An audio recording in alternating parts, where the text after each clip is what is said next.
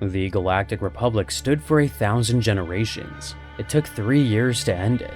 This is the most complete timeline of the Clone Wars, laid out in the order events actually happened. Most accounts treat the conflict as a contest between two sides, a republic defending democracy against a confederacy trying to break away. That version is wrong in a way that changes everything. The war had one author, and he sat at the top of the government he was taken apart. Chancellor Palpatine governed the Republic in public, while directing the Separatists in secret through his Sith apprentice. Both armies answered to the same man. Because of that, winning was never the point.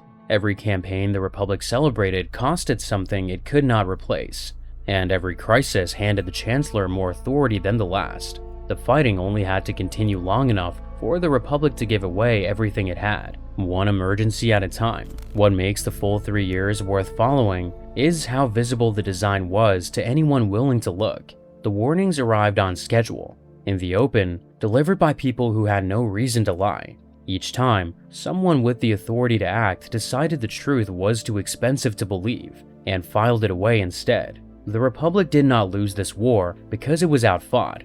It lost because every institution that could have stopped it chose comfort over the cost of being right. 3 years of battle across thousands of worlds, fought by millions of manufactured soldiers who were never asked whether they wanted any of it. All of it moving towards a single order, 3 words long. The timeline begins in the war's first hours, on a desert world where 212 Jedi walked into an arena and 29 came home.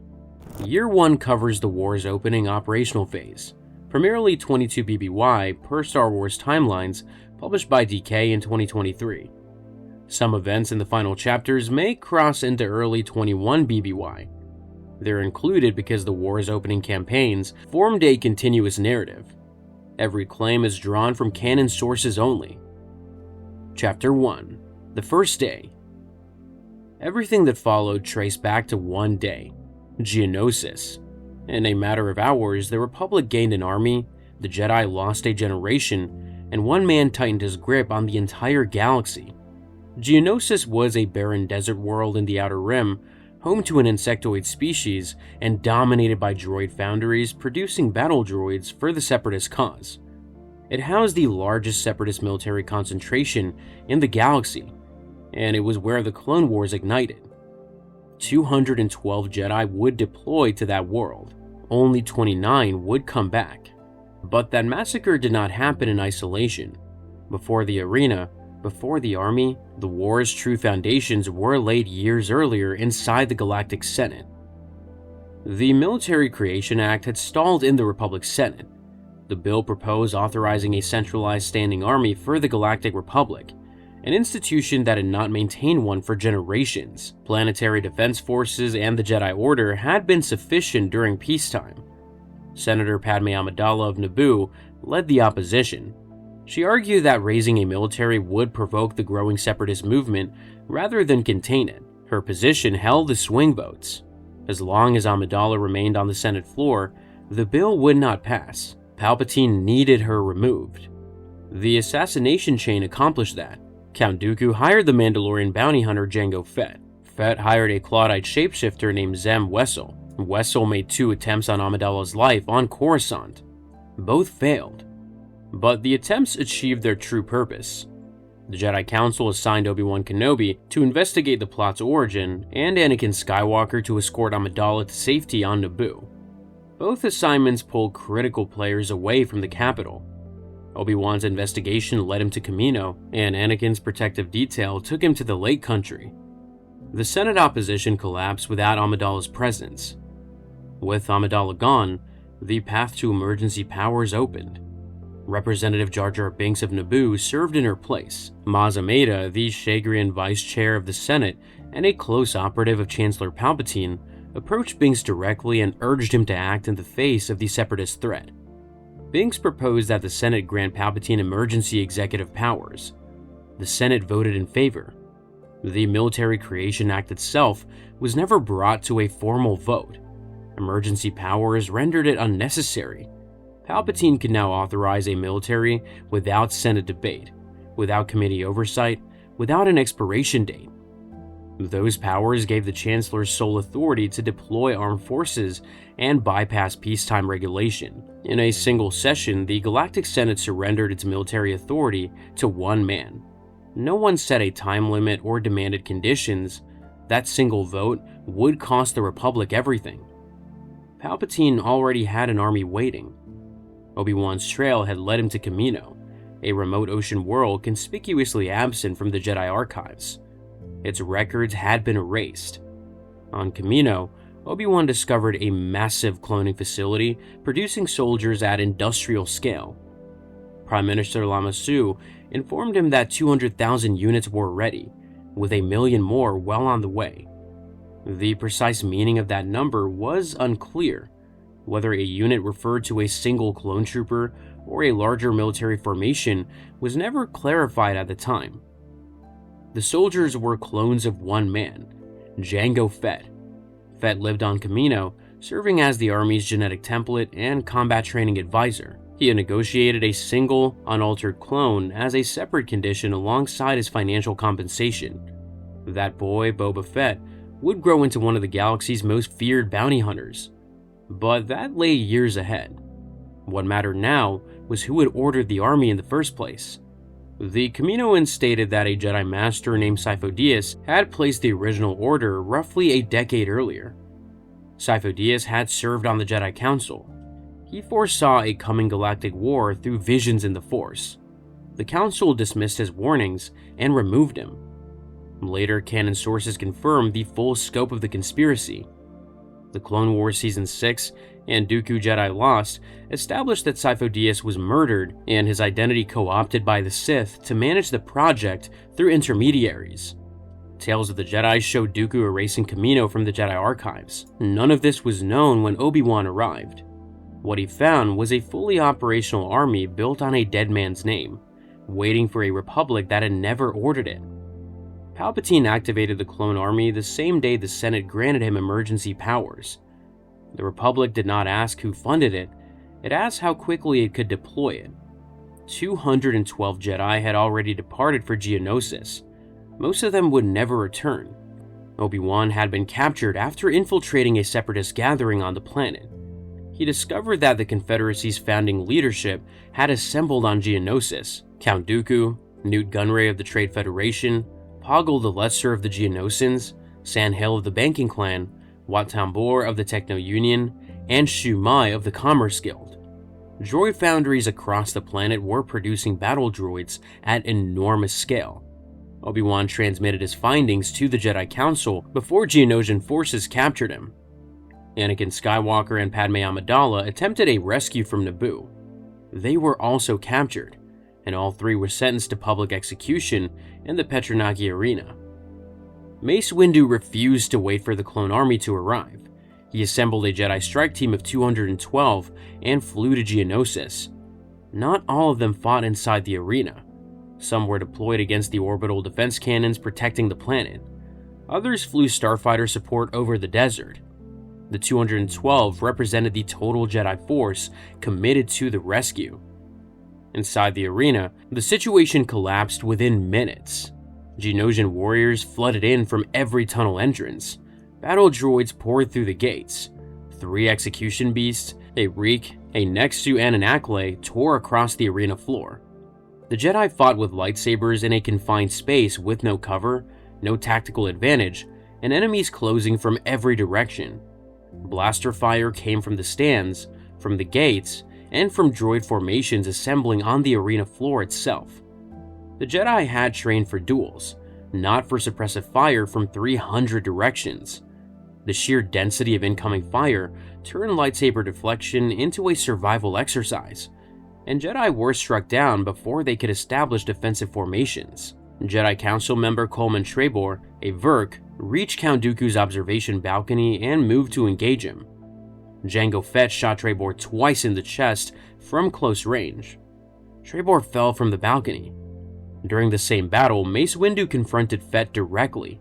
Windu closed the distance through blaster fire and killed Fett with a single lightsaber strike.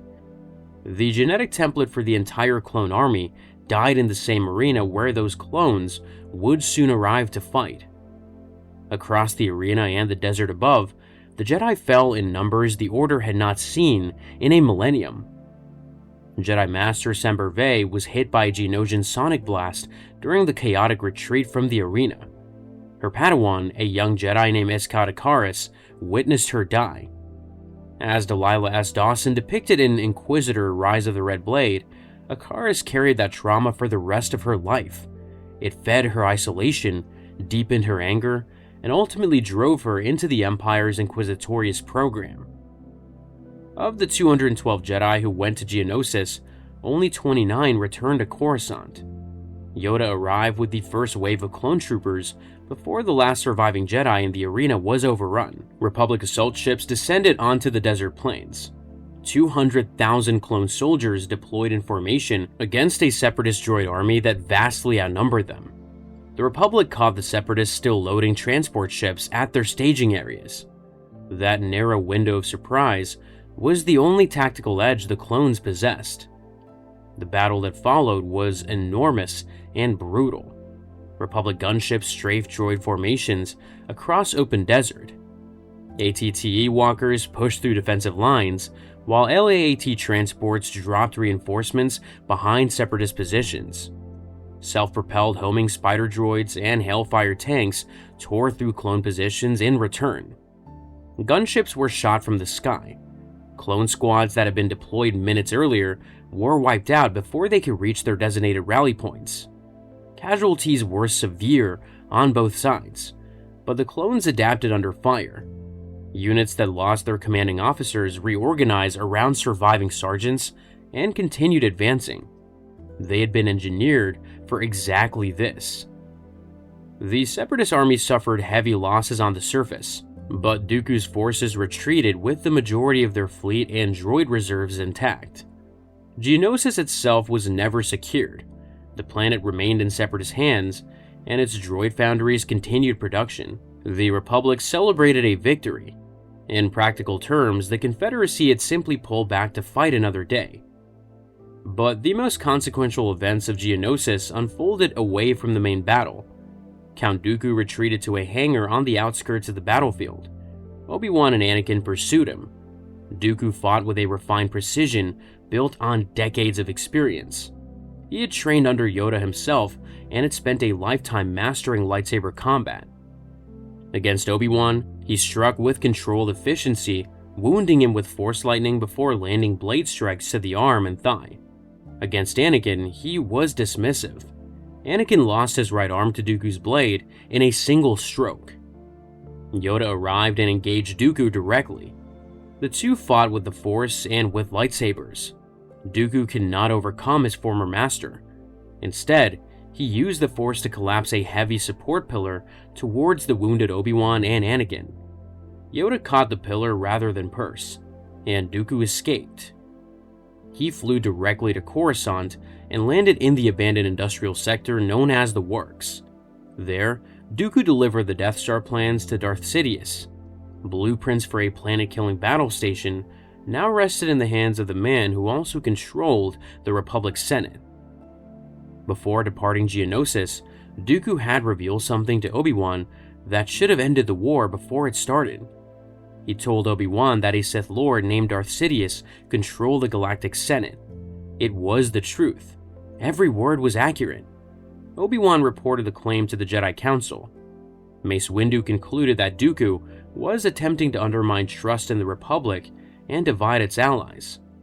Yoda noted that the dark side clouded the Jedi's ability to perceive the truth. That admission should have given the Council pause. It did not. If the Council had investigated the claim seriously, the Republic might have discovered its Chancellor before the war matured. The Sith Lord who controlled the Senate remained undetected. The Jedi would not revisit Dooku's warning for years. In the quiet aftermath, Anakin Skywalker and Padme Amidala returned to Naboo. They married in secret in the Lake Country, on a terrace overlooking the water. A Naboo holy man officiated. The only guests were C-3PO and R2-D2. No Jedi attended. No senator was informed. The marriage violated the Jedi Code's strict prohibition on attachment. Anakin was 19. He had just lost his right arm. He carried grief and violence from Tatooine that he had confided to no one except Padme. The full weight of that burden would emerge later. For now, the bond was sealed, and that bond would become the deepest vulnerability in Anakin Skywalker's life. Palpatine would use it to destroy him. The first day was over, and the Clone Wars had begun. Palpatine held emergency powers with no expiration.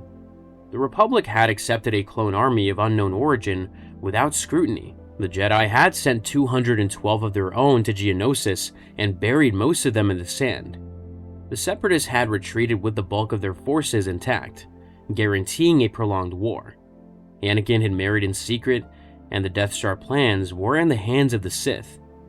None of it was accidental. Each visible step had a visible explanation. The assassination led to an investigation. The investigation revealed an army. The army met a war. Each event appeared reactive. None of it was. The Clone Wars were not a conflict between the Republic and the Confederacy. They were a mechanism assembled by one man to destroy the Jedi, dissolve the Republic, and deliver an empire. Dooku told Obi-Wan the truth on Geonosis. The Jedi dismissed it. The war could have ended that day, but Palpatine had already ensured it would not. Chapter 2: Knights to Generals. The Republic won Geonosis. Now, it had to figure out how to fight a galactic war with an order of Force-sensitive monks and an army of strangers. The answer came fast, and the Jedi never recovered from it. Within days of Geonosis, the Jedi Order underwent its most dramatic transformation in a generation. The temple on Coruscant held a wartime knighting ceremony beneath the great tree in the training courtyard, with Mace Windu presiding. Senior Padawans who had not yet completed the formal Jedi trials were elevated to the rank of knight based on wartime need alone. Anakin Skywalker stood among them, 19 years old, recommended by Obi-Wan Kenobi. Obi-Wan himself was promoted to Jedi Master and placed on the Council, filling the seats vacated by Coleman Trevor's death on Geonosis through a rotation of Jedi Masters whose permanence was never clarified. As Mike Chen depicted in Brotherhood, the ceremony carried an urgency the Order had never felt before. Peacetime standards had been abandoned. The war demanded Jedi in the field, and the Temple provided them. The contradiction at the heart of the Order was immediate. Within hours of the ceremony, Mace Windu addressed the newly knighted Jedi. His words carried echoes of what he told Chancellor Palpatine just days earlier on Geonosis, that the Jedi were keepers of the peace, not soldiers. He believed it. The Council believed it. And yet, every knight standing beneath that tree was about to be handed a battalion of clone troopers and sent to the front lines of a galactic war. No one in the Jedi Temple offered a satisfying explanation for how both things could be true. The Jedi had defined themselves as peacekeepers for 1,000 years. That identity was now gone. The Council treated the shift as temporary, but it was not. The transition extended beyond the Temple. Across the galaxy, Jedi who had spent their careers mediating trade disputes or studying the Force in remote enclaves were now expected to lead clone battalions into combat. Many had never commanded troops, and some had never witnessed sustained fighting outside a training hall. The archives held centuries of lightsaber technique and Force philosophy, but almost nothing on military logistics, battlefield medicine, or the coordination of armored infantry. Clone officers fill some of those gaps, drawing on their accelerated training to compensate. But the command structure was clear. A Jedi General led each unit. The clones followed orders. Whether those orders were sound depended on whether the general giving them had learned to think like a soldier. Most had not. The Order was learning warfare in real time, under fire, with lives depending on decisions made by commanders who had been monks a week earlier. The fractures inside the Jedi Order appeared almost immediately, and the first came from the most unexpected source. A Zabrak initiate named Mil Alabeth approached Anakin inside the Jedi Temple. Mil possessed powerful emphatic abilities through the Force. She could feel the emotions of others with overwhelming intensity. Proximity to violence and combat caused her severe physical distress, sometimes nausea so acute that she could not stand. Mill told Anakin that she had no desire to wield her lightsaber. She wanted to help people, not fight them. But Anakin had just been knighted into a war he believed in. He stood across a child who could feel the suffering that war produced and wanted no part of it. And no answer came. Mill represented something the Council had no framework for. A Jedi whose gifts were incompatible with the role the Order had just accepted. The Force expressed itself through her in a way that rejected the war entirely. This was not dissent, it was misalignment. This conversation never made it into the Temple archives. And while Mill challenged the Order's direction, Anakin was already turning to the one person the Jedi should have feared most. Within the broader events of the Canon crisis depicted in Brotherhood, Anakin confessed the Tusken Raider massacre to Chancellor Palpatine. He went to Palpatine rather than Obi-Wan, the Council, or any fellow Knight, and the choice itself revealed how isolated Anakin had already become within the Order. Obi-Wan was his closest ally, but Obi-Wan represented the Jedi Code, and the Code would have demanded consequences. Palpatine demanded nothing. The confession was devastating. On Tatooine, weeks before Geonosis, Anakin had returned to find his mother Shmi tortured and dying in a Tusken Raider camp. Rage fueled by the dark side consumed him. He slaughtered the entire camp. Anakin had told only Padme at the time, in a moment of raw grief on Naboo. Now, he told the Chancellor of the Galactic Republic. Palpatine responded with understanding. He offered comfort rather than condemnation, framing the massacre as a natural response to grief, something any loving son would feel. The confession was never reported to the Jedi Council. That restraint was calculated. Palpatine had positioned himself as the only person in Anakin's life who accepted him without judgment, without correction, and without the burden of the Jedi Code. The bond between them deepened with each conversation, each reassurance, each quiet act of acceptance. Anakin was being pulled away from the Order one confession at a time, and he could not see it happening. Meanwhile, the war's first contested mission tested whether the Jedi could function as military commanders. The Jedi Council deployed Mace Windu with a handpicked team to the jungle world of Hisrich. Kit Fisto, Prasid Dibs, and Reza Mano accompanied him. Their mission was to investigate Separatist activity on a planet the Republic had largely ignored. Hisrich was remote, sparsely populated, and of little strategic value to the wider war.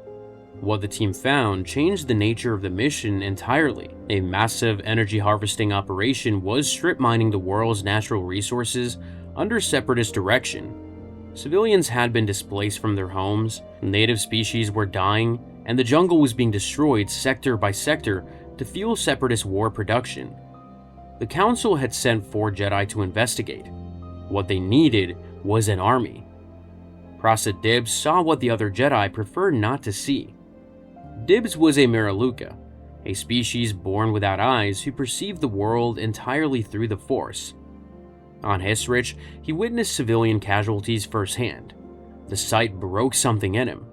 He challenged Windu's leadership openly, accusing the Jedi Council of warmongering and arguing that the Order had abandoned its principles the moment it agreed to serve as the Republic's military arm. The Jedi had no business leading armies. Dibs insisted. The mission on Hisrich was proof. Innocent people were dying, and the Jedi had placed themselves in the middle of a war they could have refused. Windu held firm. He argued that the Jedi had a duty to protect the innocent, and that walking away from the war could leave billions undefended. Dibs rejected the argument. His challenge escalated from verbal dissent to violence. For the first time in living memory, a Jedi raised a blade against the Council over the morality of the war. Mace subdued him without lasting injury. As depicted in Jedi of the Republic, Mace Windu, issues 1 through 5, the aftermath was swift. The Jedi Council found Dibs guilty of insubordination and treason, and Ki-Adi-Mundi delivered the verdict. Mace advocated for rehabilitation over execution and recommended that Dibs be confined to work in the Jedi archives. A Jedi Master who had challenged the morality of the war was removed from active service in the first weeks of the conflict. The dissent was silenced. The underlying argument about the Order's role in the war was never addressed. Dibs was not the only Jedi who saw what the conflict was costing, but he was one of the first to say it aloud, and the Council's response made the price of speaking clear. The message carried through the temple: serve the war or be removed from it. This was not an isolated fracture, it was a pattern, and at the same time, a new enemy had emerged from the shadows of the Confederacy. Brotherhood established Asajj Ventress's first canon encounters with Obi-Wan and Anakin during the Cato Neimoidia crisis.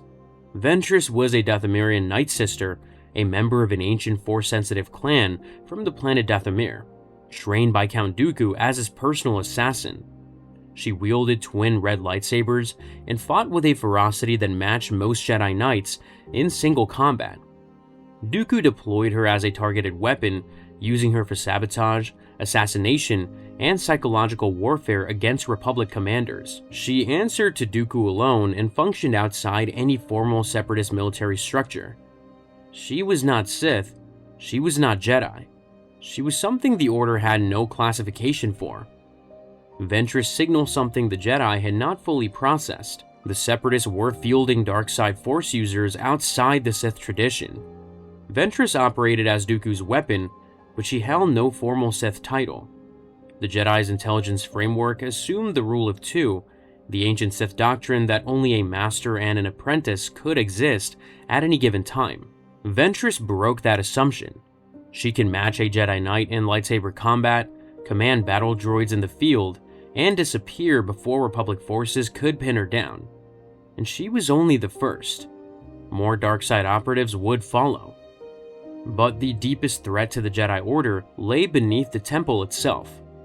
Yoda had admitted before the war that the dark side of the Force clouded the Jedi's ability to see the future, and Mace confirmed that their collective Force sensitivity had diminished. Most on the Council attributed this to the growing influence of the Sith somewhere in the galaxy, a vague explanation that satisfied no one and prompted no investigation. The real cause was far more specific and far closer to home. The Jedi Temple on Coruscant was built directly on top of an ancient Sith shrine. James Luceno described it in Tarkin as a rock-walled enclosure deep beneath the temple's foundations. The Jedi had built their seat over buried darkness, believing proximity would neutralize it. Instead, it normalized it. The shrine's dark side energy had been seeping upward through the structure for centuries, eroding Jedi perception slowly and invisibly. The corruption had been working against the Order for longer than anyone alive could measure. Every meditation, every council session, every attempt to reach into the Force and see clearly had been compromised by the very ground beneath them.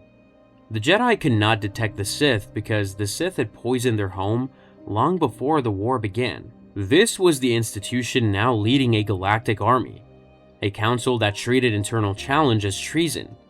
Knights promoted ahead of schedule and deployed without adequate preparation, a Supreme Chancellor who was the Sith Lord they could not sense, and a temple built on a foundation of dark side corruption that had been eroding Jedi perception for thousands of years. Every structural weakness the Sith needed to exploit was already in place. The war had not created these fractures, it had revealed them. And still, there were voices urging a different path. Duchess Satine Kryze of Mandalore organized the Council of Neutral Systems in 22 BBY. Over 1,500 star systems joined her coalition, formally refusing to fight for either the Republic or the Confederacy. Satine argued that both sides were escalating a conflict that diplomacy could resolve. In Brotherhood, Obi-Wan watched her formal declaration on the HoloNet from inside the Jedi Temple. A pacifist alternative existed. The Republic Senate dismissed it as naive. The Jedi Council treated it as irrelevant to the military reality they now faced. Obi-Wan, who shared a personal history with Satine, stretching back to his years as a Padawan, watched in silence. He did not argue or defend the Order. He simply watched. He could not endorse her position without undermining the institution he served. The Council of Neutral Systems represented the galaxy's largest organized rejection of the Clone Wars. It proved that not every system accepted the conflict as inevitable. but neutrality required protection, and the neutral systems had no military.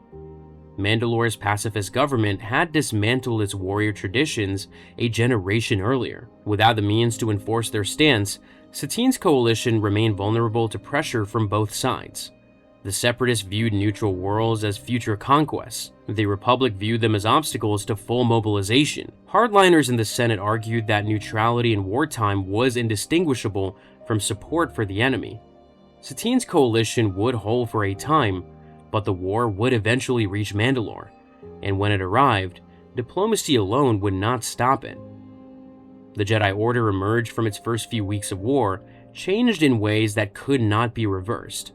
Knights had been promoted without trials, and the youngest members already sensed the weight of a role they had never trained for. A Jedi Master who questioned the war sat confined in the archives. The Order's most vulnerable knight had confessed his darkest act to the enemy rather than his own order. A dark side assassin now operated freely across the galaxy, and the temple itself sat on Sith corruption that none of them could detect. The Jedi had become generals. The war would now test whether they could lead. Christophsis would deliver that test, and the Republic was about to discover what the war's real pattern looked like on the ground. Chapter 3: War Template. Christophsis was the war's first real test, not because it was the largest battle or the most strategically important, but because it was the first campaign where everything went wrong at once. Blockade, betrayal, ground war, and political crisis collapsed on top of each other in a matter of days. The Republic survived it, but the pattern that emerged at Christophsis would repeat across every major campaign of Year 1, and the Republic would never learn from it. The planet was a crystalline world in the Outer Rim, rich in resources and positioned along key hyperspace lanes. The Separatists had occupied it early in the war and installed a full naval blockade under the command of Admiral Trench. Trench was a Harch, an arachnid species from Secundus Ando, whose career of destroying Republic fleets stretched back decades before the Clone Wars began. His tactical record was nearly flawless. The blockade over Christophsis consisted of roughly 30 capital ships, including Lucrehulk-class battleships and Munificent-class star frigates. Supply convoys could not reach the surface, and the civilian population was under siege. Republic forces on the ground were running low on ammunition, medical supplies, and food. The Jedi Council sent Obi-Wan Kenobi and Anakin Skywalker to break the blockade and relieve the surface garrison. Anakin commanded a stealth ship, an experimental prototype equipped with a cloaking device.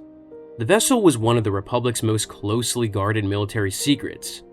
Anakin used it to slip past the Separatist sensor grid and deliver critical supplies directly to the besieged forces below. The Admiral detected the supply drops and attempted to track the cloaked ship by locking onto its magnetic signature, but Anakin turned the tactic against him. He allowed Trench's tracking torpedoes to acquire the stealth ship's signal, then redirected the vessel so the torpedoes followed their original trajectory back towards the source. The resulting explosion tore through Trench's command ship. Trench survived, though the Republic would not discover that until much later in the war. As depicted in the Clone Wars Season 2 episode Cat and Mouse, the engagement proved that Separatist blockade tactics could be beaten with the right combination of Jedi improvisation and experimental technology. The victory also revealed a vulnerability in the Republic's approach. The stealth ship was a prototype. There was only one. The tactic that broke Trench's blockade could not be replicated at scale across every contested system in the Outer Rim. With the blockade disrupted, Republic reinforcements pushed to the surface. Obi-Wan and Anakin joined the ground campaign alongside Captain Rex and the 501st Legion. Rex had been assigned as Anakin's clone captain and second in command, and he was methodical, loyal, and capable of independent judgment under fire. The two formed an immediate working bond that would define the 501st's command structure for the rest of the war. Rex provided tactical discipline and a ground-level awareness of battlefield conditions. Anakin provided the aggression and unpredictability that kept Separatist commanders reacting rather than planning. Together with Commander Cody of the 212th Attack Battalion serving under Obi-Wan, The Republic established forward positions across the Crystal City and began pushing the Separatist droid garrison back block by block. But the real threat at Christophsis was not in front of them. It was inside their own ranks. Clone Sergeant Slick had been feeding intelligence to Asajj Ventress. Patrol schedules, troop positions, planned offensives, supply depot locations. Every move the Republic made on the surface of Christophsis, the Separatists already knew. Ambushes struck where they should not have been possible. Supply lines were cut before convoys could depart. And clone squads walked into kill zones that had been prepared hours in advance. The pattern of losses was too precise to be coincidence. Rex and Commander Cody began investigating the breach, cross-referencing patrol assignments against ambush locations, and checking which personnel had access to operational briefings. The process required them to treat their own brothers as suspects for the first time in the war. The investigation narrowed to Slick's platoon. When confronted, Slick admitted the betrayal openly, but he showed no remorse. Instead, he challenged the entire foundation of clone service. Slick accused the Jedi of treating clones as property rather than people. The clones had been engineered without consent, conditioned to obey, and deployed to fight a war that they had no voice in choosing. He argued that selling intelligence to the clone army was the only act of free will available to him. As depicted in the Clone Wars Season 1 episode The Hidden Enemy, Slick's defiance raised a question that neither the Republic nor the Jedi had addressed since the Army's creation. No one had determined whether clones were soldiers with rights or products with programming. Rex arrested Slick, and the breach was sealed. The investigation ended, but the question Slick raised stayed in the air. It was not answered. The Republic needed its army functional, not debating its own status. No formal inquiry followed the incident. Clone rights and autonomy were never reviewed. The clones continued to serve under the same conditions, and the institution they served continued to classify them as military assets rather than citizens. The Republic buried the question. It would resurface. Outnumbered garrison, internal breach, tactical improvisation, strategic distraction, no decisive capture. The pattern was forming. Once you see it, you cannot unsee it. Every major campaign of Year 1 would follow the structure. And in the middle of that war zone, a 14-year-old Padawan arrived with orders nobody had requested. Ahsoka Tano landed on Christophsis carrying a message from Yoda and an assignment that blindsided Anakin completely. She had been designated as his Padawan learner. Anakin had not asked for an apprentice, and he had not been consulted about the decision. The assignment came directly from Yoda, who believed that the responsibility of training a student would force the young knight to confront the attachment tendencies the Council had long observed in him. Teaching someone else to grow in the Force would require patience, selflessness, and the willingness to let go, the qualities the Council feared he lacked. Giving him a Padawan was a deliberate intervention. In practice, it meant Anakin received a teenager on an active battlefield and had to integrate her into combat operations immediately. A 14-year-old minor assigned to a combat command in an active war zone. The Order that debated whether it should lead armies had just sent a child into one. Ahsoka was Togruta, brought to the Jedi Temple at age 3 after Plo Koon discovered her on Shiley, and determined to prove herself. She was also brash, argumentative, and inclined to improvise under pressure rather than follow established procedure. Her first interactions with Anakin were marked by friction. She challenged his orders, and he dismissed her lack of experience. Neither backed down easily. But the dynamic produced results. Ahsoka's presence forced Anakin to articulate tactical decisions rather than act on instinct alone. She asked the questions that seasoned officers had stopped asking. Over time, their relationship would evolve into one of the most consequential bonds of the entire war. The Christophsis ground campaign ended in a Republic victory as Separatist forces withdrew from the planet, but the Jedi Council had already issued new orders before the last droid column had retreated. Jabba the Hutt's son had been kidnapped, and the Republic needed the Hutts far more than it needed Christophsis. Rada, the infant son of Jabba the Hutt, had been taken from Tatooine and hidden on the jungle world of Teth. The kidnapping appeared to be a separatist operation. Jabba controlled the Outer Rim hyperspace lanes that the Republic desperately needed for supply routes, fleet movements, and troop deployments to contested systems. Without Hutt cooperation, Republic logistics across the entire Outer Rim would collapse. Convoys would need to reroute through contested lanes, doubling transit times to every forward operating base beyond the core. Palpatine ordered the Jedi to recover Rada and return him to Jabba, securing the Alliance before the Separatists could. Anakin and Ahsoka were reassigned from Christophsis to Teth immediately.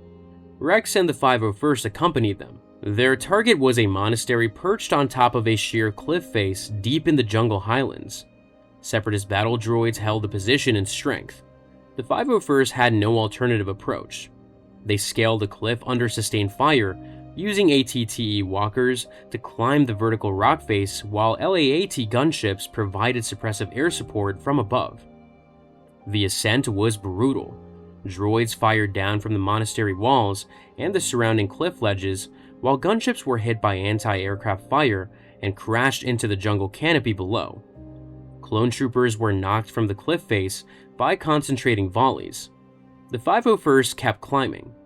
They reached the top. Anakin and Ahsoka fought through the monastery's interior corridors and located Rada, sick and weakened from deliberate neglect. The Separatists had kept the Huttlet alive, but in rapidly declining health. Ventress arrived shortly after with a fresh wave of battle droids, trapping the Republic force inside the same monastery they had just swarmed. What had been a rescue mission became a siege, with clone troopers now defending the walls against an enemy that outnumbered them and held the surrounding terrain. Rex organized the defense, positioning clone troopers at choke points throughout the monastery's corridors and stairwells. Obi-Wan arrived shortly after and engaged Ventress directly. She fought with her twin red lightsabers in the narrow corridors and across open balconies where the height of the cliff turned every misstep into a fatal drop. Ahsoka carried the sick Huttlet through a secondary escape route while the 501st held defensive positions throughout the structure. Clone casualties mounted inside the corridors. The monastery had not been built for sustained defense, and the droids held a decisive numerical advantage. The Republic force held long enough for Anakin and Ahsoka to break free with Rada, but the extraction cost the 501st heavily. Teth had demanded everything the unit had. The return journey carried its own complications. Count Dooku had engineered the entire kidnapping as a frame operation against the Jedi. Ventress had been deployed not simply to kill Anakin, but to ensure the Jedi were seen at the scene. Evidence had been planted to make it appear that the Jedi themselves had taken Rada, intending to use the Huttlet as leverage against Jabba. Dooku transmitted real holographic recordings of Anakin at the monastery to Jabba's palace, carefully edited and stripped of context to suggest hostage-taking rather than rescue. If Jabba believed the Jedi had kidnapped his son, the Hutt Alliance would collapse permanently and the Outer Rim lanes would close to Republic traffic. Padme Amidala intervened on Coruscant, contacting Jabba's uncle Zero the Hutt and exposing his role in the conspiracy. Zero had collaborated with Dooku to orchestrate the kidnapping from within the Hutt clan itself, hoping to seize control of the criminal empire. Anakin delivered Rada to Jabba's palace on Tatooine. The Hutt Treaty was secured. Republic supply lines through the Outer Rim remained open. As depicted in the Clone Wars theatrical film, the operation was the Republic's first major diplomatic victory of the war. It had been achieved not through Senate negotiation, but through a Jedi combat mission conducted under fire, across 2 planets, in less than a week. But every element of the Christophsis Teth campaign revealed the operational pattern that would define the rest of Year 1. A separatist blockade choked a strategic world. The Republic broke through with Jedi improvisation and prototype technology. A ground campaign exposed internal vulnerabilities that the institution had no framework to address. Then, a second crisis pulled forces away before the first fight was fully resolved, and a political objective overtook the military one, forcing the Jedi to serve as diplomats, generals, and rescue operatives at the same time. The pattern was efficient because it was orchestrated. Palpatine needed the war to stretch across every front, consuming Jedi resources, exhausting clone manpower, and justifying the emergency powers he had already claimed. Every campaign that pulled the Republic in a new direction served that design. The Jedi could not refuse a single assignment because every assignment appeared urgent, necessary, and morally justified. Christophsis needed liberating, Rada needed rescuing, the Hutts needed securing. Each individual task was real, but the system generating them was controlled by the man who profited from every outcome. Anakin emerged from the campaign with a new Padawan, a tested captain, and a growing reputation as the Republic's most effective field commander. Ahsoka had survived her first real combat. Rex had demonstrated that clone officers could lead under fire and make independent decisions that saved lives. The bonds formed at Christophsis and Teth would carry the 501st through campaigns that grew steadily worse. Not all of them would survive what came next.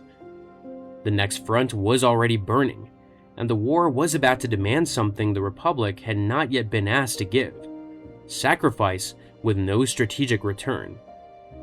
Chapter 4: Outer Rim Burns. The Outer Rim was collapsing, not through a single decisive campaign, but through neglect. While the Republic Senate debated funding timelines and logistical priorities on Coruscant, entire star systems were being overrun by Separatist forces. The droid armies did not wait for votes. They moved, occupied, and fortified. Worlds that had signed treaties with the Republic expecting protection discovered that the signature meant nothing without ships, soldiers, and political will, and all three were in short supply. Ryloth was among the first to burn. The Separatists invaded under the command of Wat Tambor, the foreman of the Techno-Union and one of the Confederacy's most calculating industrial leaders. Tambor treated the occupation as an extraction operation. Twi'lek villages were ransacked and civilians were displaced into the canyons and highland passes. The Separatist blockade above the planet cut off all incoming aid, and the droid garrison on the surface outnumbered the logical defense forces by a factor the Twi'leks could not overcome alone. Resistance fighters under Sham Syndulla organized a guerrilla campaign against the droid patrols, striking supply convoys and pulling back into terrain the droids could not navigate efficiently. Syndulla's fighters knew the cave networks and mountain passes that the droid patrols could not map from orbit. They used that knowledge to ambush armor columns in narrow defiles and vanish before reinforcements arrived. But every engagement cost Syndulla fighters he could not replace, and the droids kept coming in numbers that did not diminish. The Twi'leks were losing ground by the day. The Republic had been asked to intervene, but the Senate had not yet approved it. Jedi General Ima-Gun Di and Clone Captain Keeley were the only Republic forces on the ground. They had not been sent to win, they'd been sent to hold. The column of Twi'lek refugees stretched for over a kilometer through a narrow canyon pass. Families carried what they could, and the elderly moved on foot alongside children too young to understand why they were running. Sham Syndulla's fighters walked the perimeter of the column, armed with whatever they had managed to salvage from abandoned villages and dead droids. Medical supplies had run out days earlier, and water was rationed. The canyon offered cover from aerial bombardment, but it also funneled the refugees into a corridor the Separatists could target from both ends. Dee's detachment of clone troopers held the rear of the column while Syndulla guided the front deeper into the highlands. The Separatist advance was relentless. Droid battalions pushed forward in waves, supported by armored tanks that shelled the canyon walls and collapsed sections of the escape route behind the fleeing civilians. Dee's clones held the line at the mouth of the canyon, trading ground for time. Ammunition depleted first, then medical supplies, then grenades. The clones stripped blaster packs from the fallen and redistributed them among the survivors. There was no resupply coming, and no reinforcements had been dispatched. Dee knew the math. His force was not large enough to hold the canyon indefinitely, and the refugees had not yet reached safety. Every minute his troopers held their position was a minute the civilians could use to escape. He ordered the remaining clones to form a final defensive line across the canyon floor. Captain Keeley stood beside him, and neither retreated. The droids advanced into concentrated fire. Clones fell. D deflected blaster bolts with his green lightsaber, buying seconds with each swing. Keely fired until his blaster overheated, then picked up another from a dead trooper and kept shooting. The droid tanks rolled closer. D cut through the first wave of infantry and force-pushed the second into the canyon wall, but the third wave closed the distance before he could recover. Keely dropped to one knee, took a bolt through the shoulder, and kept firing with his offhand. D stepped in front of him and took 3 bolts across the chest plate, but he stayed upright long enough to bring his lightsaber through the nearest droid. The two of them held that line together until neither could stand. As depicted in the Clone Wars Season 3 episode Supply Lines, the last stand of Ima-Gun Di and Captain Keely ended the only way it could. Both died on the canyon floor. Their bodies lay among their troopers in the dust of Ryloth. 3 Pelta-class frigates arrived from the orbit as D fell, carrying the supplies Syndulla's resistance had been requesting for weeks. The Senate authorization came after the soldiers were already dead. The aid reached Ryloth because of the time D and Keely purchased with their lives, not because of any Senate resolution. The supplies that saved Ryloth's refugees had not come from Coruscant.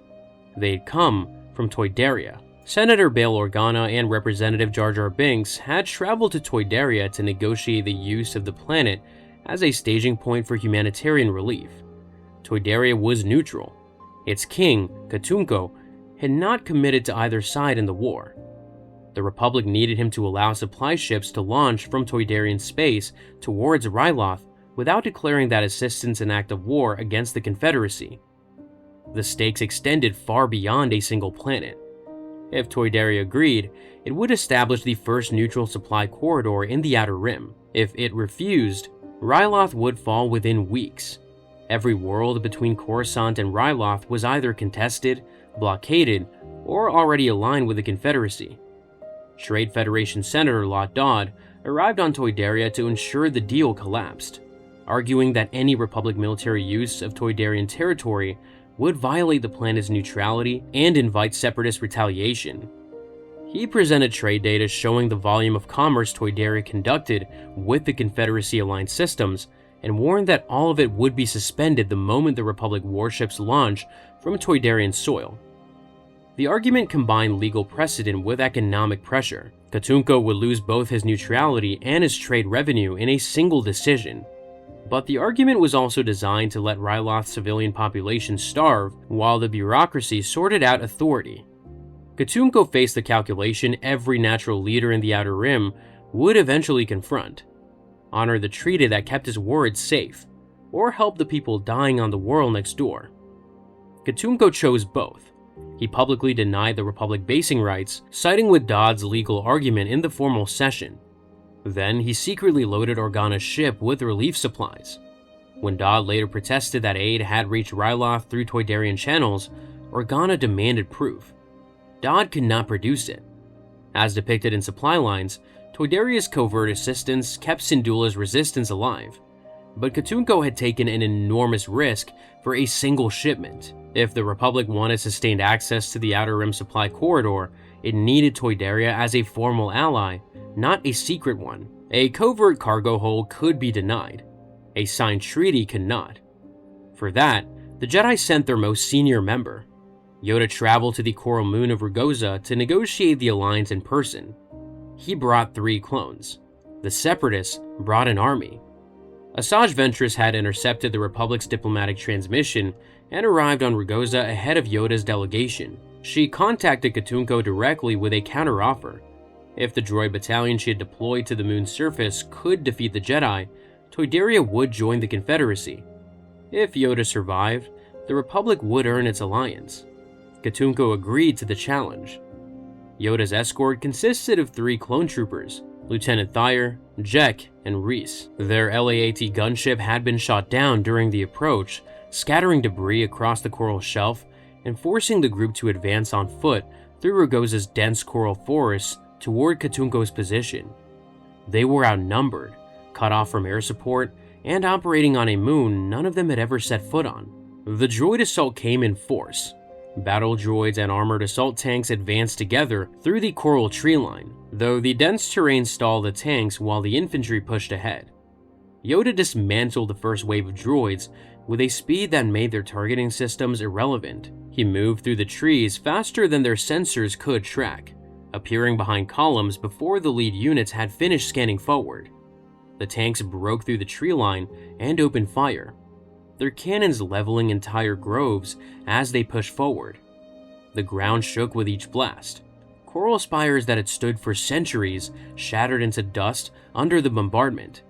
Thyre ordered Jack and Reese to relocate before the next volley hit, and they moved just before the ridge they had occupied moments earlier exploded into fragments.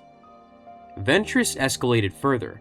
Droidekas rolled into the forest as reinforcements, their shield generators humming as they locked onto Yoda's last known position. He was already gone. The droidekas fired into empty coral formations while Yoda circled behind and collapsed them with the Force. Yoda used every opening the clones created. Infantry columns advanced into kill zones where the smallest Jedi in the Order waited with his green blade and 8 centuries of combat experience. The tanks burned. The droids scattered. Ventress watched her entire battalion disintegrate from a command post she'd expected to use for a victory address. The moment that defined the mission came during a pause between engagements, when Yoda asked his 3 clones to remove their helmets. He studied each face. Thyre's patience under fire was acknowledged first, then Reese for his heart, then Jack for his ingenuity. Yoda told them that they were clones, but the Force resided in all living things. As depicted in the Clone Wars Season 1 premiere ambush, Yoda treated clone individuality not as a logistical detail, but as a spiritual truth. He did not call them soldiers or units, he called them living beings connected to the Force. It was a small statement on a smaller moon, but for 3 clones standing in a coral forest, it was the first time their commanding officer had told them they mattered as individuals. The Republic had classified its army as military assets since Camino. Yoda's words on Ragosa contradicted that. These words would not protect them later. Ventress lost the challenge.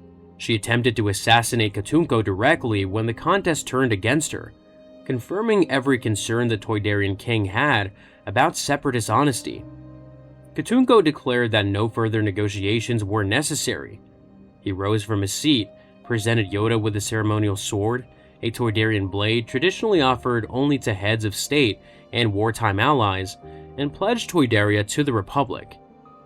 The alliance included permission to establish a Republic supply base on Toydarian territory and full access to the system's hyperspace routes for military convoys. The covert pipeline that had saved Ryloth's refugees became an official logistics corridor. For the first time since Geonosis, the Republic had a secured supply chain into the Outer Rim that did not depend on contested hyperspace lanes. The decision cost Katunko his life. Later in the war, Count Dooku dispatched Savage Opress to Toydaria to capture the king alive. Opress disobeyed. He killed Katunko in his own throne room by crushing his throat. The Toydarian alliance survived its king, but the message was clear. Neutrality ended the moment he chose a side. Every neutral leader who sided with the Republic would be marked.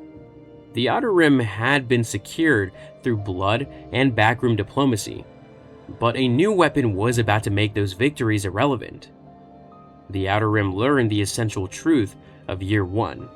The Republic's promises were only as strong as the individual soldiers willing to die for them. Its supply lines were now open, and its alliances were now signed, and a separatist warship the size of nothing the Republic had ever encountered was already hunting fleets in the dark. Chapter 5: Fleet Killer. Republic fleets had been disappearing. In the weeks following the first Outer Rim campaigns, entire patrol groups vanished without explanation. No distress signals reached Coruscant, no debris fields were found, and no escape pods were recovered. The ships simply stopped reporting, and the Republic had no intelligence on what was destroying them. Across dozens of systems, the same pattern repeated. A fleet entered a sector, transmitted routine status updates, and then went silent. Search parties dispatched to the last known coordinates found empty space. The task force that vanished near the Fu system had been carrying supplies to a forward operating base, and the patrol group lost in the Rendelia system had been escorting medical transports. Each disappearance carried operational consequences the Republic could not absorb. The Navy began rerouting convoys through longer hyperspace lanes to avoid the sectors where ships had gone dark, stretching supply timelines that were already strained. The disappearances generated fear across the fleet and confusion inside the Jedi Council. Something was hunting Republic warships, and it was doing so without leaving a single survivor to describe what had happened. The Jedi Council sent Master Plo Koon to investigate. Plo Koon commanded a small task force of 3 Venator-class Star Destroyers and deployed to the Abrogado system, where the most recent patrol group had gone dark. He found the answer. The Malevolence was waiting for him. The Separatists had built a warship the Republic had no answer for.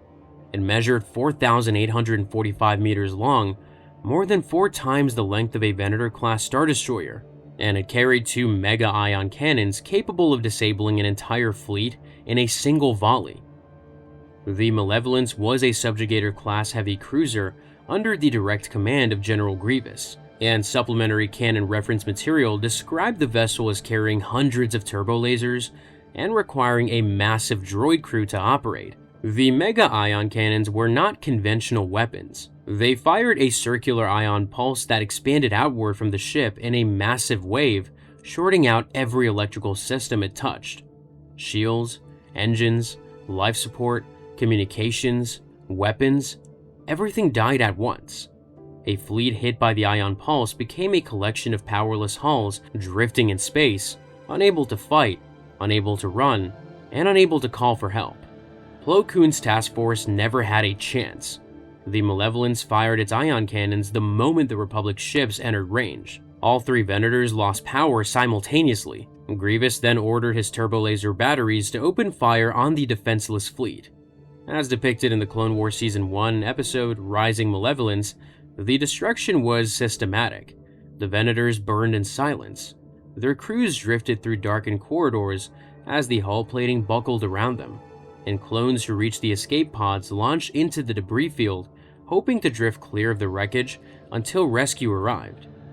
Rescue was not coming. Grievous deployed Drakh-class boarding craft loaded with rocket battle droids. These pod hunters moved through the debris field, scanning for active escape pods and destroying them one by one. This was not warfare, it was erasure. The clones who had survived the initial bombardment watched the hunters approach on failing scanners, knowing that the pods had no weapons and no way to run. The pod hunters were methodical. They swept the debris field in grid patterns, starting from the outer ring of wreckage and working inward.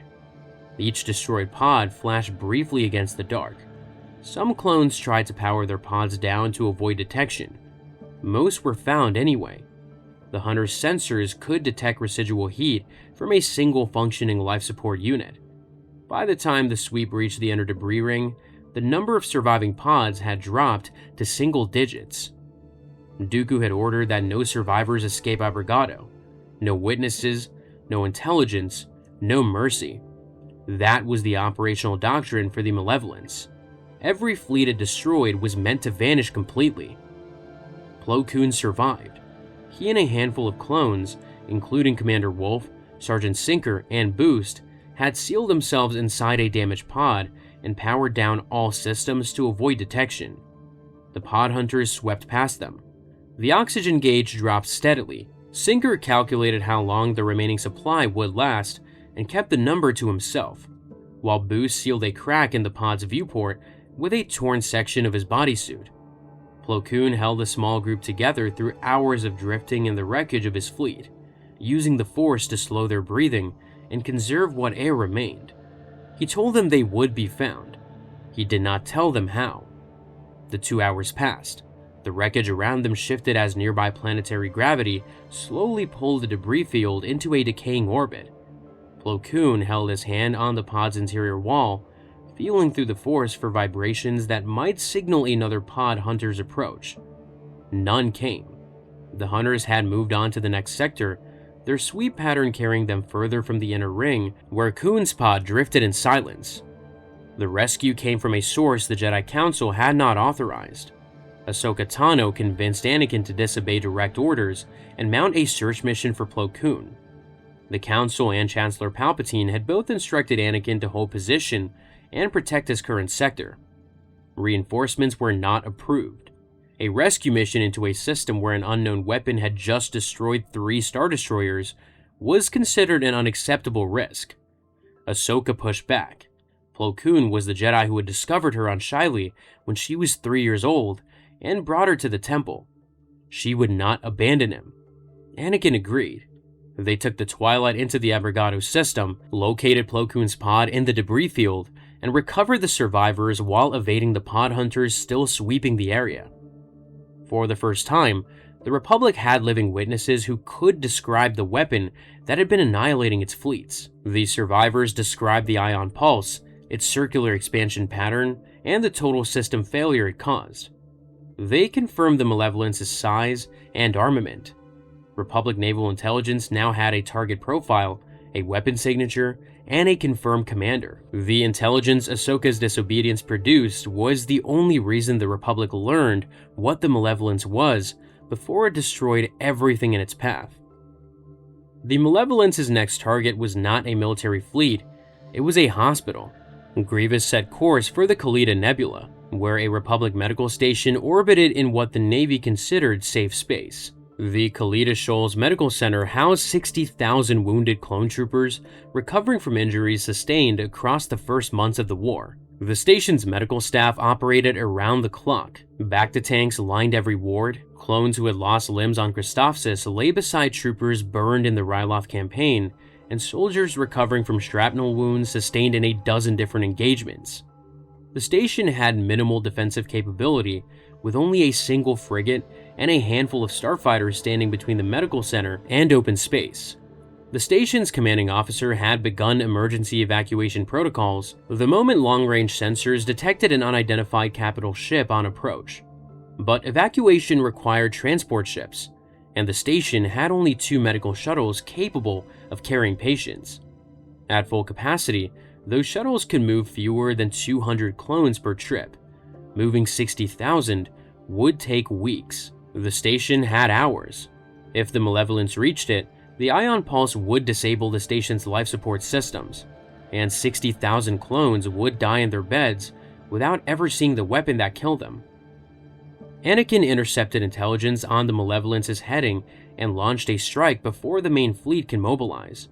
He led a squadron of BTLB Y-wing bombers through the Khalida Nebula itself, using the nebula's dense gas clouds as cover to avoid the Malevolence's long-range sensors. The direct route would have brought the bombers within firing range of the warship's turbolasers before they could line up an attack run.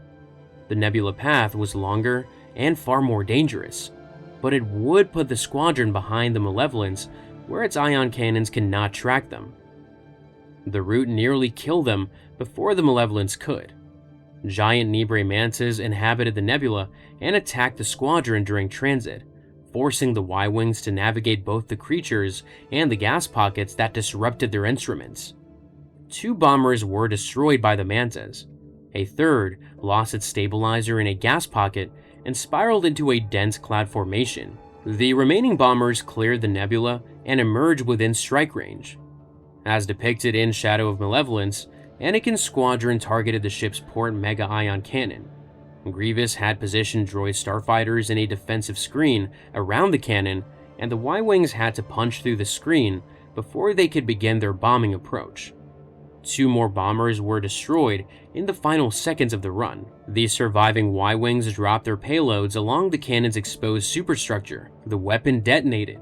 The medical station survived, but the Malevolence still had 1 functioning ion cannon, and Grievous withdrew to repair rather than press an attack with half his primary weapon offline. The warship was wounded, it was not dead. Palpatine made certain that the Republic's next encounter with the Malevolence would cost something personal. Senator Padme Amidala received coordinates from the Chancellor's office, directing her to a diplomatic meeting with an intergalactic banking clan representative. The meeting location placed her ship directly in the Malevolence's operational zone. Dooku confirmed the arrangement from the Separatist side. He told Grievous that his master had personally arranged for the Senator's arrival. Palpatine endangered the woman Anakin loved, and the Republic would never suspect him of it. The Senator's yacht dropped out of hyperspace and was immediately caught in the Malevolence's tractor beam. Grievous now held a hostage, and the hostage was the secret wife of the Republic's most aggressive Jedi general. Anakin's attack fleet had been closing on the damaged Malevolence for a killing strike. The moment Padme's capture was confirmed, Anakin ordered the fleet to hold fire. He cannot risk a full bombardment while she was aboard. Obi-Wan recognized the tactical problem immediately. The Malevolence was crippled, outnumbered, and cornered. A sustained assault would have destroyed it. Instead, the Republic fleet held position while Anakin and Obi-Wan boarded the warship personally. Every minute the fleet waited was a minute Grievous used to attempt emergency repairs on the damaged ion cannon. The interior of the Malevolence was a warship built for droids, not organic crews. The corridors were narrow, poorly lit, and patrolled by battle droid squads that Grievous had repositioned to intercept boarders. Anakin and Obi-Wan fought through multiple security checkpoints, cutting down droids as they moved deeper into the ship. The ship's internal layout worked against them. Intersections branched into dead-end maintenance bays and droid storage compartments. Anakin used the Force to sense Padme's presence and navigated toward her through corridors that the ship's own crew would have traveled by rail transport, not on foot. They found Padme, and while Obi-Wan held a corridor junction against reinforcements, Anakin reached the ship's navigation computer and reprogrammed its hyperspace coordinates. The sabotage was precise. The computer would accept Grievous's next jump command and execute it without error. The destination would simply be wrong. When Grievous attempted to flee into hyperspace, the corrupted coordinates sent the Malevolence directly into a dead moon. As depicted in Destroy Malevolence, the warship's forward section struck the moon's surface at full hyperspace entry speed. The impact sheared the hull apart. The remaining ion cannon, the turbo laser batteries, the bridge, everything collapsed into a debris field that spread across the moon's orbit. Grievous escaped in his personal starfighter moments before the collision. The Republic fleet moved in to confirm the kill. Venator-class Star Destroyers swept the debris field for 2 standard days, cataloging wreckage and scanning for any surviving systems. Nothing functional remained. The mega ion cannons that had terrorized the Republic fleet for weeks were buried under a kilometer of shattered hull plating on the surface of a dead moon. The Republic's superweapon crisis was over. The Republic celebrated the Malevolence's destruction, but the evidence of what had actually happened during the campaign sat in plain sight, and nobody examined it. Padme's presence in the combat zone had been arranged by Palpatine's office. Dooku had confirmed that his master orchestrated the Senator's arrival. 2 separate chains of command, one Republic and one Separatist, had placed the same woman in the same location at the same time. The evidence was visible. No one wanted to see it. No Senate investigation followed. No inquiry examined how the Chancellor's diplomatic briefing had sent a senator into an active war zone where a Separatist general was expecting her. Nobody pursued it.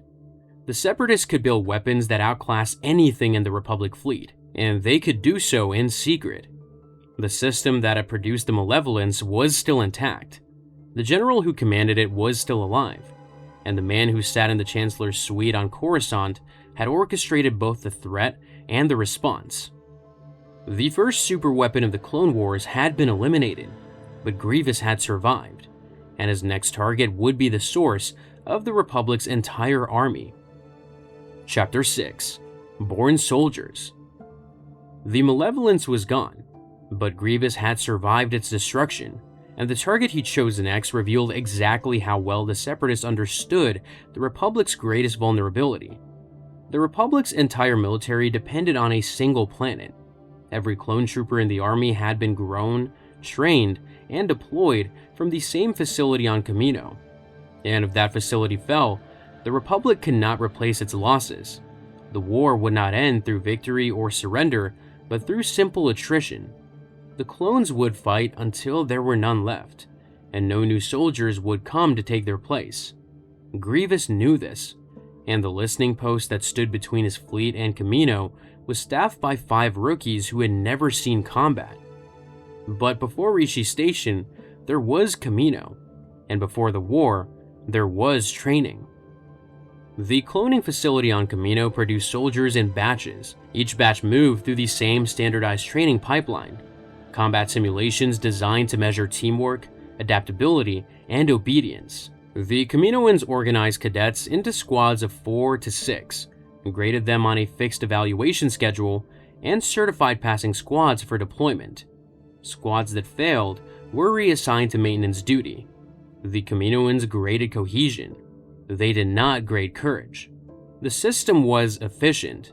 It was also designed to produce uniformity, not individuals. Tipoca City was the center of this process. The Kaminoan capital rose from the ocean surface on massive stilts. Its wide corridors and curved architecture designed for a species that valued precision above all else. Clone cadets never saw sunlight during training, moving between barracks, mess halls, and simulation rooms through windowless corridors that all looked the same. The training regimen filled every hour. Physical conditioning, weapons drills, tactical exercises, and medical evaluations ran on a rotating schedule that left cadets no unstructured time. The Kaminoans believed idle clones developed unwanted behavioral variation, and the schedule was designed to prevent exactly that. Domino Squad failed the system. 5 cadets trained together on Kamino, and the Kaminoans wanted them gone. The squad consisted of 5 clones: Heavy, Echo, Fives, Cut Up, and Droid Bait. Each had developed traits the Kaminoan instructors considered problems.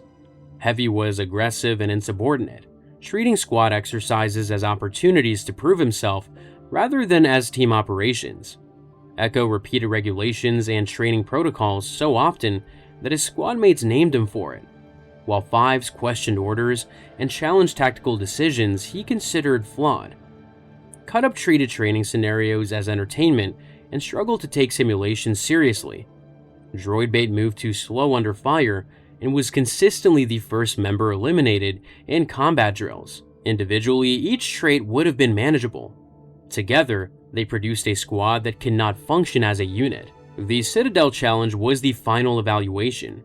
The multi-story assault course replicated a fortified Separatist installation with automated turrets firing stun rounds at randomized intervals. Squads were graded on coordination, casualty rate, and completion time. The course was designed to be passed. Every other squad in Domino's training cycle had cleared it on their first or second attempt. Domino Squad failed the Citadel Challenge on their first attempt and failed it again on their second. Heavy charged ahead without waiting for covering fire. Echo called out maneuvers that nobody followed, and Fives broke formation to engage turrets from angles the squad had not agreed on. Cut Up and Droid Bait were eliminated early in both runs. The squad argued after each failure. Heavy blamed the others for not keeping up. Fives blamed Heavy for not following the plan, and Echo insisted the plan itself was correct and that the squad simply needed to execute it properly. Cut Up stopped talking to any of them. Their performance was the worst in the training cycle. The tension inside Domino Squad's barracks was worse than the failures on the course. Heavy sat apart from the group, and when Fives tried to organize a debrief, Heavy told him there was nothing to discuss. Echo reviewed the training manual for the 3rd time, while Droid Bait cleaned his training rifle in silence. The squad had been together for their entire accelerated lives, grown up in the same pod, and trained in the same simulation rooms since they were old enough to hold a weapon. But shared history did not mean shared trust. The Citadel Challenge had exposed a fracture that had been building for months. Each member of Domino Squad had developed his own way of solving problems. None of them had learned how to solve problems together. Clone training instructor Brick recommended reassignment. Reassignment would remove them from the combat pipeline permanently.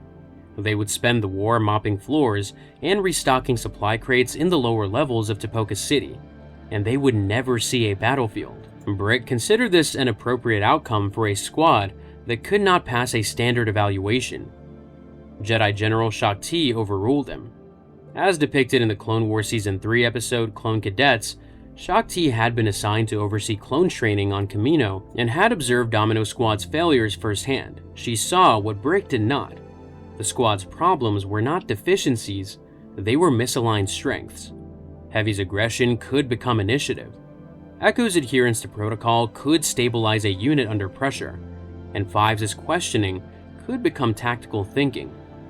The cadets did not need to be replaced. They needed a reason to work together. Shaak Ti granted Domino Squad one final attempt at the Citadel Challenge. Before that attempt, Brick sabotaged the run. He removed the ascension cables that had been standard issue in every previous evaluation, the equipment that allowed squads to bypass the most difficult vertical section of the course. When the other instructor, Elez, protested, Shaak Ti allowed the handicap to stand. Adversity in war was a constant. Without the cables, Domino Squad would have to improvise. They would have to trust each other. Heavy held position at the base of the vertical section and provided suppressive fire, while Echo directed traffic. Fives identified an alternate route through a vent shaft and called the squad through. Cut Up moved faster than he had in any previous drill, and Droid Bait covered the rear. They reached the extraction point as a unit. They passed. All 5 were certified for deployment. They received their armor, their weapons, and their assignment. The Republic shipped them to the Rishi Moon listening post, a remote outpost in the Outer Rim that monitored the only hyperspace approach to Kamino. It was considered a quiet posting, the kind of assignment the Republic gave to untested troopers who needed to learn how a real garrison operated before rotation into a combat unit. The veterans called them shinies because their armor had never been marked by combat. Domino Squad arrived at Rishi Station with clean white plates and no experience outside a simulation room. The transfer from Kamino had been their first time off-world. None of them said much during the journey. Heavy stared at the bulkhead while Echo read the Rishi Station operational manual that had been loaded onto his datapad.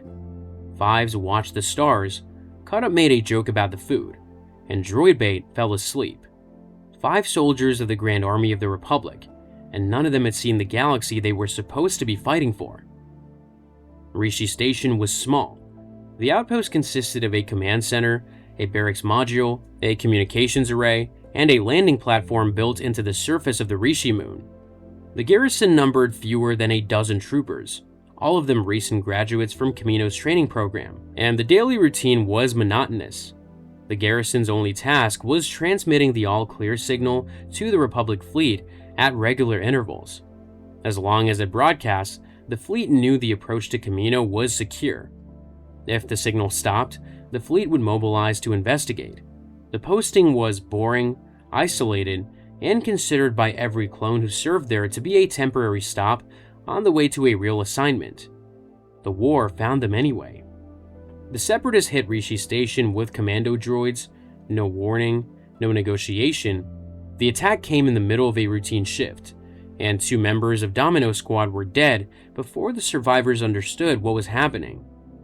Grievous needed the all-clear signal to keep broadcasting while his invasion force moved into position. He could not take Kamino if the Republic knew he was coming. The commando droids were sent to capture the station, eliminate its crew, and maintain the signal as if nothing had changed. Commando droids were not standard battle droids. They were faster, more accurate, and capable of operating independently without central command coordination. The droids infiltrated the station through the ventilation system and struck during a shift change when the garrison's attention was divided. The attack was over in seconds. Droid Bait was killed in the opening assault, taking a blaster bolt before he could reach his weapon. The station sergeant was killed moments later. 2 other troopers fell in the command center before anyone returned fire. The commando droids secured the room and activated a jamming signal that blocked all outgoing transmissions except the all-clear beacon. As far as the Republic fleet knew, Rishi Station was operating normally. The surviving clones evacuated through a maintenance hatch and regrouped on the moon's surface. Heavy, Echo, Fives, and Cut Up were now outside the station with no communications, no transport, and no reinforcements. The moon's surface was barren volcanic rock, swept by sulfuric vents that hissed steam into the thin atmosphere. Visibility dropped to a few meters near the vent clusters. All that remained was their armor, their blasters, and each other. Cutup was killed minutes later. A Rishi eel, one of the massive predators native to the moon, emerged from a vent shaft and dragged him into the dark before the others could react. 3 members of Domino Squad remained. They had been deployed for less than a standard rotation, and they had already lost 2 of their own. The 3 survivors crouched behind a rock formation 50 meters from the station's rear wall. Heavy wanted to go back inside immediately. Fives held him back. Without knowing how many commando droids were inside, a direct assault with 3 rookies would be suicide. Echo ran through every tactical scenario from the training manual that applied to a fortified position assault. None of them matched what was happening. The manual had not covered a situation in which the enemy was already transmitting a signal designed to lure an invasion fleet through the front door. Rex and Cody arrived at Rishi Station shortly after the attack. The 2 senior officers had been conducting a routine inspection of the listening posts as part of a standard review of Outer Rim garrison readiness. When their shuttle approached, the commando droids attempted to deceive them by wearing clone trooper armor and mimicking the garrison's communication protocols. Rex was not fooled. He shot the commando droid that met them at the landing platform the moment it failed to give the correct response codes. The deception collapsed. Rex and Cody now understood that the station had been compromised. Rex and Cody linked up with the 3 surviving rookies on the moon's surface. Rex assessed them quickly, terrified, undertrained, and grieving, but also the only Republic soldiers between Grievous's fleet and the Camino cloning facility. Rex did not give them time to process what had happened. He checked their weapons, redistributed their ammunition, and organized them into a strike team. Cody mapped the station's layout from memory and identified 2 viable entry points. Rex would lead the main breach through the front entrance. The rookies would flank through a side maintenance corridor and hit the command center from the east. The plan was simple because it had to be. 5 soldiers, no heavy weapons, and no backup. The assault to retake Rishi Station was the first real combat Heavy, Echo, and Fives had ever experienced. The commando droids had fortified the command center and positioned sentries at every point. Rex and Cody breached the main entrance with a thermal detonator that blew the blast door off its tracks. The rookies hit the side corridor at the same time. The fighting inside was close quarters and chaotic. Blaster fire filled the narrow hallways. Commando droids moved faster than the standard models the rookies had trained against on Camino. Echo followed Rex's movements and provided covering fire exactly when it was needed. Fives cleared rooms with a precision that his Camino instructors had never seen in training. Heavy destroyed 3 commando droids in the first 30 seconds of the breach, moving with the aggression that had once been his greatest liability and was now his greatest asset. The station was retaken, but the victory lasted only seconds. The commando droids had already transmitted the all-clear signal. Grievous's fleet was in motion. The only way to alert the Republic was to destroy the station itself. Without the all-clear beacon, the fleet would detect the signal's absence and mobilize to investigate. Rex ordered the station rigged with explosives from its own armory. The charges were set around the fuel tanks in the station's lower level. The detonator was wired. The remote detonator malfunctioned. Heavy stayed behind. Someone had to trigger the explosives manually, and there was no time to argue about who. As depicted in the Clone Wars Season 1 episode Rookies, Heavy ordered the others to evacuate and took position next to the fuel tanks. Echo and Fives ran. Rex and Cody ran. Rex, Cody, Echo, and Fives cleared the station and sprinted for the landing platform. Behind them, Heavy waited. The commando droids detected the explosive charges and breached the lower level to disarm them. Heavy engaged them alone. He fired from behind the fuel tanks, drawing the droids into the kill zone he had created around the detonator. The commando droids advanced on his position from 3 directions. Heavy fired until his blaster was empty, and then picked up a fallen droid's weapon and fired that one dry too. The corridor went quiet. Static hissed through the helmet comms. Heavy's breathing was the only sound inside his visor. He looked at the detonator, then he reached for it. The explosion destroyed Rishi Station completely. The fireball rose above the moon's surface and was visible from orbit. The all-clear signal went dead. The Republic fleet detected the absence within minutes and scrambled a response force to the Rishi moon. Grievous's invasion fleet, now exposed without the cover of the false signal, was forced to withdraw before reaching Kamino. The cloning facility survived because one clone trooper refused to leave a detonator behind. Heavy died on the floor of a listing post on a moon that most Republic officers could not find on a star chart. He had been a soldier for less than a standard rotation. His armor was still clean when the explosion turned into slag. He never received a rank above trooper. No medal was issued. No one on Coruscant would ever record his name in a Senate mission. The Republic's official records logged the destruction of Rishi Station as an infrastructure loss. Heavy's name did not appear in the report. Rex processed the aftermath differently. He recovered what remained of Heavy's gear and returned to the Resolute with the surviving members of the Rishi garrison. On the flight back, he sat with Echo and Fives. He looked at their unmarked armor and made a decision. Rex took a stylus from his belt kit and left a blue handprint on Echo's chestplate, pressed in Rishi eelblood.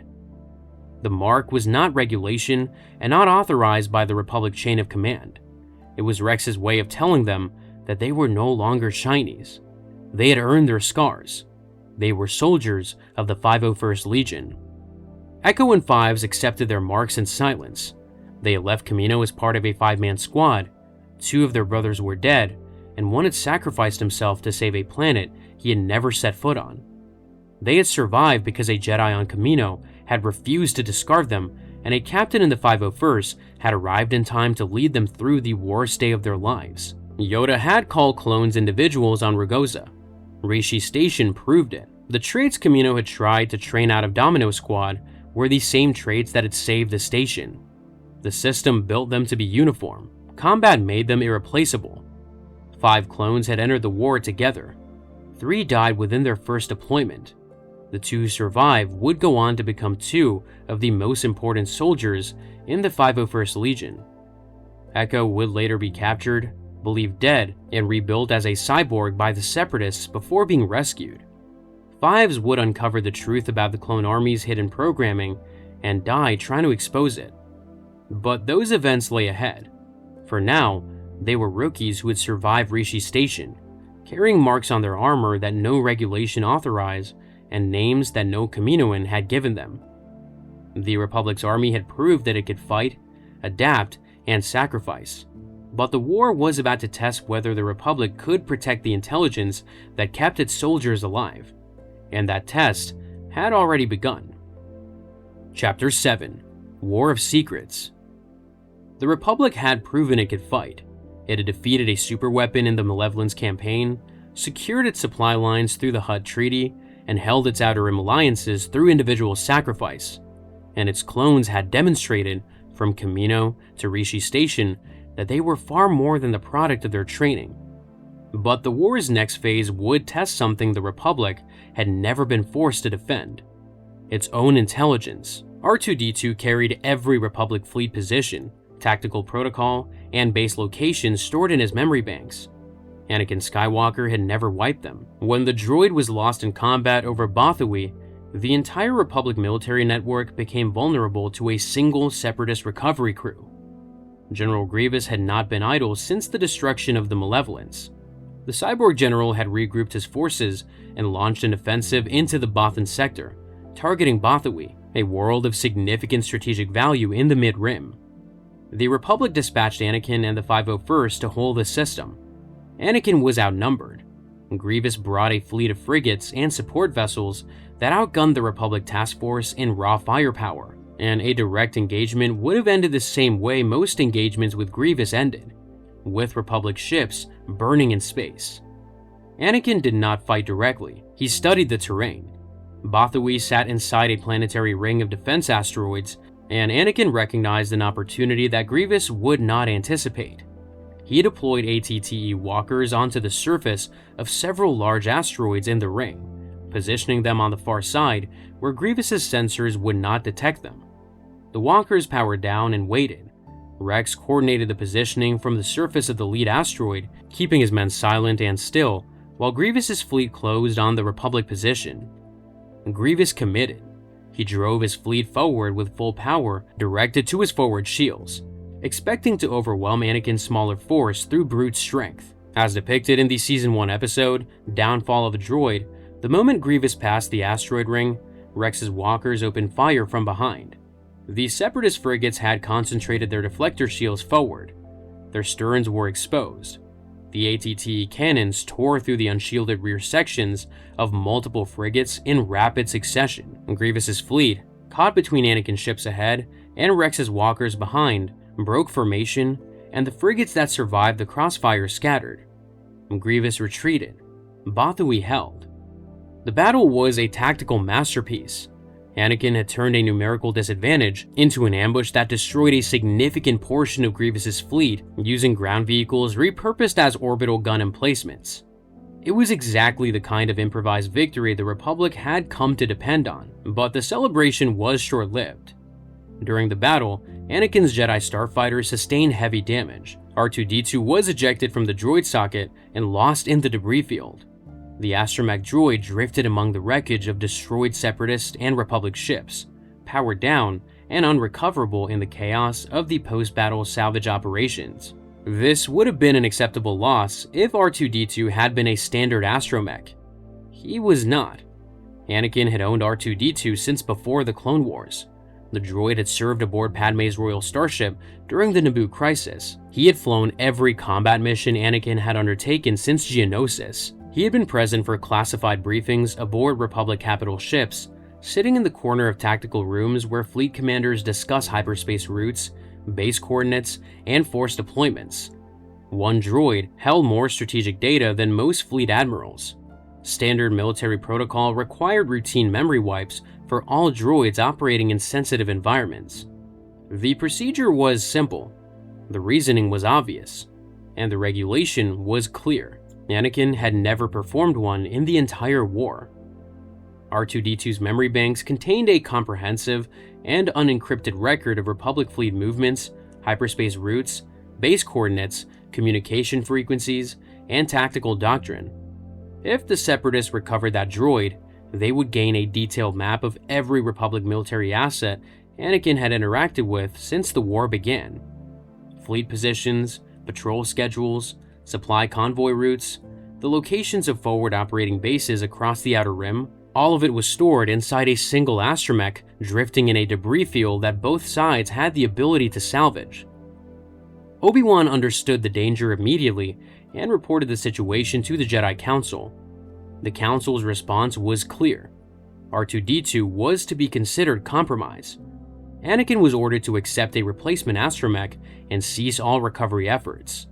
The Republic cannot risk additional ships in the debris field for a single droid. The strategic calculation was sound, but Anakin refused to accept it.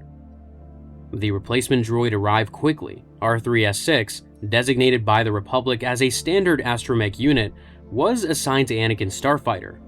The clones called him Goldie because of his gold-plated dome. Anakin disliked him immediately. R3 was clumsy in the starfighter socket, slow to respond to commands, and prone to errors that a trained astromech should not have been making. Anakin attributed the problems to an inferior droid. He was wrong. R3-S6 was not malfunctioning, he was performing exactly as programmed. The replacement droid the Republic assigned to Anakin Skywalker was a Separatist intelligence agent. R3-S6 had been stolen from an industrial automaton production facility on the planet Nubia, reprogrammed by Separatist intelligence, and inserted into the Republic's supply chain. Every malfunction was deliberate. Every delay was calculated. From the moment R3 was installed in Anakin's starfighter, the Separatists had a direct line into one of the Republic's most active combat commands. The enemy was not outside the hull, it was in the cockpit. R3-S6 did not simply fail to perform, he actively sabotaged Republic operations. During a scouting mission, R3 activated a tracking beacon that transmitted Anakin's position to Grievous's forces. When Anakin engaged a Separatist patrol, R3 opened the wrong panels, delayed hyperspace calculations, and nearly got Anakin killed. Ahsoka noticed the pattern before anyone else did. She distrusted R3 from the beginning, though at the time she could not prove deliberate sabotage. Anakin dismissed her concerns. He was too focused on finding R2-D2 to consider that his replacement might be the bigger problem. Meanwhile, R2-D2 had been recovered from the Bothui debris field, but not by the Republic. Ga-Noct was a scavenger who recognized the Republic military markings on R2's chassis and understood that a droid recovered from a Jedi General starfighter might contain intelligence worth far more than its scrap value. He contacted General Grievous and offered to sell the droid. Grievous agreed immediately. The price was secondary. What mattered was the data inside R2-D2's memory banks. Every hour that passed R2 in Separatist hands was another hour in which Grievous's slicers could extract classified Republic data. Ga-Noct transported R2-D2 to Skytop Station, a Separatist listening post built directly into the surface of a remote moon. The station was one of Grievous's primary intelligence-gathering installations, monitoring Republic communications across multiple sectors and coordinating signal intercepts for the broader Separatist fleet. It was hidden from Republic sensor sweeps and protected by automated defenses. By the time Anakin tracked the droid's signal to the station, Grievous had already begun extracting data from R2-D2's memory banks. Anakin had disobeyed orders again. The Council had told him to abandon the search, and Obi-Wan had told him to let go. Anakin could not. He took Rex, Ahsoka, and a squad of clone troopers aboard the Twilight and launched an unauthorized infiltration of Skytop Station. The mission objective was simple: recover R2-D2 and destroy the listening post before Grievous could transmit the stolen intelligence to the broader Separatist network. Inside the station, the mission fractured into multiple engagements. Anakin went directly for R2-D2, Ahsoka led a team to plant charges in the station's reactor core, Rex and his clones provided security and held corridors against battle droid reinforcements. Every element of the operation was complicated by R3-S6. The spy droid had accompanied the strike team aboard Anakin's fighter, and once inside the station, R3 began actively working against the Republic forces. He sealed blast doors to trap Ahsoka's team, transmitted the strike team's positions to Grievous, and activated Vulture droid fighters in the station's hangar to cut off the Republic's escape route. Ahsoka confronted Grievous directly during the mission. The cyborg's general seized her by the throat and lifted her off the ground. The encounter was brief, as Grievous was faster and stronger, and Ahsoka was forced to retreat through the station's corridors while her clone escort engaged the general. She survived because she was quick enough to keep moving, and because Grievous had multiple threats to address simultaneously. The station was now rigged to explode, and Grievous had to choose between hunting a Padawan and saving his intelligence operation. Anakin reached R2-D2 in the station's data processing center. Ga-Noct was dead, killed by Grievous after the data extraction was complete, rather than paid. R2-D2 was intact, but had been partially accessed. Anakin freed the droid and began fighting his way back towards the hangar. In the corridors near the exit, R2-D2 encountered R3-S6 directly.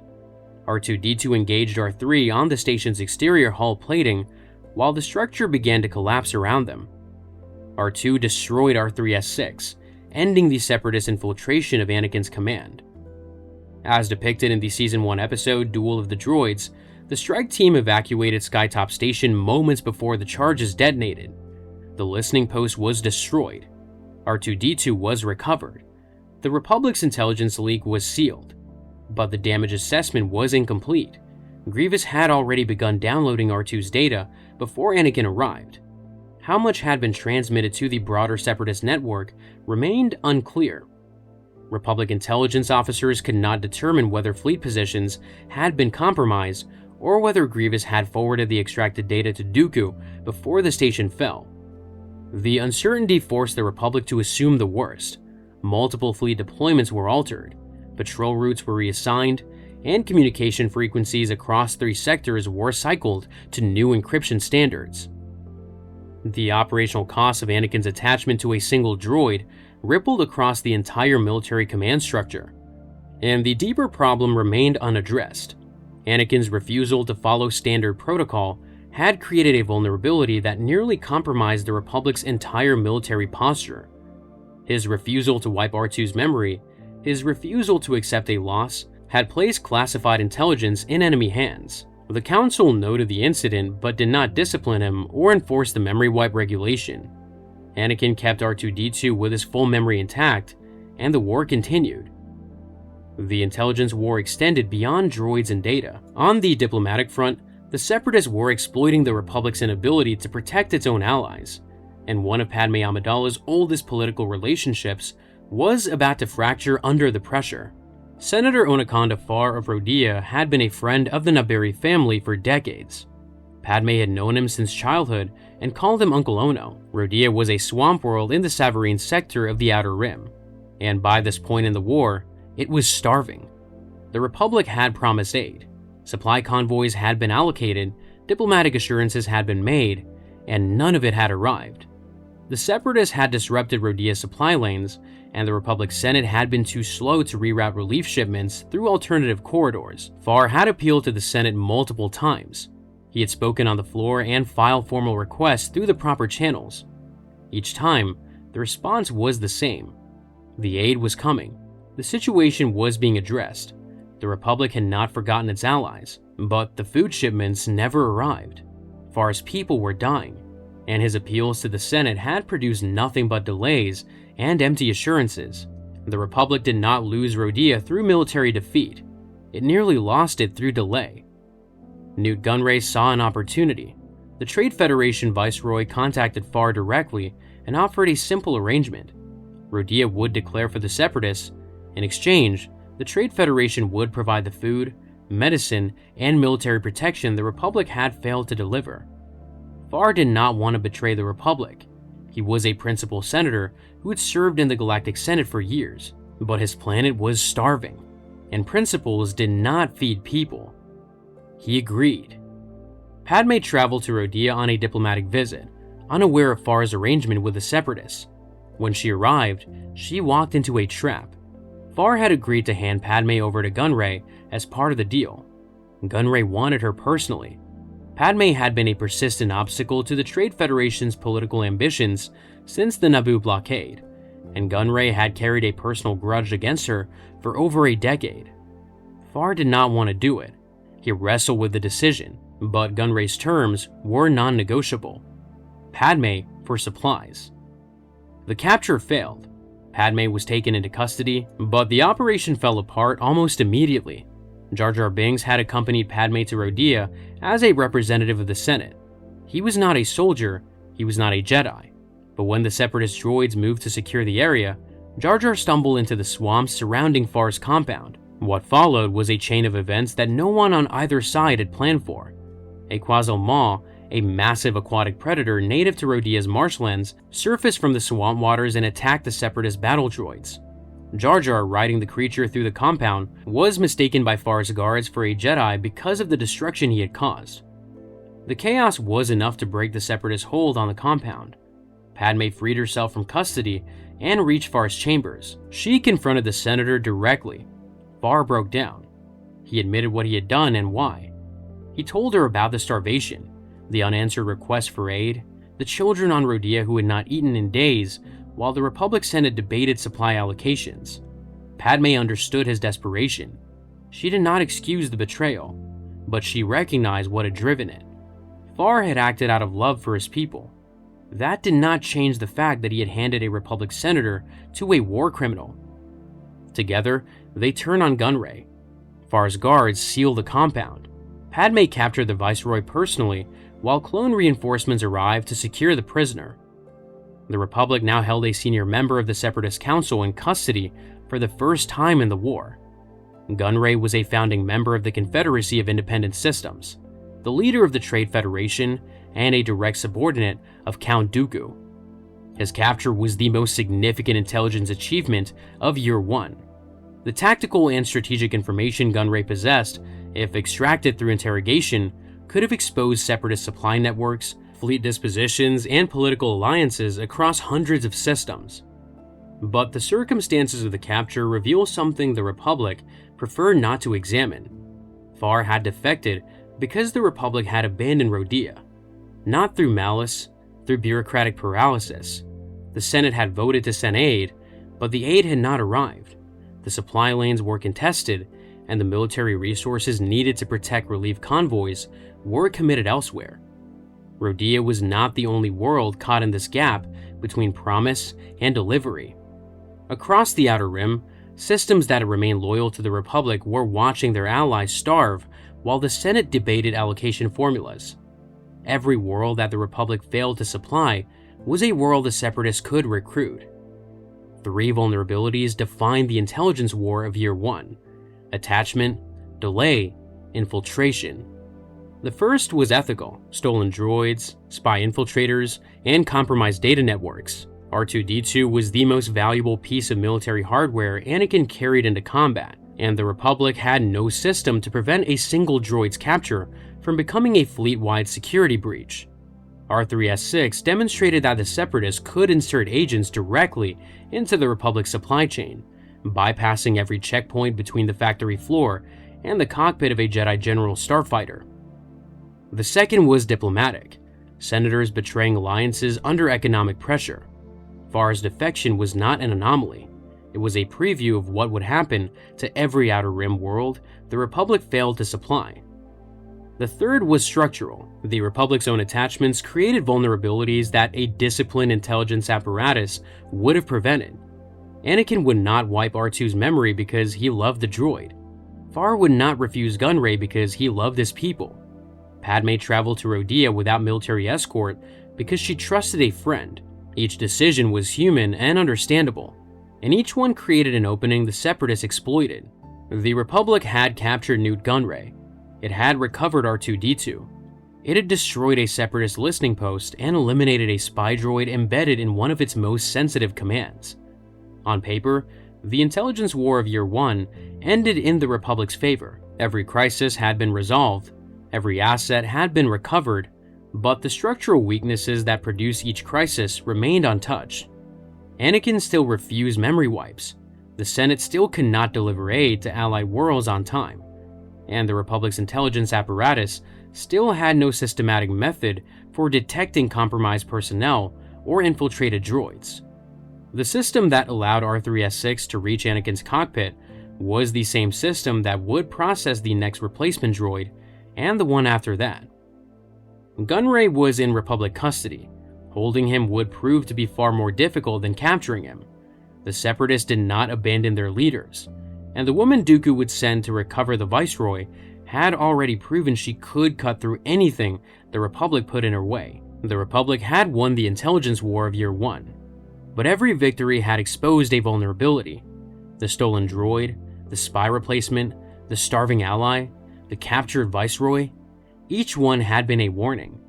The Republic treated them as closed cases. The war would prove otherwise.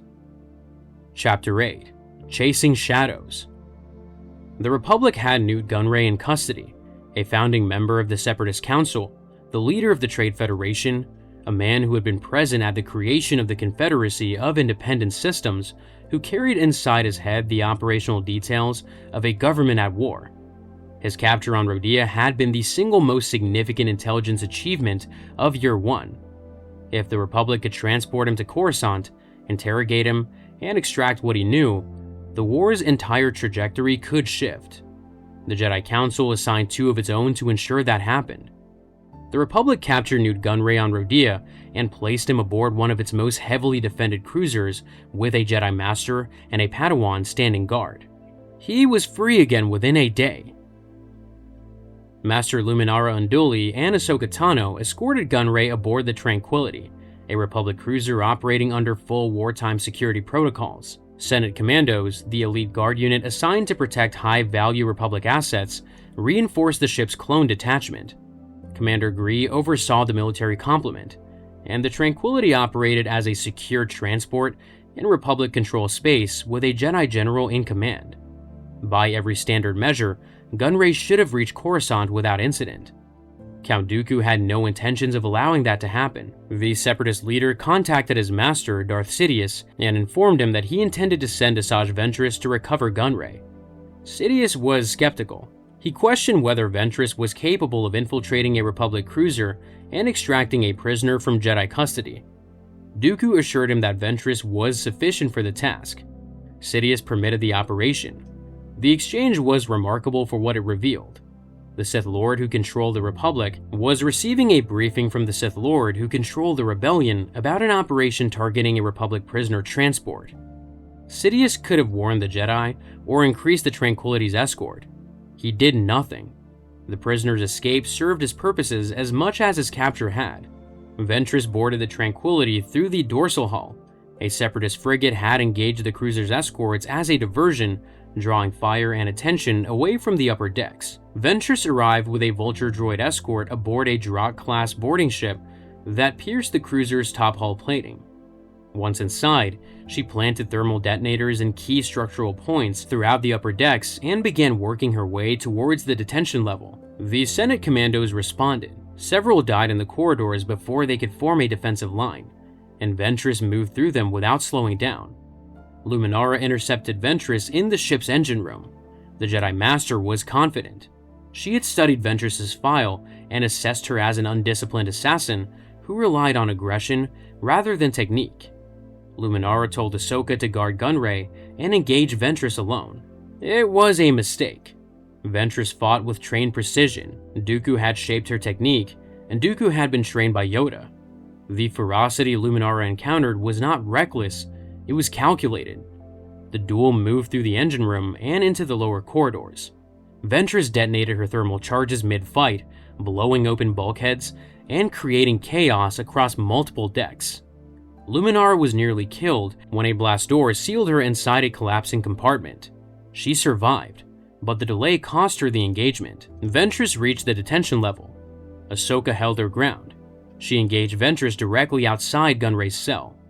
The Padawan fought well, but Ventress was stronger and more experienced. Ahsoka was pushed back. The fight bought time, but it did not stop the rescue.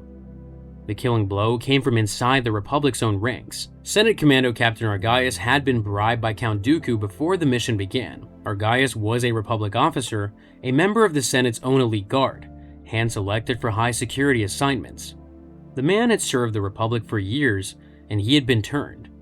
While Luminara and Ahsoka fought Ventress, Argaius killed his own men in the detention block, freed Gunray from his cell, and escorted the Viceroy to an escape pod.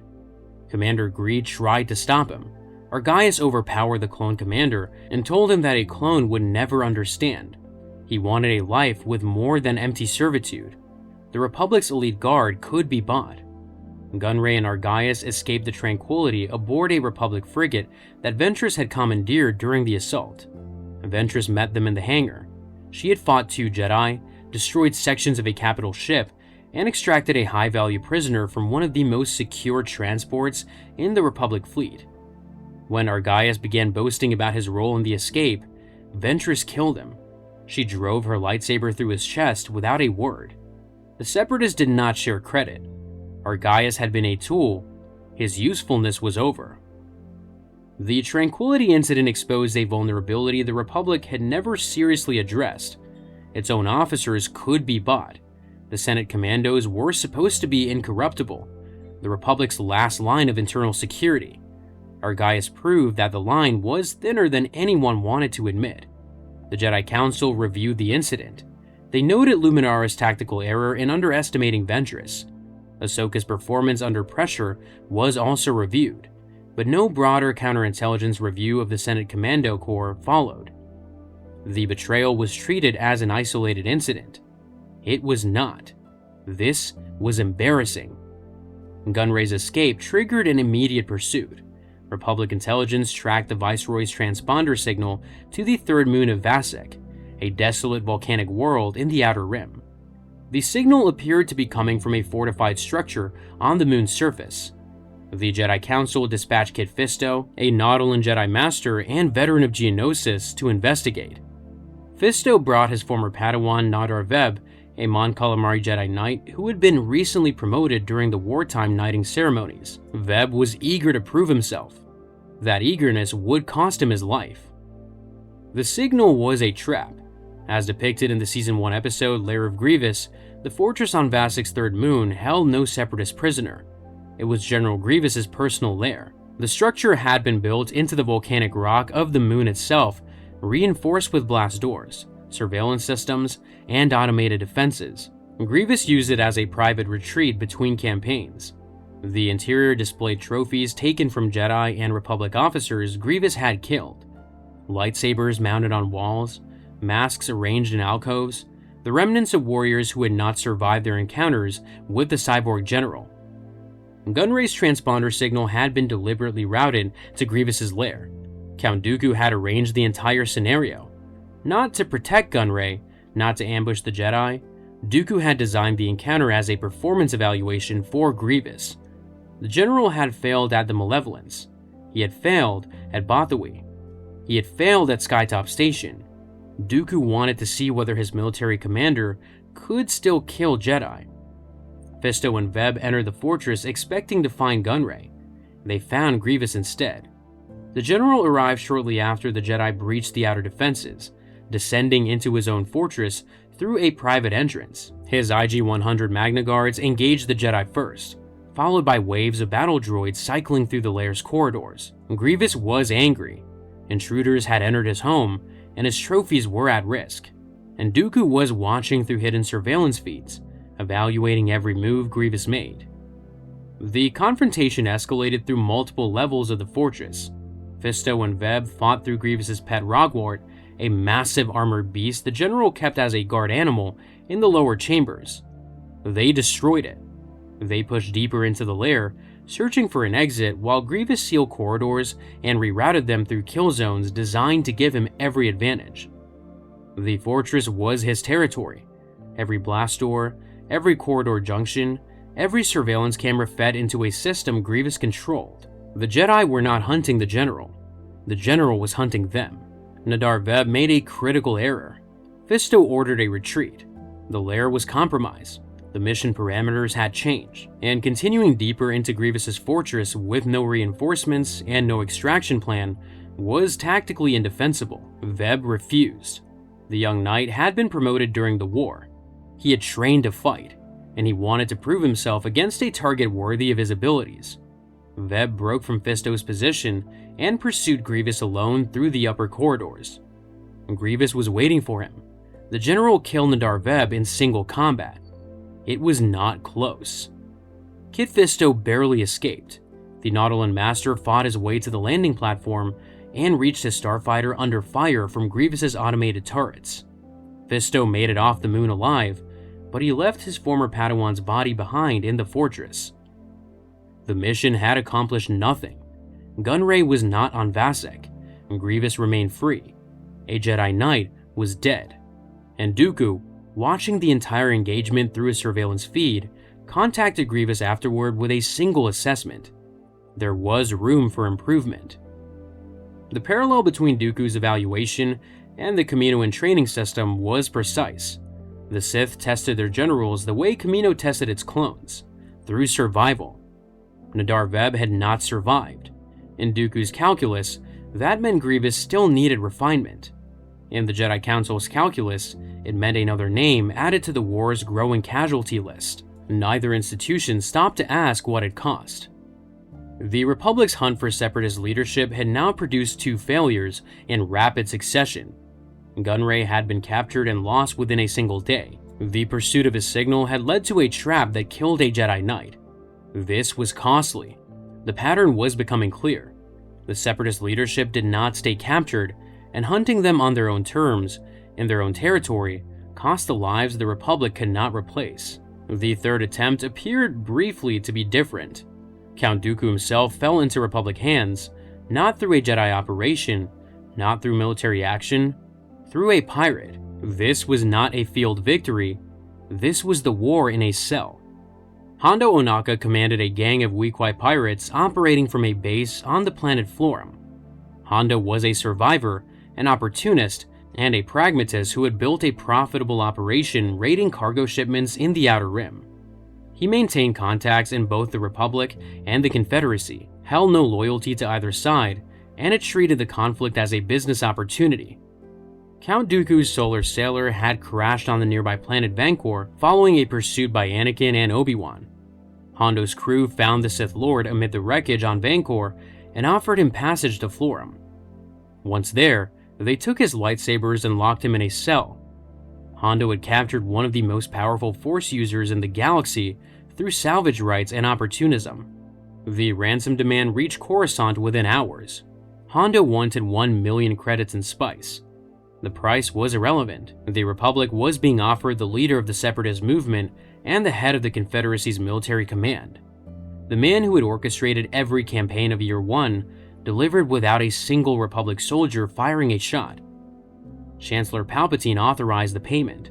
The Jedi Council sent Anakin Skywalker and Obi-Wan Kenobi to Florham to verify that Dooku was actually in custody before the ransom was delivered. Anakin and Obi-Wan confirmed the capture. Dooku was alive, imprisoned in Hondo's compound, restrained by an energy field that suppressed his connection to the Force. The Sith Lord was furious, but contained. For the first time in the war, the Republic had its enemy's supreme commander in a cage. The verification was transmitted to Coruscant, and the ransom convoy was launched. What followed was a cascade of failures that destroyed the Republic's best chance to end the war. Hondo was generous with his guests. He invited Anakin and Obi-Wan to a banquet celebrating the deal. The Jedi accepted. The drinks were drugged. Anakin and Obi-Wan switched their cups with a weak white pirates, avoiding the spiked drinks. But Hondo's monkey lizard, Pilf Mukmuk, released gas into the room. Both Jedi were incapacitated. They woke up in a cell next to Dooku, shackled together with the very prisoner they had come to collect.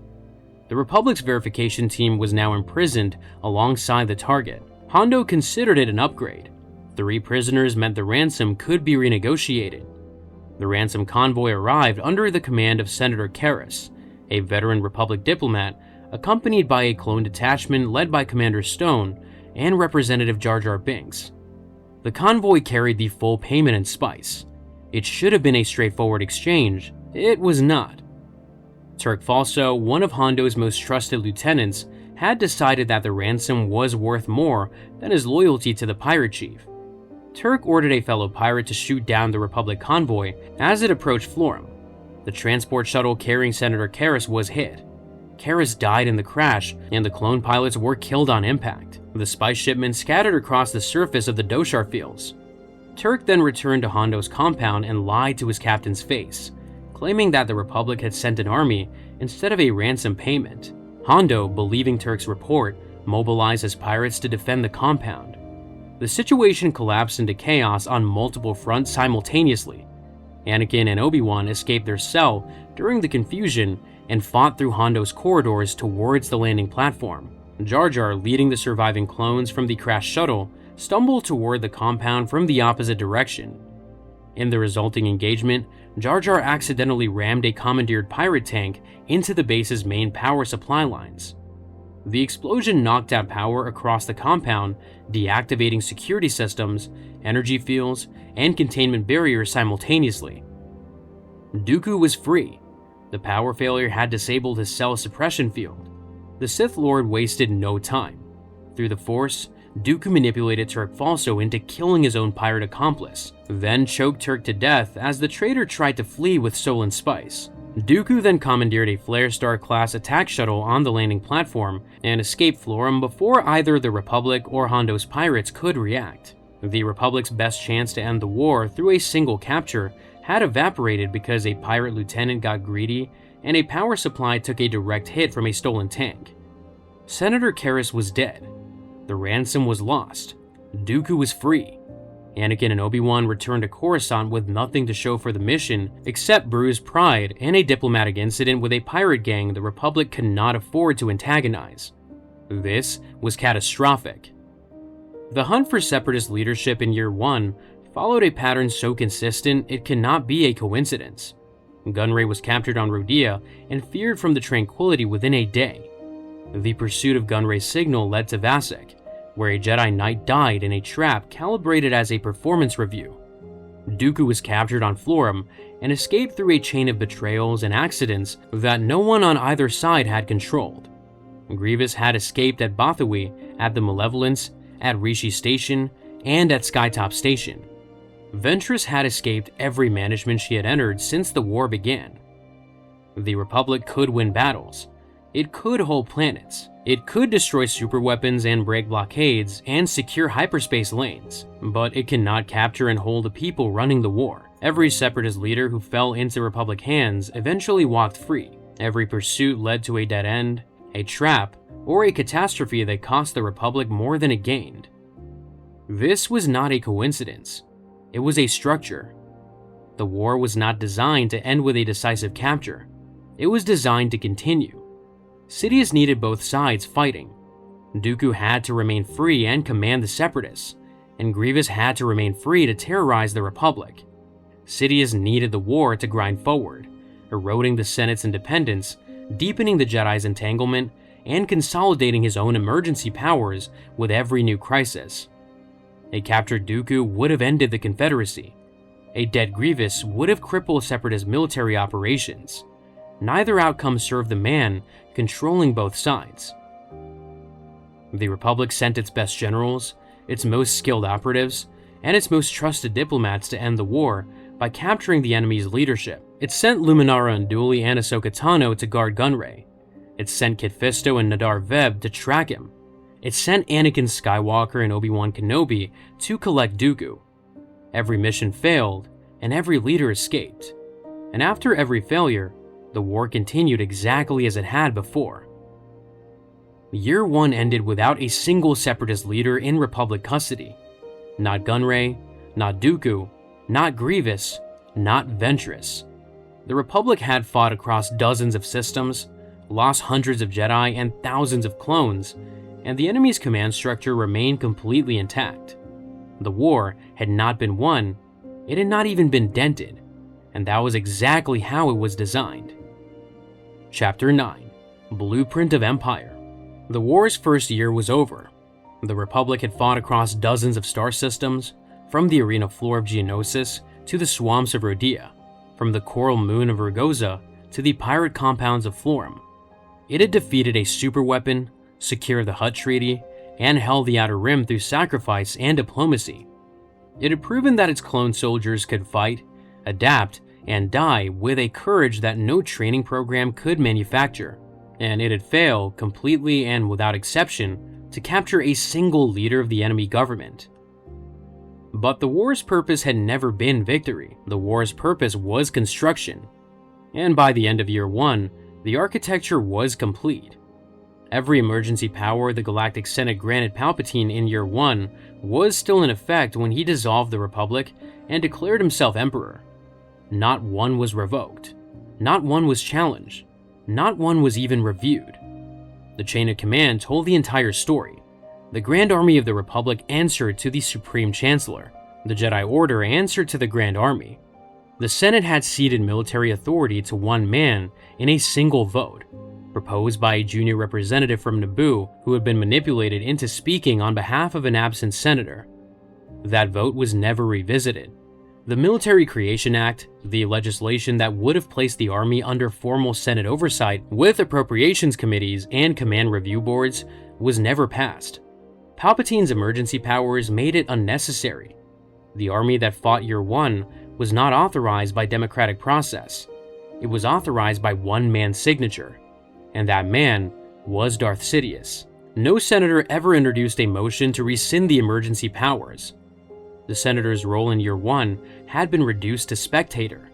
Senators debated supply allocations while planets starved. They voted on relief packages that arrived too late to matter and sent diplomats to negotiate ransoms that were never collected. Senator Karras died on Florum carrying spice to pay a pirate for a prisoner who escaped before the payment could be delivered. Senator Farr nearly defected to the Separatists because the Republic could not feed his people. The Senate functioned. It simply did not function fast enough to matter.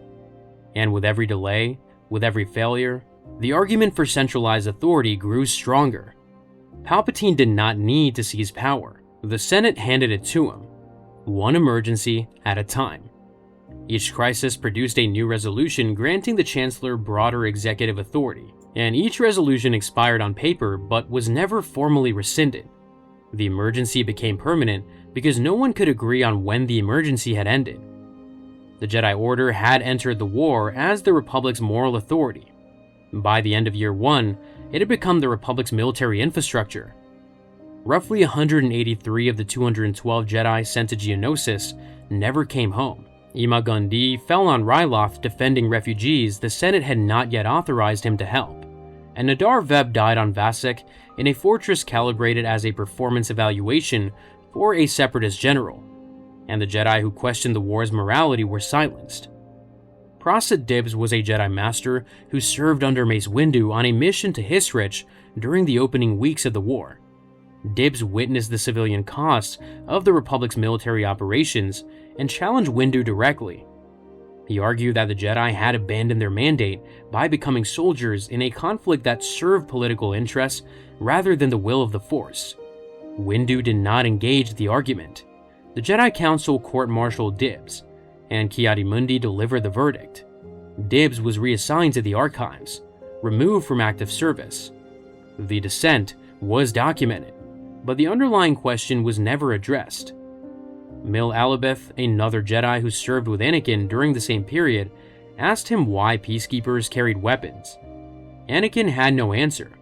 The Council demanded unity from an order that was fracturing under the weight of a war it had never been built to fight. Unity, in practice, meant silence. The contradictions were visible to anyone willing to look. Mace Windu had told Palpatine that the Jedi were keepers of the peace, not soldiers. Weeks later, Windu was leading combat operations on Hisrich with a full clone battalion at his command.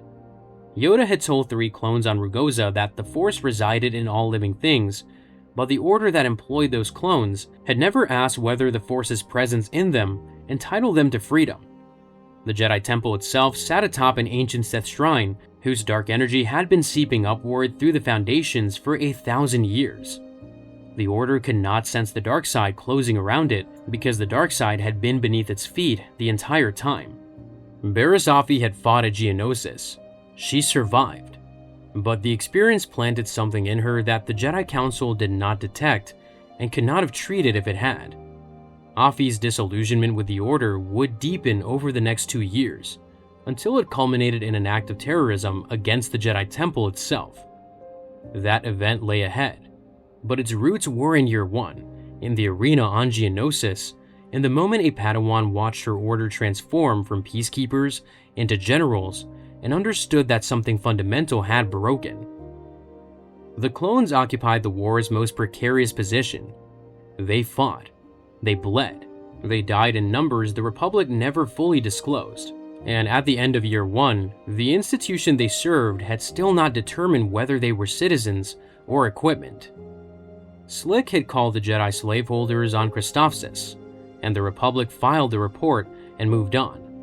Clone 99 had proven on Kamino that worth transcended combat utility, and the training system had classified him as defective. Heavy had sacrificed himself on Rishi Station to save the entire cloning facility, and the Republic's official records logged the destruction of the listening post as an infrastructure loss. His name did not appear in the report. Rex wore J-Guys on his helmet, a Mandalorian combat honor, because his instructors had recognized what he was. Cody commanded the 212th with a tactical precision that rivaled any Jedi general, and Echo and Fives had earned their places in the 501st through loss and survival. The Republic treated every clone as government property.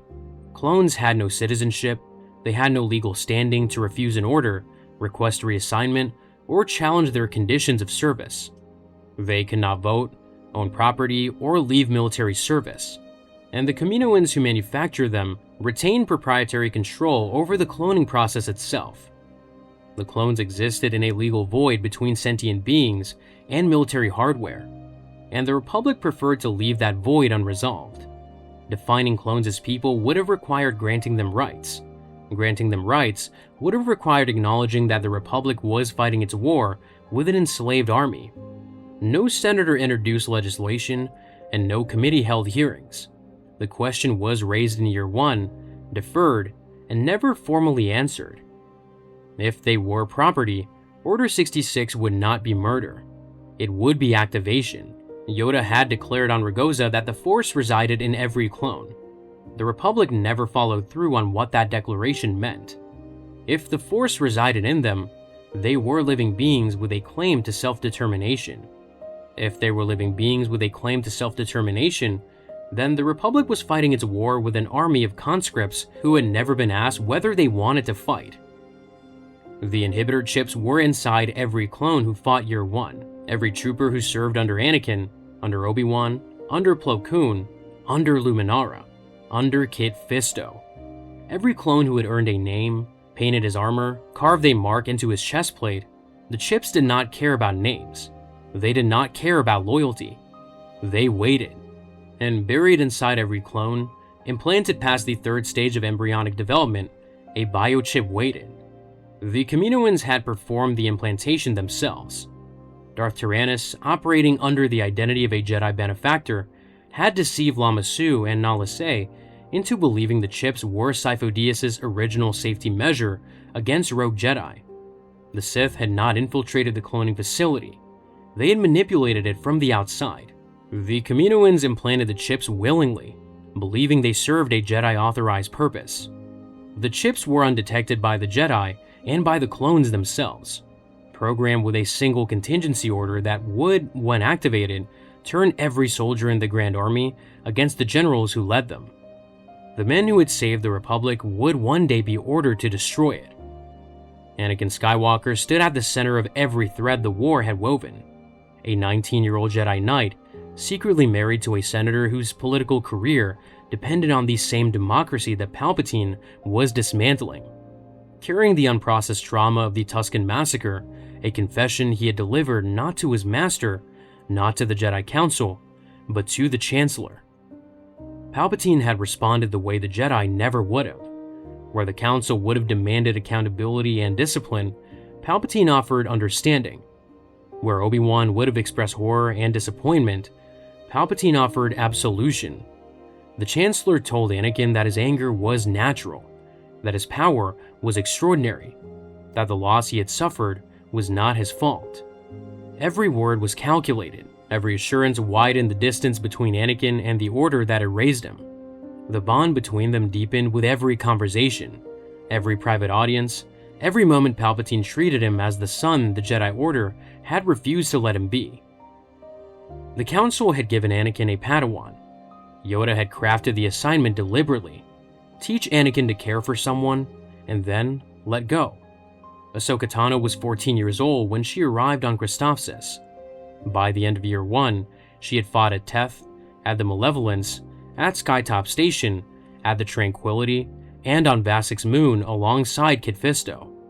She had disobeyed orders to save Plo Koon, face Grievous and Ventress, and survive both. Yoda's lesson was working. Anakin was learning to care.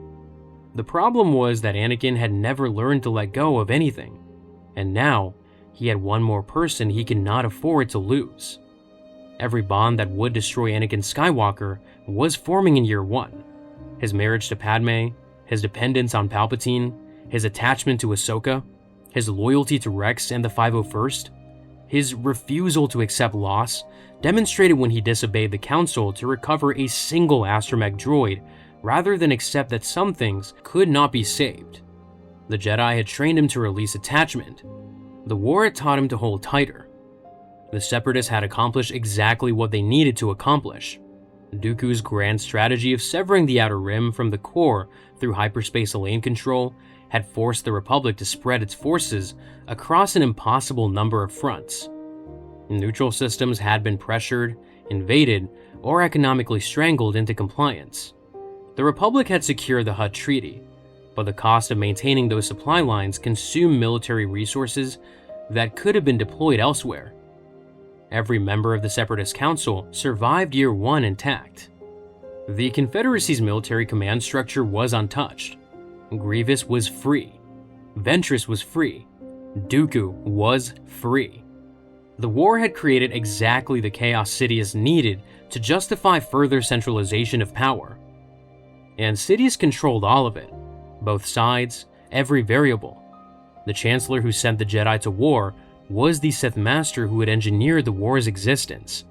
The man who authorized the clone army was the same man whose agents had deceived the Kaminoans into implanting the chips that would turn that army into executioners. And the leader who dispatched Anakin to rescue Padme from the Malevolence had personally sent Padme into its path. Every victory the Republic celebrated in Year 1 had been permitted by Sidious. Every defeat the Republic suffered had been arranged by him. The war was a closed system, and he held every key. Year 1 did not decide the Clone Wars. It was never meant to. Year 1 built the framework that would end the Republic, the emergency powers that would become permanent, the Jedi generals who would be targeted by Order 66, and the clone soldiers who carried the chips that would execute it. The Senate that had surrendered its authority one vote at a time, and the boy who trusted the wrong man. The galaxy could not see the trap because the trap was the system itself. The war's second year would test every institution Year 1 had compromised. The Republic would return to Geonosis with a force large enough to take the planet. Mandalore would fracture under Separatist pressure and the shadow of a returning Sith Lord. The Senate's corruption would deepen as banking deregulation funded both sides of the conflict.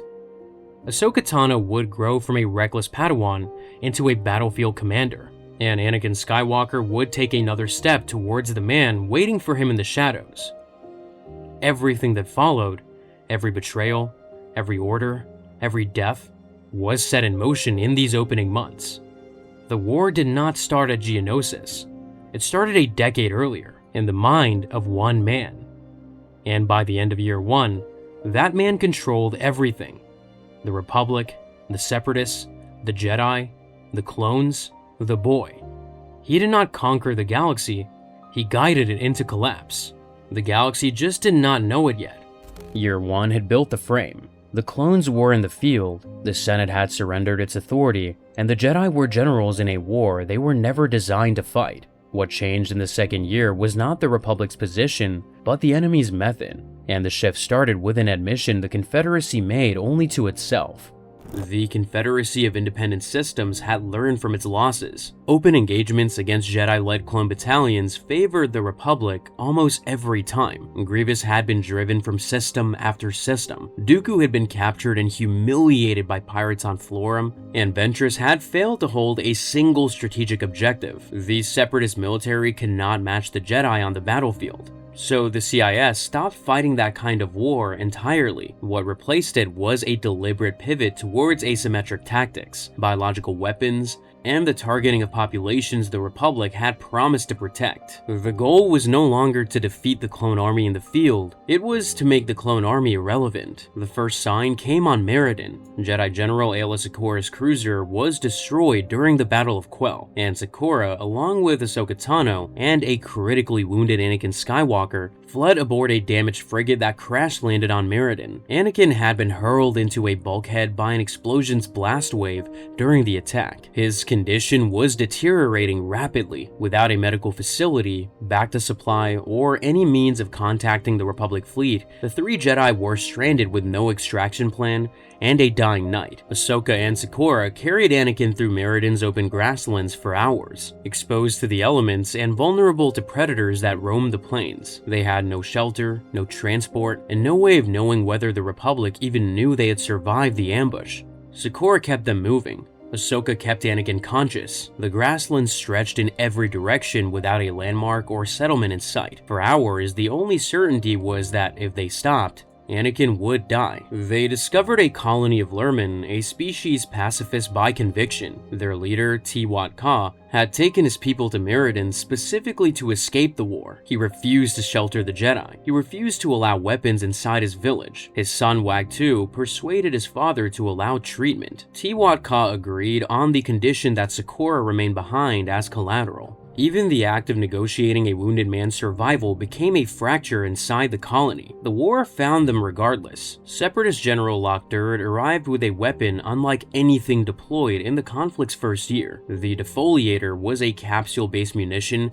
that generated a concentrated incendiary blast, burning all organic matter within its radius. Trees turned to ash in seconds. Soil scorched black. Living tissue was destroyed on contact. Droid hardware remained completely unaffected. The weapon was engineered to exploit the fundamental asymmetry between a biological army and a mechanical one. Durd intended to field test it on the Lurmen settlement. The colony had no military value, and the Lurmen posed no threat to anyone. They were simply mostly organic targets in a convenient location. Dirt positioned his launchers on the plains outside the village, aimed the first capsule at the tree line surrounding the settlement, and fired. The blast rolled outward in a visible wave. Vegetation incinerated on contact, the ground blackened beneath it. Small animals caught in the radius were gone before they could extract. Dirt's droids walked through the scorched aftermath without a scratch. The general recorded the results and prepared a second test, this time aimed directly at the village. The demonstration was not military, it was a sales pitch. The defoliator burned everything alive and left the droids standing. The CIS was no longer trying to outfight the clone army, it was building weapons that rendered biological soldiers obsolete. Tiwat Ka held firm even as the weapons scorched the perimeter of his village. Wagtu chose differently and joined the Jedi in organizing a defense. They constructed a barrier of shield generators salvaged from Separatist equipment and channeled the defoliator's blast away from the settlement. Sakura, Ahsoka, and the recovered Anakin destroyed the weapon and captured Dirt. The Lurmans survived, but the implications reached far beyond one colony. Anti-organic munitions threatened the Republic's greatest military asset, its clone soldiers, while posing zero risk to the droid armies that deployed them. The clones could not be replaced quickly. The droids could be manufactured by the millions overnight. If the CIS mass-produced this technology and deployed it across multiple fronts, clone battalions would face a weapon their armor could not stop and their training could not overcome. The droids walked through the fire, the clones would not. Meriden also surfaced a problem the Jedi would encounter repeatedly throughout Year 2. Neutral populations caught between the Republic and the Separatists did not want to be rescued. They wanted to be left alone. The Republic could not grant that wish, because the CIS actively sought out unaligned worlds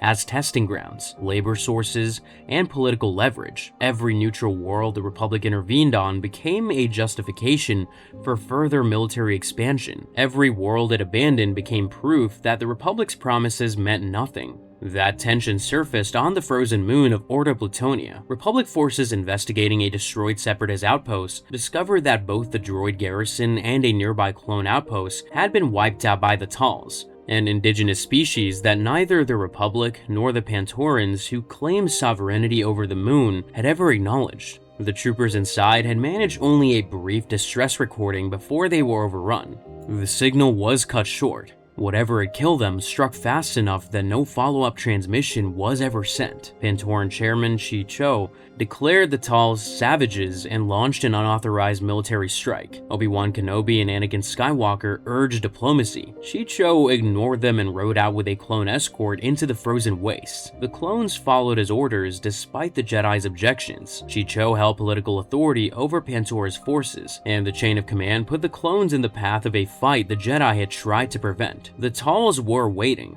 Their warriors emerged from the ice fields in numbers that dwarfed Chi Cho's detachment. They surrounded the Pantoran column on open ground where there was no cover and no retreat path. Chi Cho ordered his men to fight. The Tals closed in from every direction. Chi Cho was struck by a spear and mortally wounded as his forces collapsed around him. The clones pulled their chairman from the ice, but the damage was done. Senator Rio Chuchi, a young Pantoran diplomat on her first assignment, negotiated a ceasefire with Tal's chieftain Thai Shen, and formally recognized Tal's sovereignty over the moon. Chi Cho died, insisting the Tals were animals. Chuchi ensured his arrogance would not become policy. The war's chaos was giving governments cover for old grievances. The Jedi were expected to manage all of it. Their capacity to do so was shrinking by the month. But the most dangerous escalation of this period was not a weapon or a territorial dispute. It was a disease. Deep in the swamps of Naboo, Republic intelligence uncovered a hidden Separatist laboratory. Inside, extremist scientist Dr. Nuvo Vindi had recreated the Blue Shadow virus, a waterborne pathogen eradicated centuries earlier. Vindi was a fanatic who revered the virus as a masterwork the galaxy had been wrong to destroy. His engineered variant was far more lethal than the original, modified to become airborne and capable of spreading through atmospheric contact alone. One release in a populated system could devastate an entire planet within days. The virus destroyed organic tissue on exposure. It posed no threat to droids. This was not a battlefield weapon. It was an extinction-level threat aimed at the Republic's biological foundation, the clone army, the Jedi, the Senate, the civilian population of every Republic world, all of it organic, all of it vulnerable. The droid armies were immune. A single successful deployment could accomplish what millions of battle droids never would. Anakin, Obi-Wan, Ahsoka, and Padme Amidala located Vindy's laboratory beneath the Naboo swamps, raided the facility, and captured the scientists. They secured the virus stockpile. Then, a servant droid detonated a viral bomb inside the facility. The detonation breached containment and exposed Ahsoka, Padme, and several clone troopers to the airborne strain. The infected began deteriorating rapidly. Without treatment, the virus was fatal within hours. The only known antidote required Rixia root, a plant found exclusively on the remote world of Iago deep in the Outer Rim.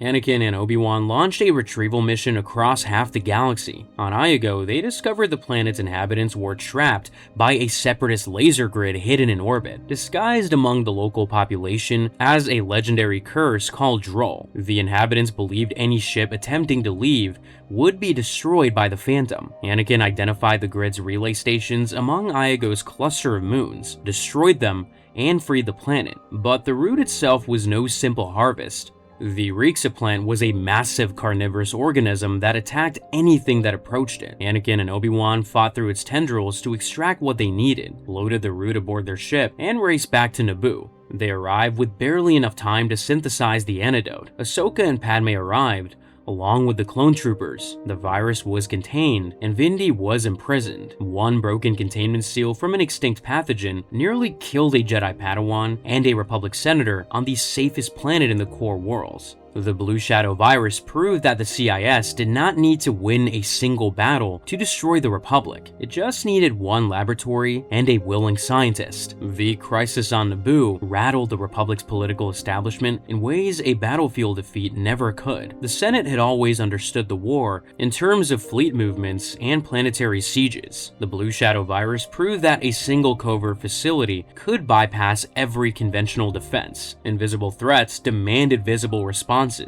Fear of biological attacks accelerated demands for expanded military spending, tighter security protocols, and broader surveillance authority. Palpatine channeled the fear with precision. He proposed new emergency measures and positioned himself as the steady hand keeping the Republic safe from threats that it could not see. Behind closed doors, the architect of the war watched another crisis drive the Republic closer to the security state he intended to build. Every emergency Dooku created on one side became a foundation stone for Palpatine's authority on the other. The pattern was now visible across the Outer Rim. On Felucia, Anakin, Obi-Wan, and Ahsoka encountered a farming community under siege by Hondo Ohnaka's pirate gang. Hondo wanted the village's entire Nicellan crop, a valuable medicinal herb that fetched high prices on the black market. The farmers had hired a small team of bounty hunters led by the Zabrak Sugi and the Kyuzo sharpshooter Embo to protect their harvest. Pooling what little wealth they had to pay for protection the Republic was not providing. The Jedi joined the defense and repelled the raiders. The engagement was minor. What it represented was not. Worlds that had never seen a battle droid were now vulnerable to criminal exploitation simply because the Republic's resources were consumed elsewhere. The Clone Wars had become an environment that bred predators,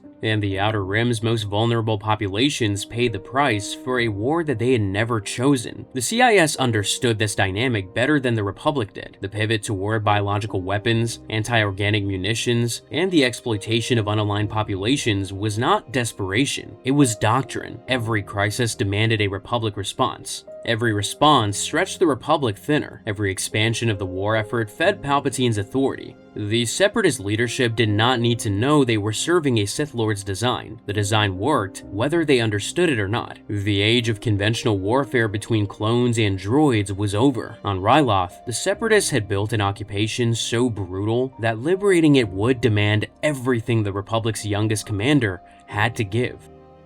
Chapter 2: Liberating Ryloth.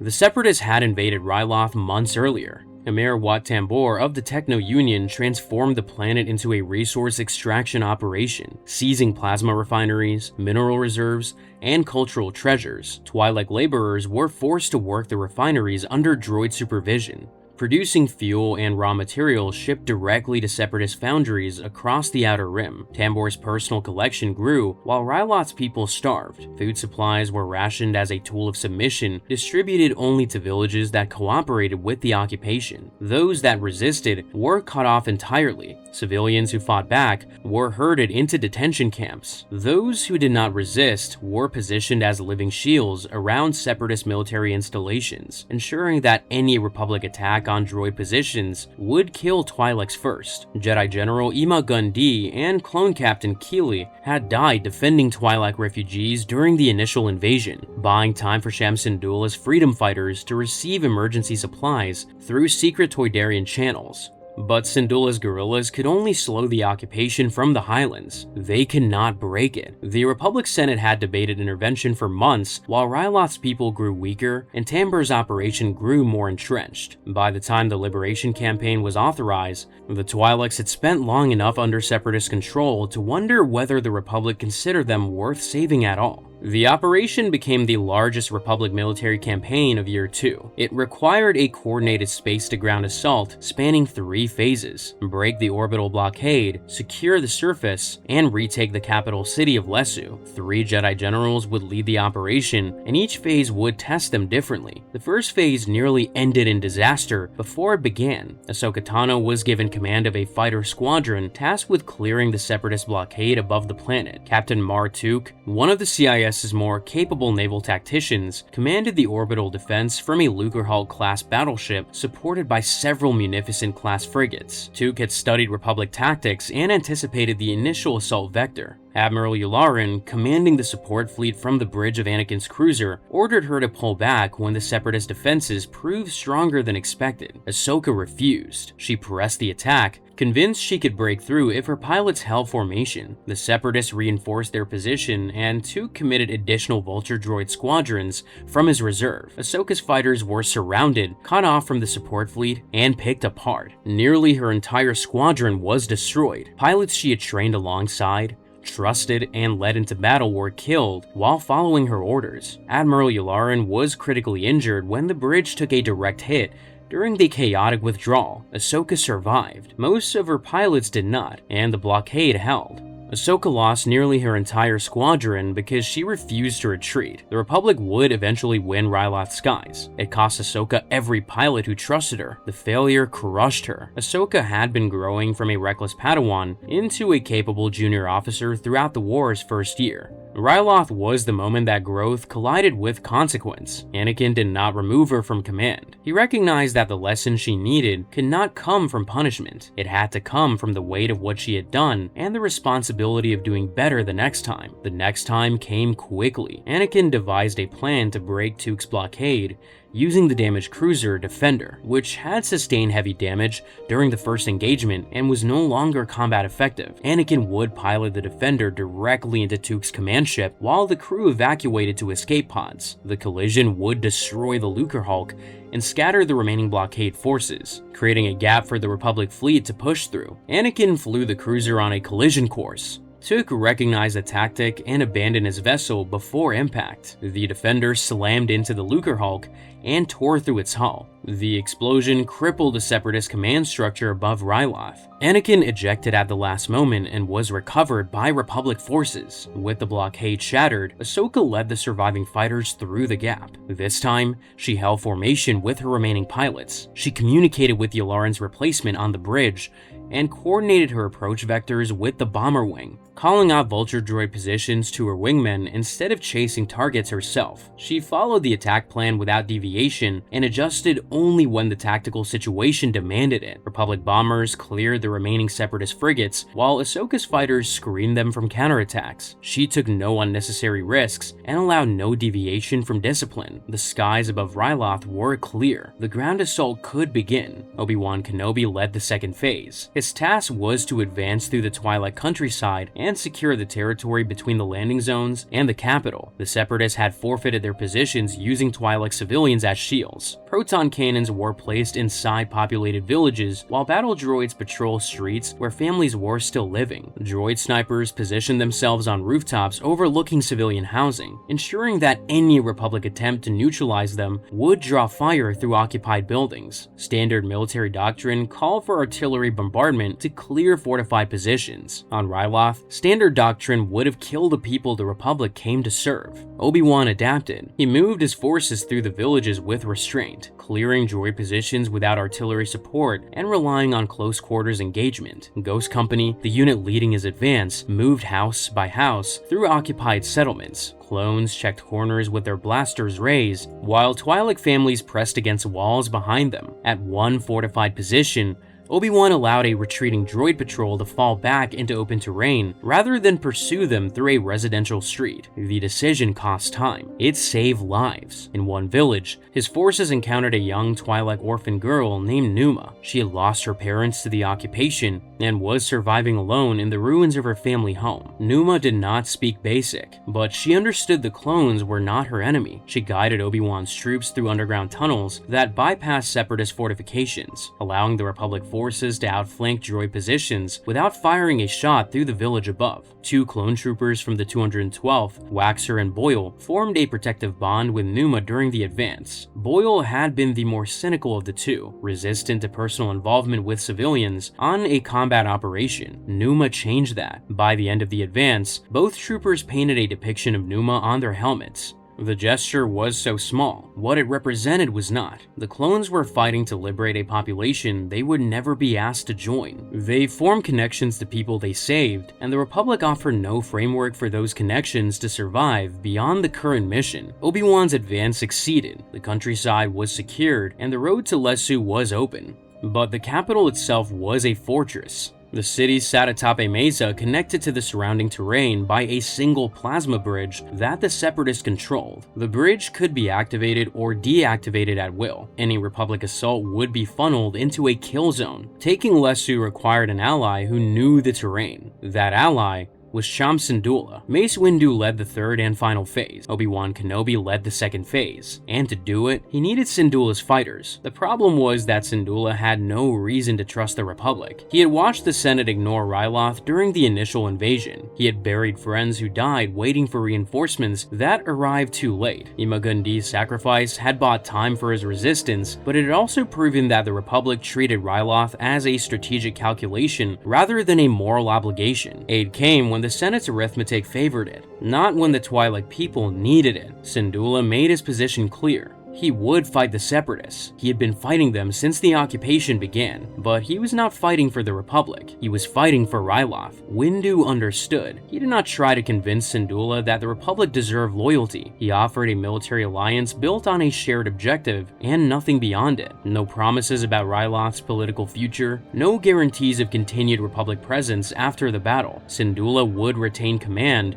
of his own fighters. The Republic would provide heavy support. Together, they would take Lesu. What came after belonged to the Twi'lek people alone. The negotiation itself was brief and intense. Syndulla did not sit. He stood across from Windu with his arms folded and his blaster still holstered on his hip. His fighters watched from the ridge behind him. Windu's clones held position at the base of the hill. Neither side had lowered its guard. The alliance was built on necessity, not faith. Both men understood that the moment Lesu fell, the common ground between them would vanish. Syndulla agreed. His freedom fighters launched diversionary attacks across the outskirts of the capital, striking supply convoys and communication relays to fracture the garrison's coordination. Syndulla's guerrillas knew every patrol route, every blind spot in the droid sensor coverage, and every passage through Lesu's outer settlements that the Separatists had never found. While Syndulla's forces drew the garrison outward, Windu's clone troopers advanced on the bridge. The bridge was activated. Windu led the charge across the narrow plasma crossing personally. His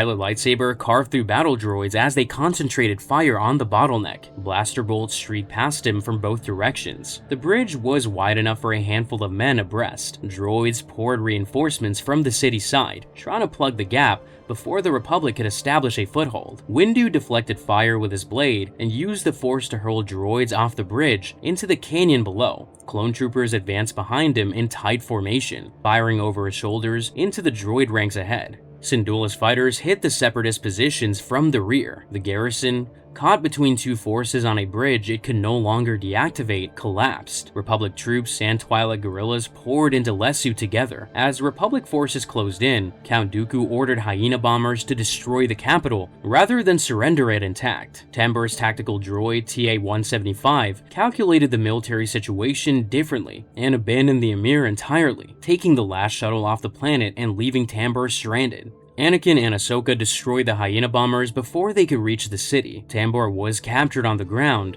deserted by his own droid. Lesu survived. Dooku ordered Ryloth's capital bombed rather than let the Republic have it. Tambur's tactical droid abandoned its master and fled. The Emir was captured alone, deserted by the machine that was supposed to serve him. Ryloth was free. The liberation was celebrated across the Republic as proof that the Grand Army could project force across the Outer Rim. Palpatine had appeared via hologram during the military briefing that preceded the final assault, praising the operation and positioning himself at the center of the campaign's narrative. By the time the liberation ceremony took place, the Chancellor's presence was already woven into the victory. Every military victory reflected back on the man who commanded it. That was not incidental. It was the design. Palpatine did not need to fight the war. He needed to be seen winning it. Syndulla stood beside the Republic's representatives during the ceremony. He accepted the congratulations. He did not share the optimism behind them. The planet's refineries were damaged. Its labor force was depleted and traumatized. Its infrastructure had been gutted by months of extraction, and the Republic offered no reconstruction plan, no economic support, and no guarantee that it would not happen again. Liberation had arrived. Rebuilding would be Ryloth's burden alone. Villages that had survived the occupation bore the scars of both sides. Droid wreckage littered streets where families were trying to return to their homes. Republic artillery craters marked the outskirts of settlements that the ground campaign had passed through. The Twi'leks who emerged from hiding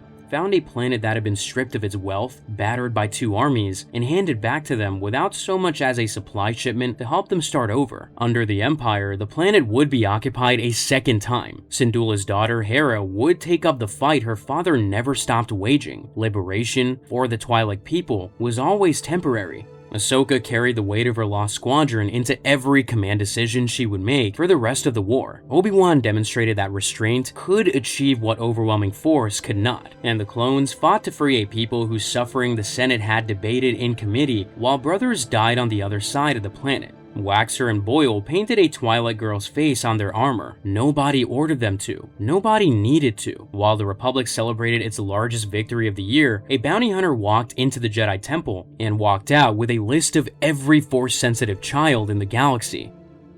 Chapter 3: The Sanctuary Breached. The Jedi Temple on Coruscant was the most secure building in the galaxy. Its vaults held thousands of years of accumulated knowledge, artifacts of immense power, and records so sensitive that only members of the Jedi Council could access them. The Temple Guard patrolled its corridors in constant rotation. The Force itself served as a detection system, alerting resident Jedi to disturbances within the complex. No enemy had breached its walls since the Sith Wars of antiquity. The Jedi treated their security as a settled matter. They were wrong. Before the breach, the Order had already been reminded of its own fallibility. During the first Battle of Felucia, Republic forces under Anakin, Obi-Wan, and Ahsoka were overwhelmed by Separatist defenses. The Jedi Council ordered a retreat. Ahsoka disobeyed. She pressed her attack against direct orders, endangering her troops and forcing Plo Koon's gunships to extract the Republic forces under heavy fire. The Council assigned her to guard duty at the Jedi Archives as punishment, a task designed to teach discipline through monotony. Ahsoka resented the assignment and considered it beneath her abilities. The Archives were about to become the most important room in the temple. Darth Sidious had identified a vulnerability at the heart of the Jedi Order. Inside the temple's secure vault was a holocron, an ancient force-activated data storage device that could only be opened by a Jedi. That holocron, when combined with a specific Kyber memory crystal, contained the locations of every known force-sensitive child in the galaxy. The Jedi maintained this list as a recruitment directory, potential future Padawans identified through midichlorian screening across thousands of worlds. In Sidious's hands, the list would become something else entirely. Every child on it would become a target. Sidious hired Cad Bane. Bane was the most dangerous bounty hunter operating in the galaxy during the Clone Wars. Methodical, ruthless, utterly indifferent to the moral dimensions of his contracts. His client paid, he delivered. Sidious offered Bane an enormous sum to infiltrate the Jedi Temple, access the Holocron Vault, and extract a single artifact. Bane accepted and devised an infiltration plan that exploited the one weakness the Jedi had never addressed: their overconfidence in their own defenses.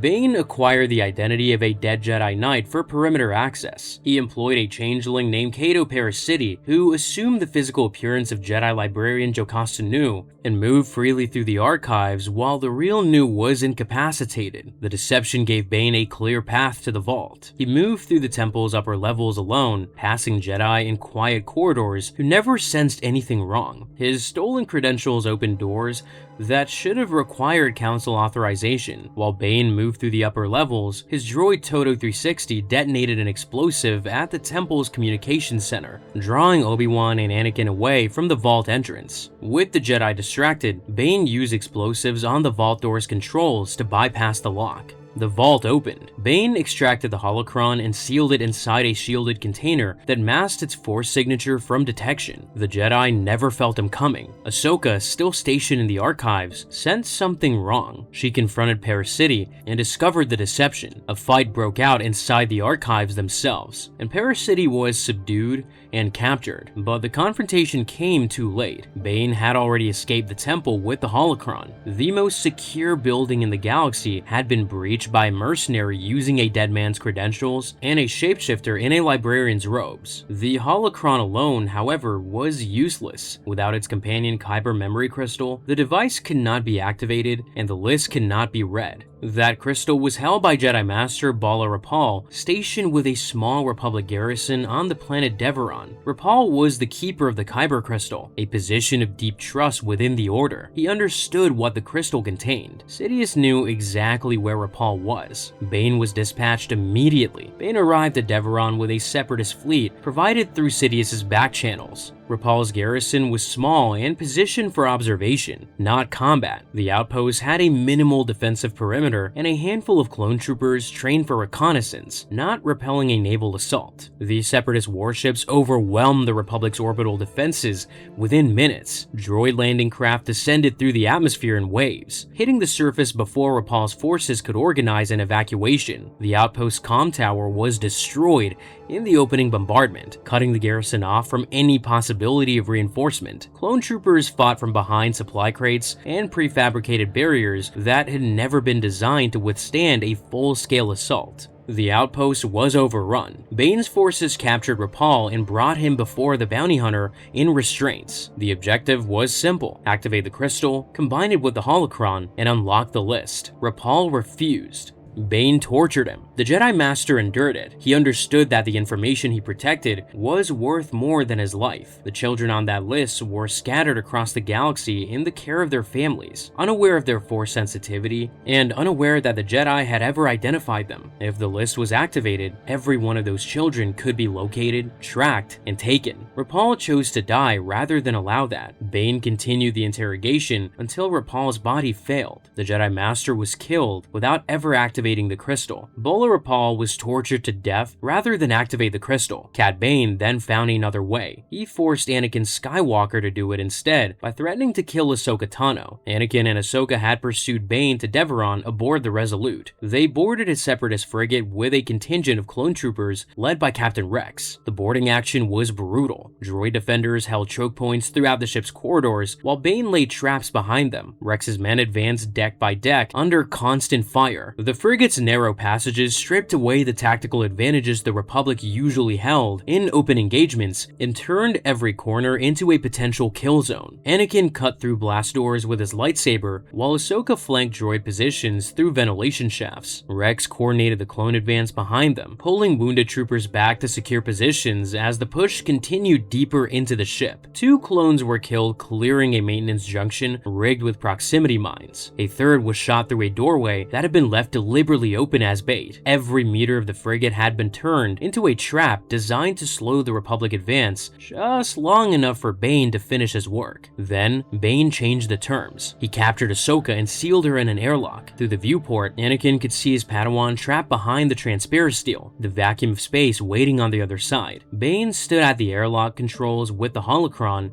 and crystal in his hands. His voice was calm. The terms were simple. Anakin activates the device, or Ahsoka dies. There was no other way. Bane's finger hovered over the release. Ahsoka had seconds. Anakin complied. He activated the combined holocron and crystal to save her. The full directory of Force-sensitive children was now accessible to the Sith. Bane triggered the ship's self-destruct sequence and moved to escape. He killed clone trooper Denal, stripped the body of its armor, and disguised himself as the dead soldier. When Republic forces evacuated the frigate before it exploded, Bane walked out among them wearing Denal's face. On the shuttle back to the Resolute, Rex noticed drops of green blood on the floor, a color that neither humans nor Togruta bled. He alerted Anakin. The disguised bounty hunter was cornered on the hangar deck, but Bane had planned for discovery. He reached a V-19 Tauren starfighter and its hyperspace ring before anyone could stop him. Anakin leaped onto the fighter's hull as it launched, clinging to the fuselage in open vacuum before the ship's acceleration forced him to let go. Bane jumped to hyperspace. The frigate detonated behind them.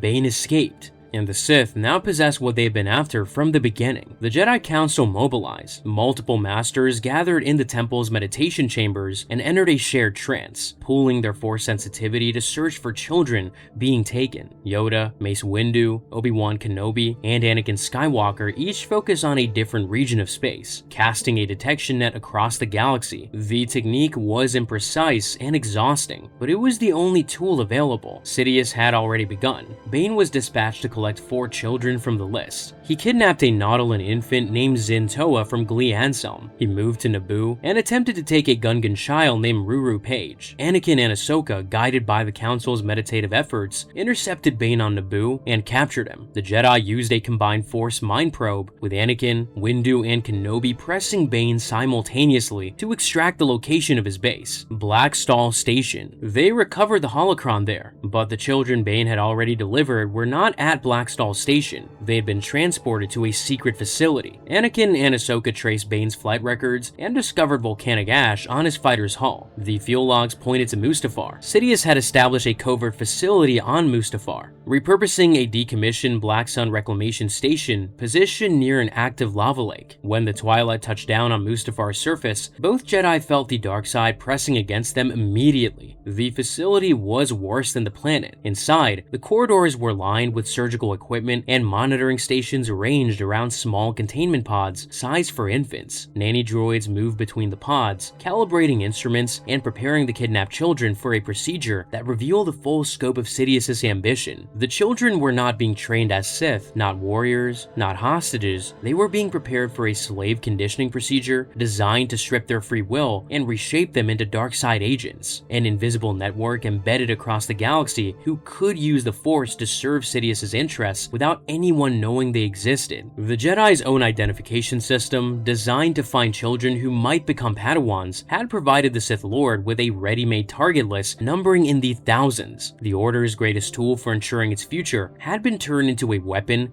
against the very children it was meant to protect. Anakin and Ahsoka breached the facility. The nanny droids contacted Sidious, who ordered the complex destroyed. The droids deactivated the gravity supports holding the structure above the lava lake. The facility began to collapse. Support beams buckled, sections of flooring gave way, exposing the molten rock churning below. The temperature inside the corridors climbed as the lava rose closer to the remaining structure. Molten rock began seeping through cracks in the lowest level. The heat warped the facility's internal blast doors, jamming some open and sealing others shut. Anakin carved through a sealed door with his lightsaber, while Ahsoka held a collapsing ceiling beam in place with the Force long enough for them to pass underneath. The nanny droids used the kidnapped infants as shields, holding the children in front of them while engaging the Jedi in the darkened, disintegrating corridors. Anakin and Ahsoka fought through the collapsing facility, prying the infants from the droids' arms while the structure broke apart around them. They recovered both children, Zentoa and a Rodian infant named Wee Dun, and escaped as the complex sank into the lava. Every piece of physical evidence connecting the operation to its mastermind was incinerated.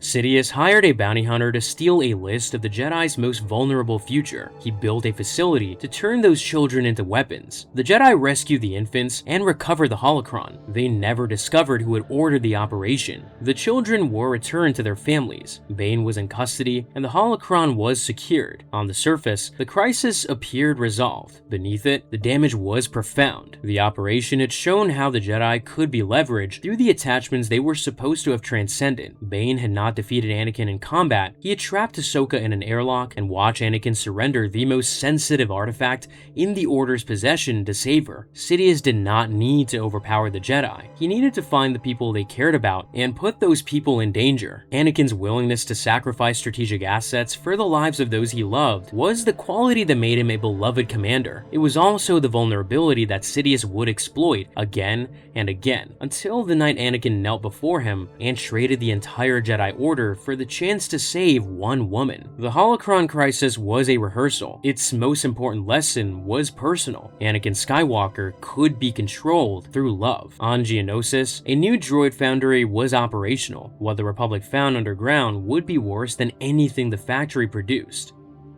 Chapter 4: The Geonosian Meat Grinder.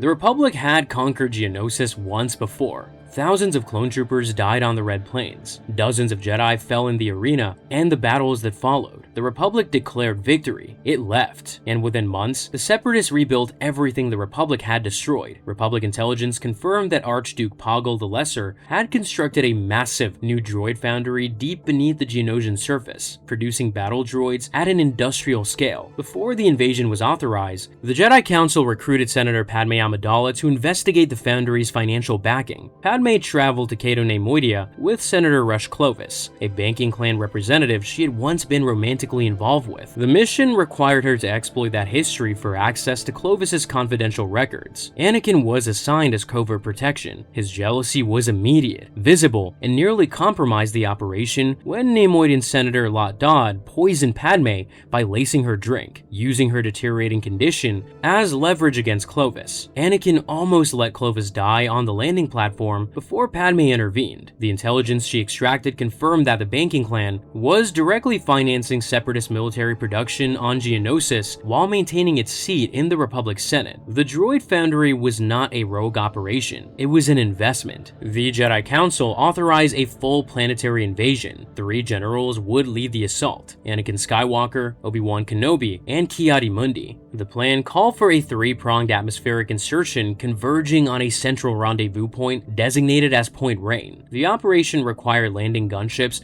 through heavy anti-aircraft fire. Geonosis had been fortified extensively since the first battle. The Separatists had studied the Republic's initial invasion and built their defenses specifically to counter a second attempt. Anti-aircraft emplacements covered the approach corridors. Geonosian warriors held the canyon network surrounding the landing zones, and droid reinforcements waited in underground bunkers. The planet was ready for them. The atmospheric assault was devastating from the first seconds. Anti-aircraft batteries opened fire the moment the gunships entered range. Flak bursts tore through formation after formation. Gunships spiraled into the desert, trailing smoke and fire. Ships that survived the initial barrage were hit by Geonosian fighters diving through the formation from above. The clone troopers inside had no ability to fight back during the descent. They sat in the troop compartments and waited to land or to die. Ki-Adi-Mundi's column took the worst of it. irrelevant. His landing zone was the most heavily defended of the 3 approach vectors. Several gunships were destroyed before reaching the surface. The troops that made it to the ground found themselves under immediate assault from Geonosian warriors swarming from the canyon walls, while droid reinforcements poured in from the ridgeline. Ki-Adi-Mundi was wounded during the fighting, and his remaining forces were pushed into a defensive pocket, pinned down, and taking casualties by the minute. A direct hit tore through Obi-Wan's gunship during the descent. The ship hit the desert hard. Obi-Wan survived, but landed far from his designated position, injured, and separated from his forces. Clone Commander Cody rallied the scattered 212 troops around the crash site and organized a defensive perimeter while Obi-Wan recovered. Without Cody's leadership in those critical first minutes, the 212 survivors would have been overrun before Obi-Wan regained his footing. Anakin's forces reached Point Rain first, but found themselves alone, absorbing attacks from multiple directions while waiting for the other 2 columns to fight through. The rendezvous point became a fortress under siege. The 3 forces eventually linked up. The cost of getting there was written across the landscape. Destroyed gunships littered the approach routes, some still burning, their clone passengers never having made it out. The perimeter at Point Rain was ringed with hastily dug fighting positions and barricades made from wreckage. Wounded clones lined every available surface inside the command post, waiting for medical attention that the overwhelmed field medics could not provide fast enough. Officers who had led full companies to the surface now commanded squads. The clone casualties on the approach alone were staggering. Veterans on the ground compared the losses to the first battle, and some said Point Rain was worse. The landing at Point Rain cost the Republic more clone troopers than any single engagement since the war began. The Separatists had turned the same planet the Republic had already conquered into a meat grinder designed to bleed it dry. With Point Rain secured, the assault shifted to the foundry itself. The main droid factory was buried deep underground, protected by fortifications that made a direct frontal assault prohibitively costly. Luminara and Dooley proposed an alternative. While the Jedi generals led a surface assault to draw the garrison outward, Padawans Ahsoka Tano and Barriss Offee would infiltrate the factory through Geonosian catacombs and destroy the primary reactor from inside. Ahsoka and Barriss descended into the tunnels together. The catacombs were dark, narrow, and riddled with structural instability. Sections had collapsed entirely, forcing the 2 Padawans to crawl through gaps barely wide enough for their shoulders. Geonosian drones patrolled the deeper passages. Ahsoka and Barriss timed their movements between patrol rotations, pressing flat against the tunnel walls as drones passed within arm's reach. The air was thick with dust, and the hum of factory machinery grew louder as they descended. Barriss kept track of their route, memorizing each turn in case they needed to retreat. Ahsoka pushed forward on instinct, trusting the Force to guide them toward the reactor core. The 2 Padawans complemented each other in the tunnels. Barriss was methodical, where Ahsoka was aggressive. Ahsoka was decisive, where Barriss hesitated. The partnership worked precisely because their instincts were different. The reactor core was defended by Geonosian guards and super battle droids packed into the narrow chamber surrounding it. Ahsoka and Barriss fought through them in tight quarters, lightsabers flashing in the confined space, cutting down droids that had nowhere to retreat. Once the chamber was clear, they planted charges on the reactor support columns. The detonation collapsed the foundry's internal supports and triggered a chain reaction that tore through the facility's lower levels. The factory was destroyed, but the explosion brought the structure down on top of them. Ahsoka and Barriss were buried alive beneath thousands of tons of rubble. Their comm signals went dead. On the surface, Anakin felt his Padawan's presence flicker through the Force. Luminara sensed the same from Barriss. The 2 masters responded differently. Luminara accepted the possibility that Barriss had been lost and began preparing to move on. This was the Jedi way. Attachment to outcomes was a path to suffering. A master who could not release a Padawan to the Force was a master whose judgment cannot be trusted. Anakin rejected that logic entirely. He ordered clone troopers to begin digging immediately and used the Force to shift debris that heavy equipment could not reach. He would not leave until Ahsoka was found. The search continued for hours. Both Padawans were eventually recovered alive, pulled from the wreckage battered and shaken, but breathing. For Ahsoka and Barriss, the experience beneath Geonosis forged a bond rooted in shared proximity to death. They had trusted each other in the dark. That trust would make what came later far more painful. The Foundry was destroyed, but the Republic's problems on Geonosis had only begun. Poggle the Lesser fled into the planet's deep catacombs after the surface battle. Obi-Wan and Luminara pursued him into the ground. What they found was unlike anything the Republic had encountered during the war. The tunnels descended far below the factory level into caverns that predated the Separatist occupation by centuries. The walls were carved with symbols from an era of Geonosian civilization that had no connection to the current war. The air changed as they went deeper, growing heavy with moisture and a biological stench that their helmet filters could not fully block. The passages widened into vast underground chambers where the ceiling disappeared into darkness above them and the floor was layered with organic matter that crunched beneath their boots. At the center of this ancient network, they discovered Queen Karina the Great. Karina was an enormous Geonosian queen who had survived in the subterranean darkness for generations. She controlled parasitic brainworms, organisms capable of burrowing into a host and overriding their nervous system entirely. The host remained alive, but lost all autonomy. Karina used these parasites to reanimate dead Geonosian warriors, creating an army of puppeted corpses that moved on her command. The dead warriors hung from the walls of her chamber in clusters, motionless until she activated them. When she did, they peeled away from the stone and advanced. The undead emerged from the walls and ceiling of the caverns. Their movements were erratic and unpredictable because they no longer responded to pain, exhaustion, or self-preservation. Some dragged shattered limbs behind them and kept coming. Others moved in sudden bursts of speed that made them nearly impossible to track in the darkness. The tunnels were pitch dark. Standard combat tactics meant nothing against enemies that did not flinch, did not retreat, and did not stop. Luminara was captured during the pursuit. Karina intended to infect her with a brainworm and add a Jedi to her collection. Obi-Wan and Anakin mounted a rescue that pushed both Jedi to their limits, fighting through waves of reanimated Geonosians in near total darkness, relying on the Force and the glow of their lightsabers to navigate caverns Karina had control for generations. They recovered Luminara before the parasite could take hold. Karina's lair was sealed behind them, but samples of the brainworm survived, and those samples followed the Republic off Geonosis. Wounded clone troopers and Jedi were evacuated aboard the medical frigate TB-73, bound for a Republic medical station. Among the passengers were Ahsoka and Barriss. Neither knew that the brainworm parasites had been smuggled aboard inside the body of a dead Geonosian loaded during the chaotic evacuation. The worms emerged after the frigate entered hyperspace. They found their first host among the clone troopers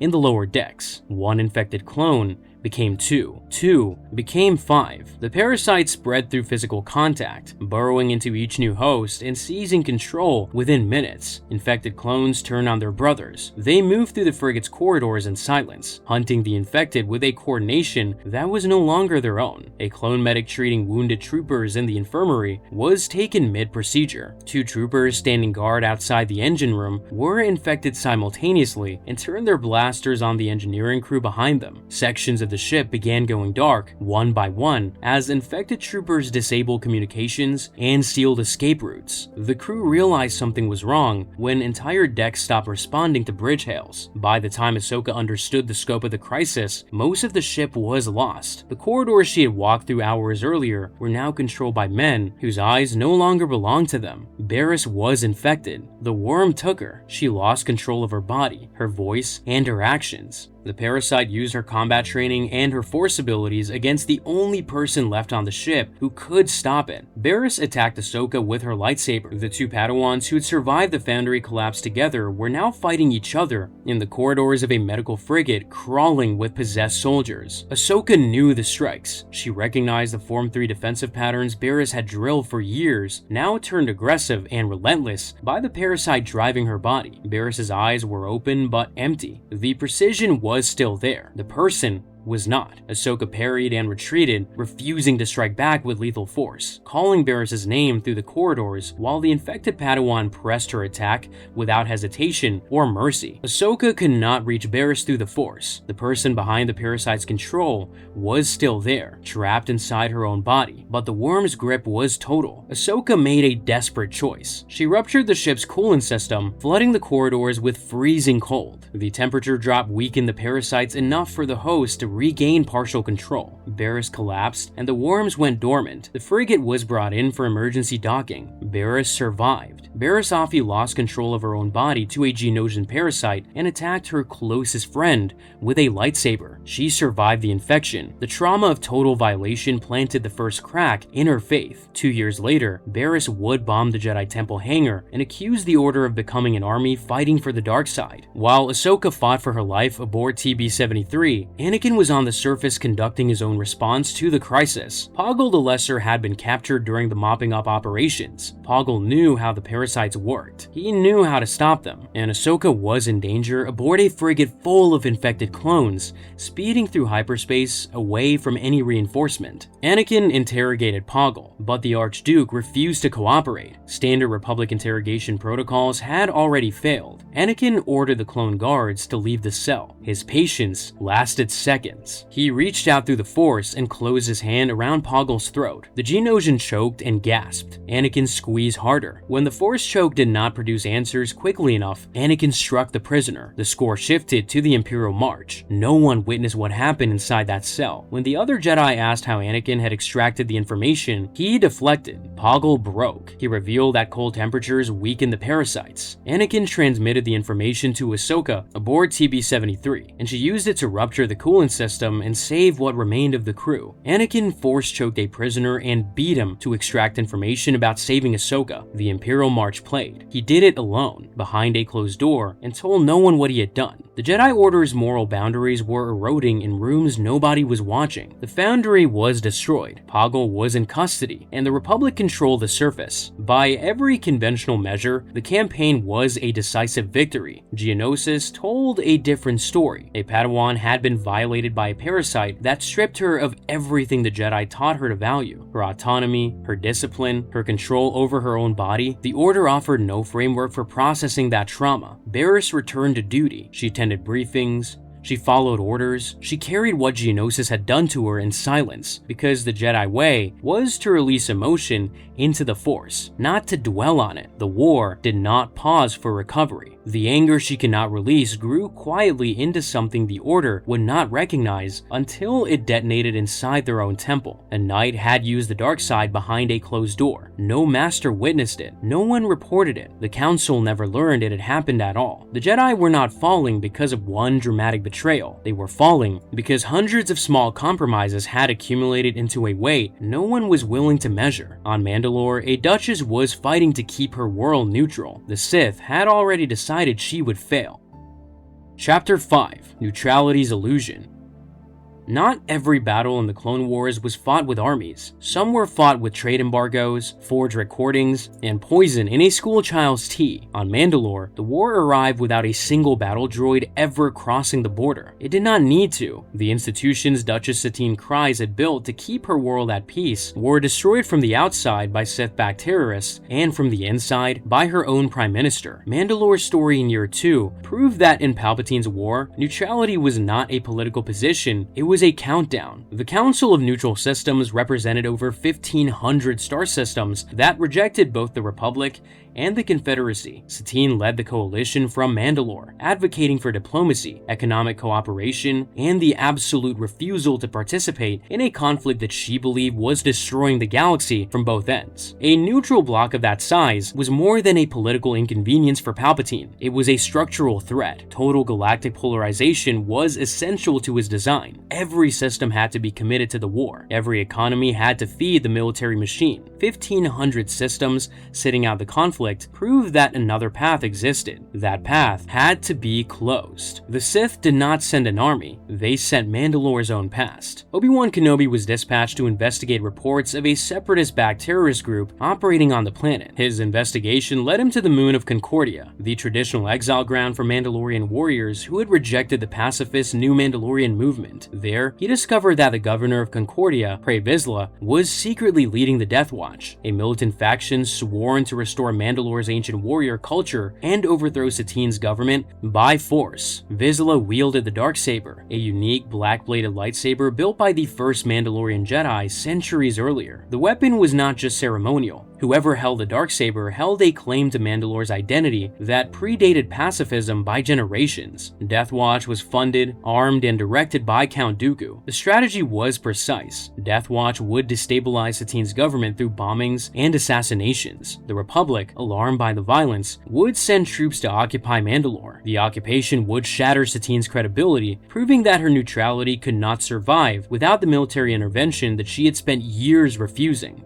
Death Watch would then rally the population against both the Republic and Satine's failed pacifism. Mandalore would fall into Separatist orbit without Dooku ever deploying a battle droid. The campaign had already begun. Bombing struck government facilities in Sundari, Mandalore's dome capital. New Mandalorian officials received threats, and public gathering places were targeted to spread fear among the civilian population. Satine's government denounced the violence but could not stop it. Death Watch operated from hidden bases on Concordia, beyond the reach of Mandalore's minimal security forces. Obi-Wan confronted Vizsla in the abandoned mines beneath Concordia's surface. The tunnels were remnants of Mandalore's industrial past, wide enough for heavy equipment and lined with rusted support structures that cast long shadows in the emergency lighting. Vizsla ignited the Darksaber. Its black blade hummed at a different frequency than a standard lightsaber, its dark energy appearing to absorb the light around it rather than project it. Obi-Wan ignited his own weapon. The duel tested him in ways that Separatist engagements never did. Vizsla was trained in Mandalorian combat techniques developed over centuries specifically to counter Jedi fighting styles. He used a jetpack to launch himself to the ceiling and attack from above. He then dropped to the ground level and closed to melee range before Obi-Wan could adjust. He combined Darksaber stripes with gauntlet-mounted wrist rockets that forced Obi-Wan to break his defensive stance to deflect the projectiles. When Obi-Wan passed the offensive, Vizsla activated his flamethrower at close range, filling the tunnel with fire that drove the Jedi backward. Mandalorian warriors had been fighting Jedi for thousands of years. Their methods reflected every lesson those centuries had produced. Obi-Wan held the advantage in raw ability, but Vizsla fought with enough discipline and tactical variety to survive until Death Watch reinforcements poured into the mine tunnels from adjacent passages. Armored warriors with blaster rifles and jetpacks filled the corridors behind Vizsla. Obi-Wan recognized the odds and disengaged, cutting through a support wall to create an escape route through a parallel tunnel. Vizsla did not pursue. He had confirmed the Jedi's presence and could report the encounter to Dooku. The confrontation had served its purpose for both sides. Obi-Wan had identified the threat. Vizsla had escaped to continue building it. Obi-Wan reported his findings to Satine. The revelation that her own governor of Concordia had been leading the terrorist movement struck harder than any bombing. Vizsla had sat in her councils and expressed public support for the new Mandalorian movement while secretly arming the warriors sworn to tear it down. The betrayal was personal. It was also confirmation that Mandalore's pacifist infrastructure had been compromised from within long before the Republic ever considered intervention. The next phase played out aboard the Coronet, a luxury starship carrying Satine to Coruscant, where she intended to plead her case for neutrality before the full Senate. Obi-Wan and Anakin were assigned to protect her during the voyage. Assassin droids had been smuggled aboard in the cargo hold, small, spider-like units designed to hunt in enclosed spaces. They emerged after the ship entered hyperspace and began moving through ventilation systems and service corridors. The first sign of trouble was a clone trooper who missed a scheduled check-in from the lower decks. The second was a scream from the service corridor behind the engine room that cut off before anyone could respond. Anakin and his men swept the lower decks while Obi-Wan guarded Satine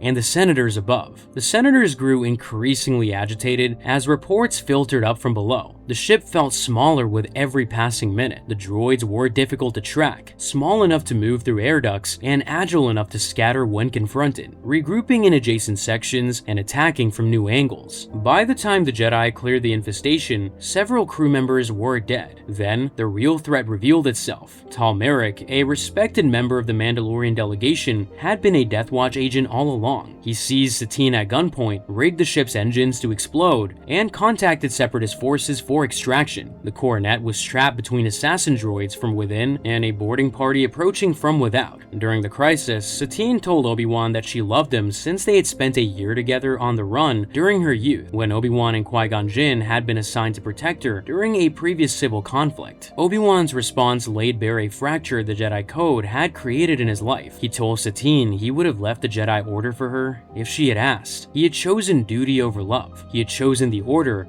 over the woman standing in front of him. Obi-Wan Kenobi, the Jedi who embodied discipline more than any knight of his generation, had spent years carrying an attachment the Order forbade. Obi-Wan admitted he would have left the Jedi Order for Satine. He chose duty. Anakin chose love. Both paths led to destruction. The difference was that Obi-Wan's choice destroyed only himself. Merrick held Satine hostage and dared the Jedi to stop him. Knowing neither Obi-Wan nor Satine would kill an unarmed prisoner, he was right about them. He was wrong about Anakin. While Merrick taunted from behind his hostage shield, Anakin stepped behind him and struck the senator down without hesitation. Merrick collapsed. Obi-Wan and Satine stood over the body in silence. Neither thanked Anakin. Neither condemned him. The moment hung between all three of them, unresolved and unspoken. The mission continued and the coronet reached Coruscant. The remaining voyage passed in weighted silence. Obi-Wan and Satine did not speak about what had been said during the crisis. The confession hung between them alongside Merrick's body, two truths that neither of them could afford to revisit. When the coronet docked at the Senate landing platform, Satine stepped off the ship and into a political environment that had already turned against her. Death Watch had agents on Coruscant, and the Senate was primed for bad news from Mandalore. Satine walked into the chamber knowing that the people trying to destroy her neutrality were not on the other side of the galaxy. Satine's appearance before the Senate should have secured Mandalore's neutrality. Instead, it became a demonstration of how easily democracy could be turned into a weapon. Palpatine presented the Senate with holographic testimony from Deputy Minister Jarek of Mandalore. In the recording, Jarek described widespread civil unrest and urgently requested Republic military intervention. The testimony was compelling. It was also fabricated. Jarek had been murdered by Death Watch that very morning. He had never recorded the message. Palpatine had manufactured the hologram using a dead man's likeness and voice. The Senate did not pause to verify the evidence. Senators who had watched the Death Watch crisis unfold from a distance were already primed to believe the worst. Palpatine framed the occupation as a humanitarian necessity, a peacekeeping measure to protect Mandalorian civilians from their own internal conflicts. The vote was called before independent verification could be completed. The Senate voted yes. Palpatine showed the Senate a dead man's testimony to justify occupying a neutral world. The Senate voted for it. Satine reversed the vote, but the mechanism had worked. A single fabricated recording had been enough to turn the Republic's democratic process into an instrument of aggression. Satine was framed for Jarek's murder and found herself hunted through the streets of Coruscant by Republic security forces acting on falsified warrants. The head of state of 1,500 neutral systems was running through the lower levels of the galactic capital like a fugitive. Clone troopers established checkpoints along the transit corridors. Security drones swept the market levels. Satine ducked into a transport hub crowded with commuters and lost herself in the press of bodies. She emerged on the far side and cut through a maintenance corridor that led deeper into the lower levels. The architecture changed as she descended. The polished surfaces of the Senate district gave way to exposed conduit and industrial grading. She passed merchant stalls and repair shops whose owners glanced at her Senate robes with suspicion. A security patrol swept through the corridor behind her, and she pressed into an alcove until it passed. Padme Amidala made contact with Satine in the lower levels and helped her obtain proof that the recording was fabricated. Together, they brought the evidence before the Senate. The occupation vote was reversed. Mandalore's neutrality survived. Palpatine accepted the reversal graciously. The outcome changed nothing for him. The tests had succeeded. Fear, delivered at the right moment through the right medium, could override the Senate's deliberative function entirely. The reversal did not undo the lesson, it reinforced it. Mandalore survived the external threat. It did not survive the internal one. Months after the Death Watch crisis, the consequences of neutrality had created a different kind of rot. Closed trade routes spawned shortages. Shortages spawned black markets, and the black markets were organized by the last person Satine would have suspected, Prime Minister Almec, the second most powerful figure in her own government. Almec had built a smuggling network that imported goods from outside the neutral zone at enormous markups. The operation involved off-world criminal syndicates. Mugan smugglers were importing diluted tea to Mandalorian schools, cutting the product with chemicals that poisoned the children who drank it. Mandalorian school children were hospitalized. The pacifist government that had staked its legitimacy on protecting its people from the the war's violence was now poisoning them through its own corruption. Ahsoka Tano was on Mandalore at Satine's request, teaching at the Royal Academy of Government as part of a diplomatic outreach program. She carried no military authority. When Satine's nephew Corky and his fellow cadets discovered evidence of the smuggling operation, Ahsoka helped them investigate. They tracked shipment records through Sundari's customs database and identified discrepancies in the import manifest that pointed to unauthorized cargo entering the city's distribution network. Ahsoka and the cadets followed the trail to a warehouse on the outskirts of Sundari, where contaminated shipments were being repackaged for delivery to schools and public institutions. Inside, they found crates of diluted products stacked alongside shipping labels that traced directly to Almec's supply authorization codes. The evidence was overwhelming. When Satine confronted her prime minister, Almec denied involvement and ordered his personal guard to detain the Duchess. The guards hesitated. They served Mandalore, not Almec, and the woman standing in front of them was still their head of state. Almec demanded they act. Satine held her ground and presented the evidence in front of Almec's own security detail. The guards stepped aside. Almec was arrested and the smuggling network was dismantled. The damage went far beyond one corrupt official. Almec's fall shattered the illusion that Mandalore's system was functioning as intended. Parents whose children had been hospitalized demanded accountability that Satine's government struggled to provide. Confidence in the new Mandalorian movement eroded because Satine's vision required leaders who shared it, and her own second-in-command had exploited it for profit. The threats that came from outside Mandalore were visible and dramatic. The rot that grew inside it was quiet enough to poison children before anyone noticed. Obi-Wan's confession aboard the Coronet cast a shadow that extended well beyond Mandalore. The Jedi Code prohibited attachment. Obi-Wan had carried his feelings for Satine for years without acting on them, channeling the discipline the Order demanded into a life of service that left no room for the relationship he wanted. Anakin had made the opposite choice. He had married Padme in secret, built a hidden life around a forbidden love, and allowed that attachment to become the axis around which his entire emotional world turned. Obi-Wan's path would cost him Satine when Maul killed her on Mandalore years later. Anakin's path would cost him everything else. The two men stood on either side of the same prohibition, and neither side offered a way through that did not end in loss. On Kamino, the Separatists were coming for the place where every soldier in the Republic's army had been born. Chapter 6: Born Soldiers. Every clone trooper in the Republic's army was born on Kamino, grown in vats, trained in simulations, deployed to battlefields they had no say in choosing. The Republic classified them as military assets. The Kaminoans who manufactured them treated them as product. The Senate that funded their production never debated whether the men it was buying had the right to refuse the war they were built for. Year 2 forced that question into the open. 3 events, spread across different worlds and different months, each tested clone identity from a different angle. One clone chose to stop fighting. Another was never given the chance to start, and a third, the only unaltered clone in the galaxy, chose revenge over everything else. The Republic had no answer for any of them. The first test came on Salukami. General Grievous had captured Jedi Master Eth Koth during a surprise attack on his cruiser. Obi-Wan, Anakin, and Adi Gallia mounted a rescue that succeeded in recovering Koth, but allowed Grievous to escape. The cyborg general crash-landed on Salukami, and Republic forces pursued him across the planet's surface.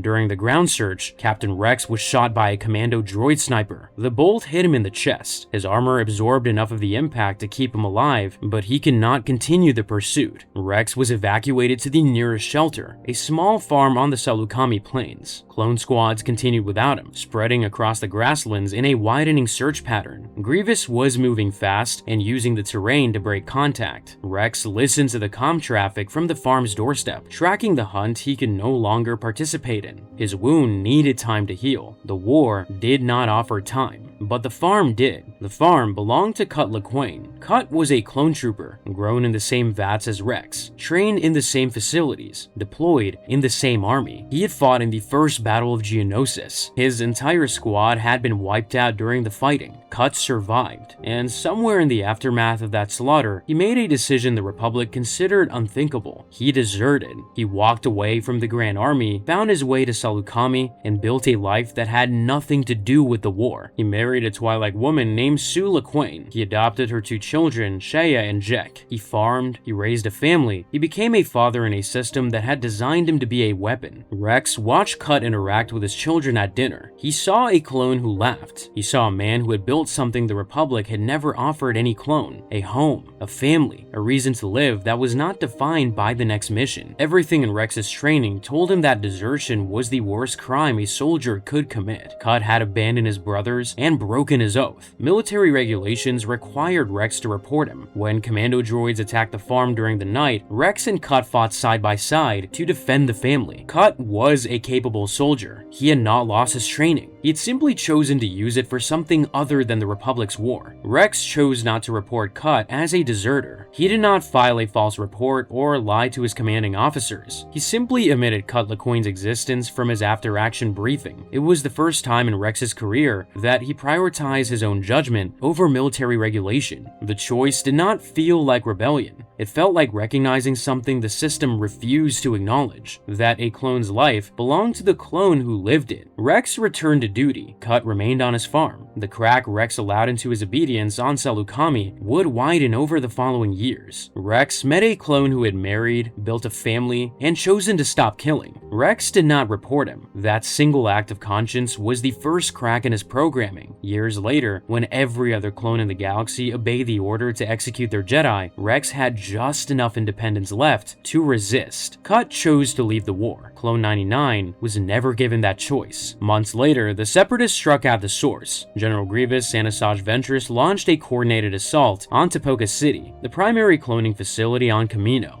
Grievous engaged the Republic fleet in orbit, drawing the naval defenses into a conventional space battle above the planet. Republic cruisers and Separatist frigates exchanged broadside fire, while starfighter squadrons tore through each other in the gaps between capital ships. The orbital engagement consumed the Republic's full attention. While the fleet focused on Grievous, Ventress executed the real mission below. Separatist ships in orbit deliberately allowed wreckage to fall toward Kamino's ocean surface in a pattern that appeared random. It was not. The debris contained components for aqua droids. On the ocean floor, hundreds of meters below the surface, the components activated and began assembling themselves in the dark water. Droid after droid locked into formation on the seabed, their photoreceptors glowing faintly in the blackness. Ventress directed the assembly from a submersible positioned just above the ocean floor. When the force was complete, Trident-class assault ships rose from the depths like predators surfacing for air. They erupted through the waves and latched onto Tipoca City's stilted platforms, punching through the facility's lower hull with magnetic boarding clamps. Aqua droids poured into the cloning facility from below, while the Republic fleet fought Grievous above. The assault hit 2 targets simultaneously.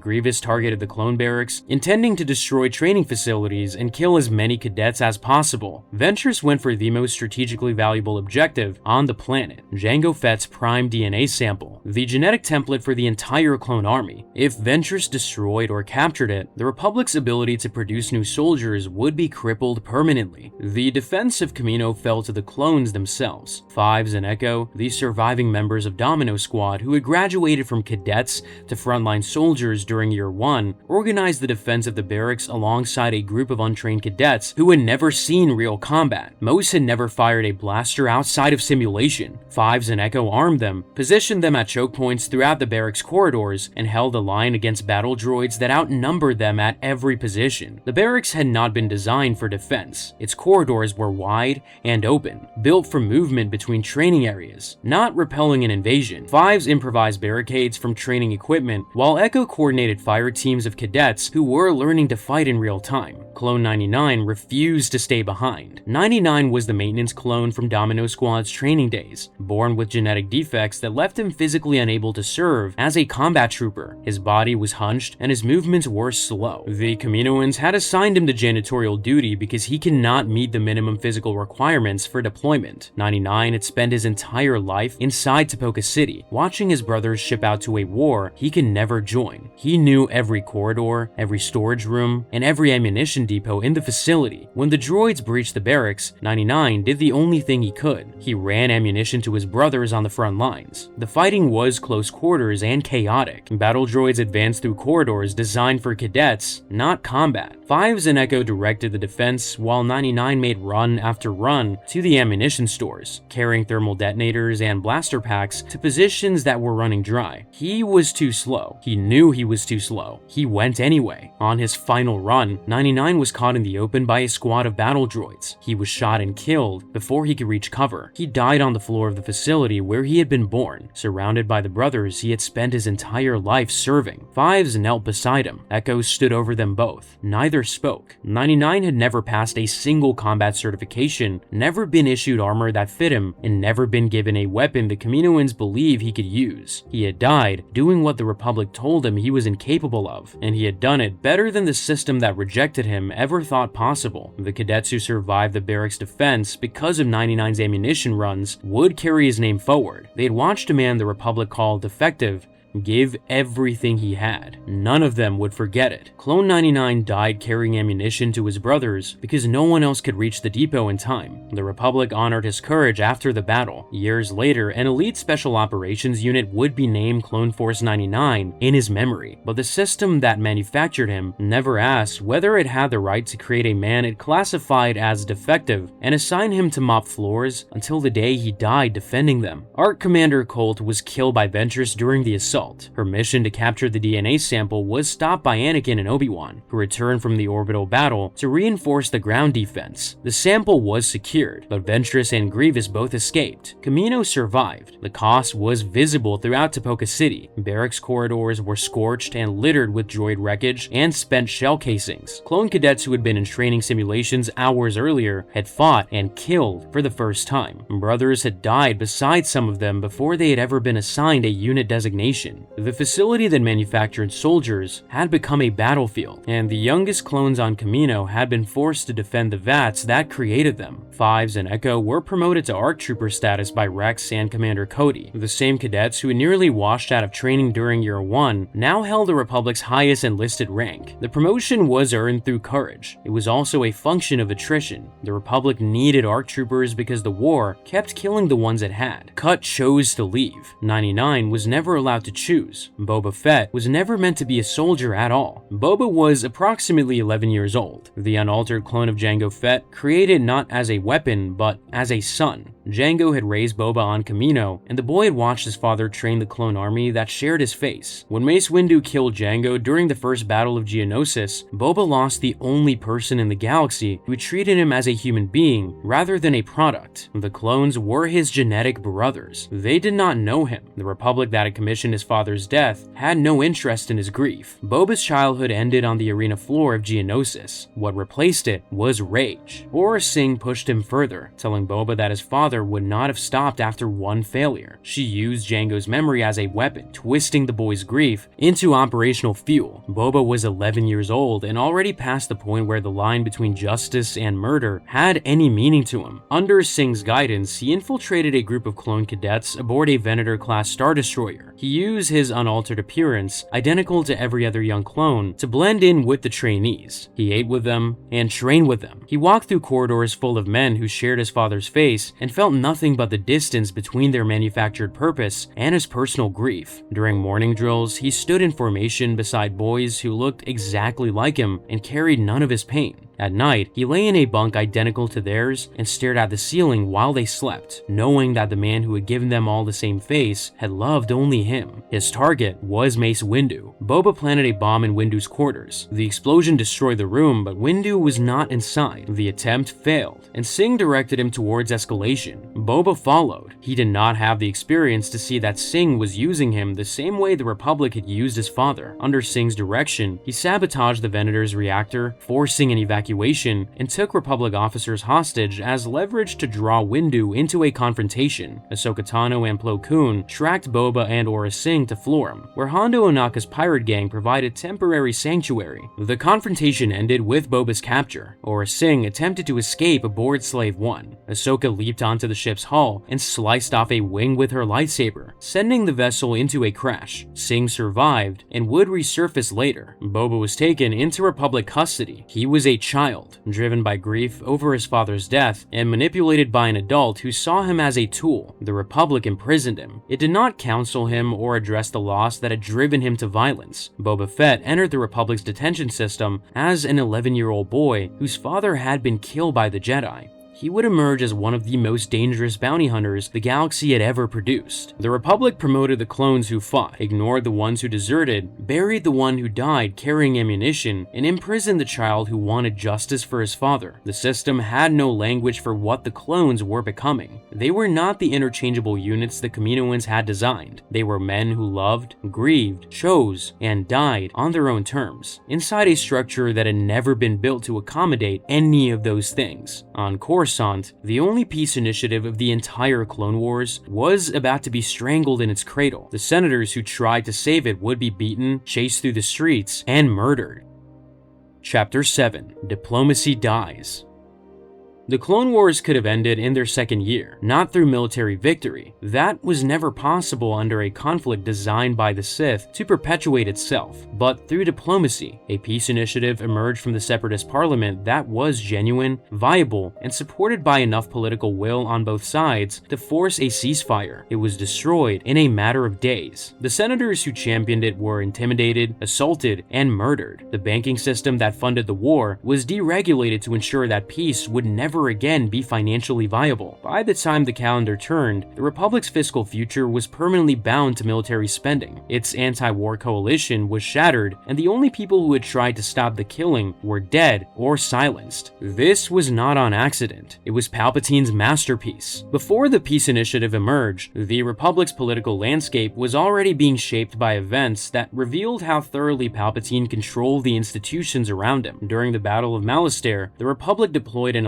proton bomb to destroy a massive separatist droid army. The bomb worked. It also unearthed something that had been buried beneath the planet's surface for millennia: a Zillo beast, an enormous creature whose hide was impervious to lightsabers and blaster fires. The Dugs of Malastare demanded its destruction as a condition for signing a treaty with the Republic. Palpatine publicly agreed. Privately, he ordered the beast transported alive to Coruscant for study. The Zillo beast sensed Palpatine through the Force. When it escaped containment on Coruscant, it ignored the city around it and attacked the Chancellor specifically, tearing through buildings and military barricades to reach the Senate district. The creature was killed after a prolonged rampage. Palpatine then secretly ordered Dr. Sian Verbal to clone it. Anakin witnessed the order. He said nothing. Each small compromise Anakin watched the Chancellor make became easier to accept than the last. The pattern was quiet. It was also cumulative. The Zillo Beast incident was still fresh when Cad Bane returned to Coruscant on a new contract. His mission was to seize the Galactic Senate building and take senators hostage to force the release of Zero the Hutt from Republic prison.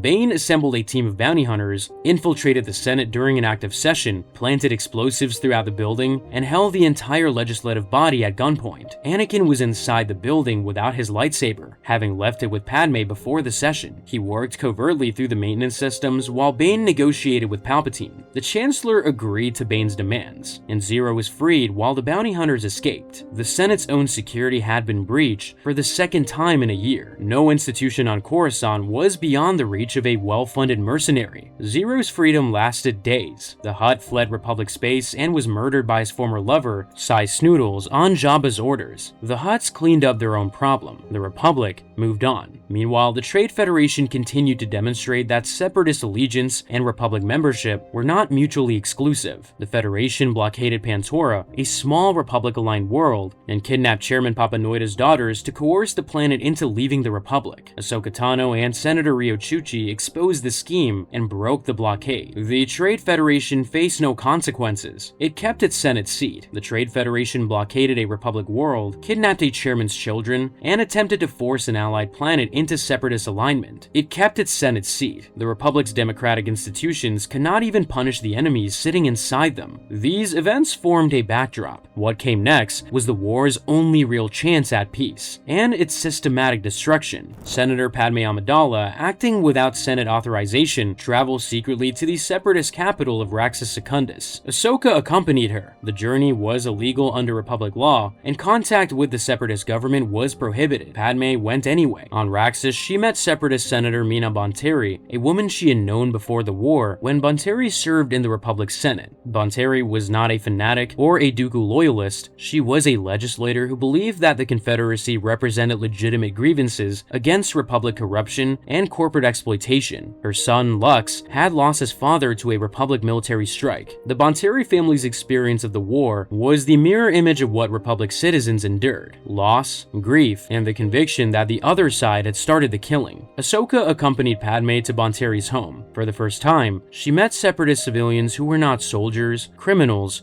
or warlords. She met families, people who mourned their dead and feared for their children exactly as Republic citizens did. The enemy she had been fighting for 2 years had faces and names and reasons. The Clone Wars were not a struggle between good and evil. They were a manufactured catastrophe that destroyed ordinary people on both sides, while serving the interests of the men who had engineered it. That realization changed Ahsoka permanently. Bonteri proposed a peace resolution in the Separatist parliament. The motion called for opening formal negotiations with the Republic to explore a ceasefire. The debate inside the Parliament chamber was heated. Corporate representatives tied to Separatist military contracts argued against any negotiation that might reduce weapons procurement. Senators from worlds devastated by Republic bombardment demanded concessions that the Republic would never accept. Bonteri held the floor and argued that the war was destroying the Confederacy's founding principles as surely as it was destroying the Republic's. The motion was not popular with the corporate bloc. It was popular with the senators whose constituents were dying. The parliament voted yes. For the first time since the war began, the Confederacy of Independent Systems officially sued for peace. The resolution was transmitted to Coruscant. If the Republic Senate voted to accept, the Clone Wars could have entered a diplomatic phase that might have ended the fighting. The moment was real. It was also brief. The corporate interests that profited from the war moved immediately. Separatist corporate senators La Dodd, Goom Som, and Nix Card conspired with Count Dooku to sabotage the initiative before the Republic Senate could vote. Dooku ordered General Grievous to launch a commando droid attack on Coruscant's central power distribution grid. The bombing plunged the galactic capital into darkness. Power failed across entire city districts in a cascading wave that started in the industrial sectors and spread inward toward the Senate district. Emergency lighting activated in government buildings and military installations. But the civilian grid collapsed completely. Traffic control systems went offline, thousands of airspeeders lost navigational guidance simultaneously, and emergency lanes became choked with vehicles running on manual control. Hospitals switched to backup generators that were never designed to sustain full operations. In the lower levels, where the backup systems did not exist, the blackout was total. Civilians who had never experienced a power failure in their lifetimes found themselves standing in corridors they could not see the end of. The panic was immediate, and it was exactly what Dooku needed. Simultaneously, Dooku's agents assassinated Mina Bonteri on Raxus Secundus. The senator who proposed peace was murdered before the ink on her resolution was dry. Her death was framed to discredit the initiative and demonstrate that the Separatist government could not protect even its own legislators. The peace proposal collapsed, and the Republic Senate, still reeling from the bombing, voted not to pursue negotiations. In the panic that followed, a new bill was introduced: the deregulation of the intergalactic banking clan, allowing the Republic to borrow unlimited funds for military spending at rates the banking clan itself would set. The deregulation bill passed. The Separatist parliament voted for peace. Dooku responded by bombing Coruscant and murdering the senator who proposed it. The Republic Senate responded by deregulating the banks and borrowing unlimited credits to buy more soldiers. The only genuine peace initiative of the entire Clone Wars was strangled in days. The banking deregulation was the most consequential political ideological event of Year 2. It did not just fund the war, it made the war financially permanent. Beyond deregulation, military spending required Senate appropriations funded through existing revenue. After deregulation, the Republic could borrow against its future to finance unlimited expansion, with interest rates controlled by banking institutions that profile from both sides of the conflict. The banking clan maintained representatives in the Republic's Senate and financial relationships with the CIS simultaneously. Every credit the Republic borrowed to fight the Separatists generated revenue for institutions also funding the Separatist war machine. The Republic did not need money anymore. It needed debt, and debt needed war. The human cost was immediate. Public services across the Republic were redirected to support the expanded military budget. Infrastructure projects on mid-rim worlds were suspended, and educational funding on outer rim planets was cut. The credits that had once maintained civilian life were now flowing into clone production, warship construction, and weapons procurement. Citizens on hundreds of worlds watched their local economies deteriorate, while the Senate authorized spending packages measured in the trillions. The war was no longer something that happened on distant battlefields. It was draining the Republic's civilian economy from the inside. With the banking system captured, the next phase moved forward. Senator Holly Bertoni of Camino proposed purchasing 5 million additional clone troopers, leveraging the deregulated credit system to fund the largest military expansion in Republic history. The anti-war faction organized opposition around Padme Amidala, Bail Organa, and Anaconda Farr. They argued that the bill would entrench dependence on military solutions and eliminate any remaining flexibility for peace.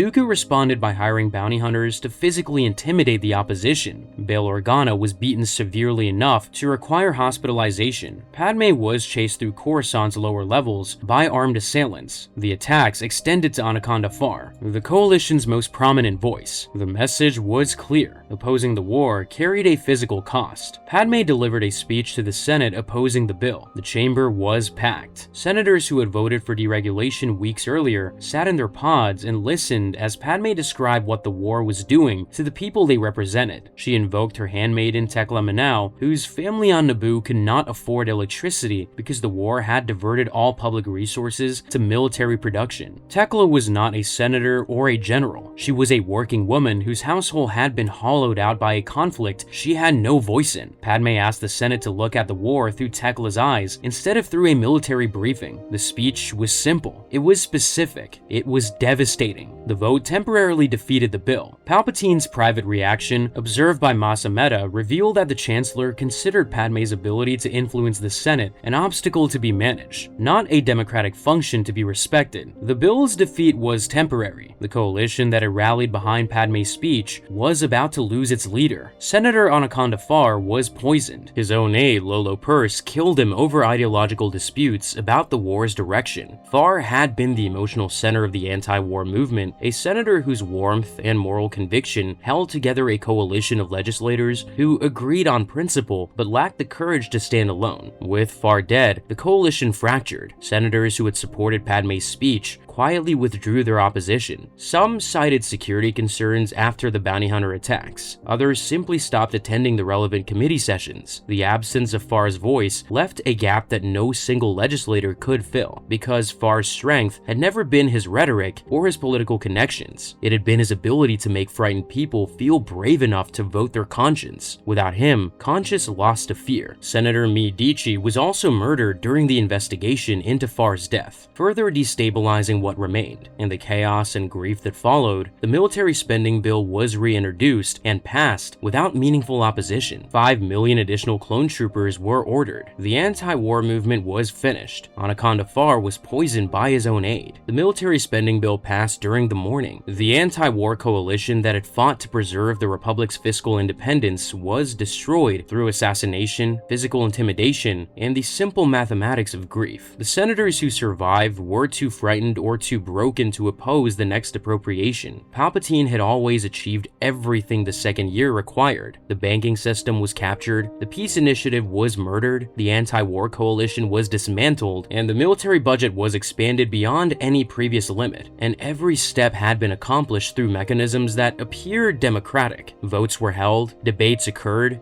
and speeches were delivered. The Senate functioned exactly as designed, and Palpatine had turned that function into a weapon. He did not need to dissolve the Senate to control it. He needed fear, debt, and the absence of alternatives to make it vote the way he wanted every single time. By the end of 21 BBY, that system was fully operational. The Visible War consumed the galaxy's attention. Battles made more headlines, and generals became legends, while soldiers died by the thousands on worlds whose names the Senate could barely pronounce. But the war that mattered most was the one fought in banking offices, committee rooms, and the corridors outside Senate chambers where bounty hunters waited for senators who voted the wrong way. The Republic's democracy was not overthrown in year 2, it was purchased, and the receipt was denominated in clone lives, Senate votes, and the blood of every diplomat who had dared to suggest that perhaps the killing could stop. On Dathomir, a weapon forged through ancient magic broke free of its creators and went searching for a brother the galaxy had forgotten. Chapter 8: Darkness Unchained.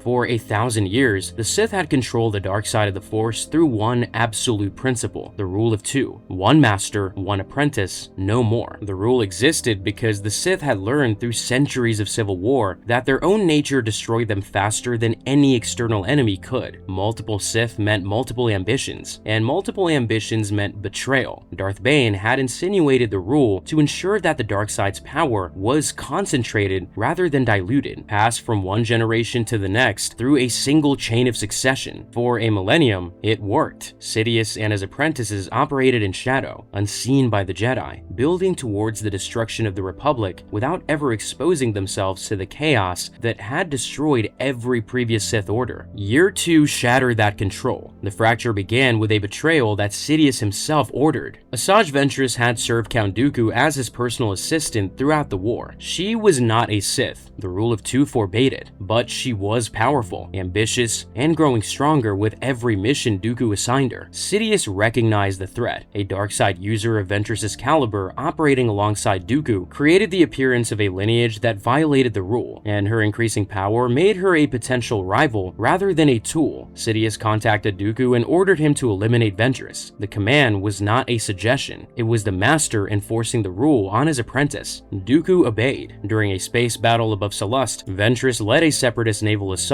against Republic forces. At the height of the engagement, Dooku ordered his own fleet to fire on Ventress's command ship. The vessel was destroyed. Ventress was left floating in the wreckage, abandoned by the man she had served for years. She survived, barely. Her body was recovered by a scavenger vessel, and she made her way back to the one place in the galaxy where she still had a claim to belonging, Dathomir, homeworld of the Night Sisters. Mother Talzin, the leader of the Night Sister clan, took Ventress in. The Night Sisters practiced a form of dark side magic distinct from Sith tradition, rooted in Dathomir's unique connection to the Force and passed down through matriarchal ritual. Talzin and Ventress devised a plan to assassinate Dooku. Two Night Sister warriors accompanied Ventress to Dooku's palace on Sereno. They attacked under cover of an invisibility spell woven through Dathomirian magic. The three assassins moved through Dooku's residence like ghosts, passing guards and security systems without triggering a single alarm. They reached his private chambers while he slept. Ventress ignited her lightsabers. The Night Sisters flanked from both sides. Dooku woke to blades already swinging towards him. He fought back with force lightning that illuminated the darkened chamber in crackling bursts, driving the attackers apart. The Night Sisters pressed him from angles that a single opponent could not have covered, but Dooku's mastery of the dark side was deeper than theirs. He turned their own coordination against them, using the Force to hurl one Night Sister into the other, and then focusing his full power on Ventress. The assassination failed. Ventress and the surviving Night Sister retreated to Dathomir. They had come closer to killing Dooku than anyone since the war began. It was not close enough. Talzin pivoted to a longer strategy. If she could not kill Dooku directly, she would destroy him from within. She would gift him a new apprentice, one powerful enough to earn his trust, and trained to serve as an instrument Talzin could activate at the moment of her choosing. The candidate would be a Zabrak warrior from the village of Brother Viscus on Dathomir, selected through brutal combat trials designed to identify the strongest fighter among the Night Brothers. The trials were savage. Night Brother warriors fought each other in elimination rounds, overseen by Ventress herself. The strongest contender was Savage Opress, a massive Zabrak whose raw physical power exceeded anything the other candidates could match. Savage's brother Farrell also competed, but was the weaker of the two. When the trials reached their final stage, Ventress ordered Savage to kill Farrell as proof of his commitment. Savage obeyed. He seized Farrell by the throat, lifted him off the ground and broke his neck. The act was not willing. Savage's eyes during the killing showed a man being hollowed out, not hardened. Mother Talzin then subjected Savage to a ritual of transformation. Dathomirian dark magic flooded his body, amplifying his physical strength, his connection to the Force, and his capacity for violence while eroding his free will. The Savage Opress who emerged from the ritual was larger, stronger, and more volatile than the warrior who had entered it. He was also less himself. The magic had stripped away the parts of Savage that hesitated, that grieved, that questioned. What remained was power without direction and rage without an anchor. Dooku accepted Savage as his new apprentice and trained the Zabrak in lightsaber combat and dark side techniques. He sent Savage to Toydaria with a specific instruction: capture King Katunko alive. The mission required restraint. Savage had none left. He killed Katunko with a level of force that far exceeded the mission's requirements. The failure revealed a fundamental flaw in Talzin's design. Savage was too powerful and too unstable to be controlled by anyone. When Dooku punished him, Savage's rage turned on his new master. When Ventress arrived to activate her agent, the three-way confrontation that followed proved that neither Dooku nor Ventress could command him. Savage found both of them simultaneously. Dooku's lightning and Ventress's blades could not contain him. Savage broke free and fled Dathomir entirely, rejecting every master who would try to own him. Before his escape, Savage's violence had already announced itself to the Jedi. Weeks earlier, he had been sent on a separate mission that ended at the Temple of Edith on Deveron. Savage encountered Jedi Master Halsey and his Padawan Nox. He killed them both. The killings were swift and decisive, the work of someone operating at a level of darkside power the Jedi had not seen from anyone outside the Sith in years. The Council recovered the bodies and recognized the deaths as evidence of a new threat. They did not yet know his name. They knew only that something had changed. Savage Opress was built as a weapon. Ventress designed him to kill Dooku. Dooku trained him to replace Ventress. He betrayed them both. The Sith's thousand-year monopoly on the dark side ended the moment Savage walked free,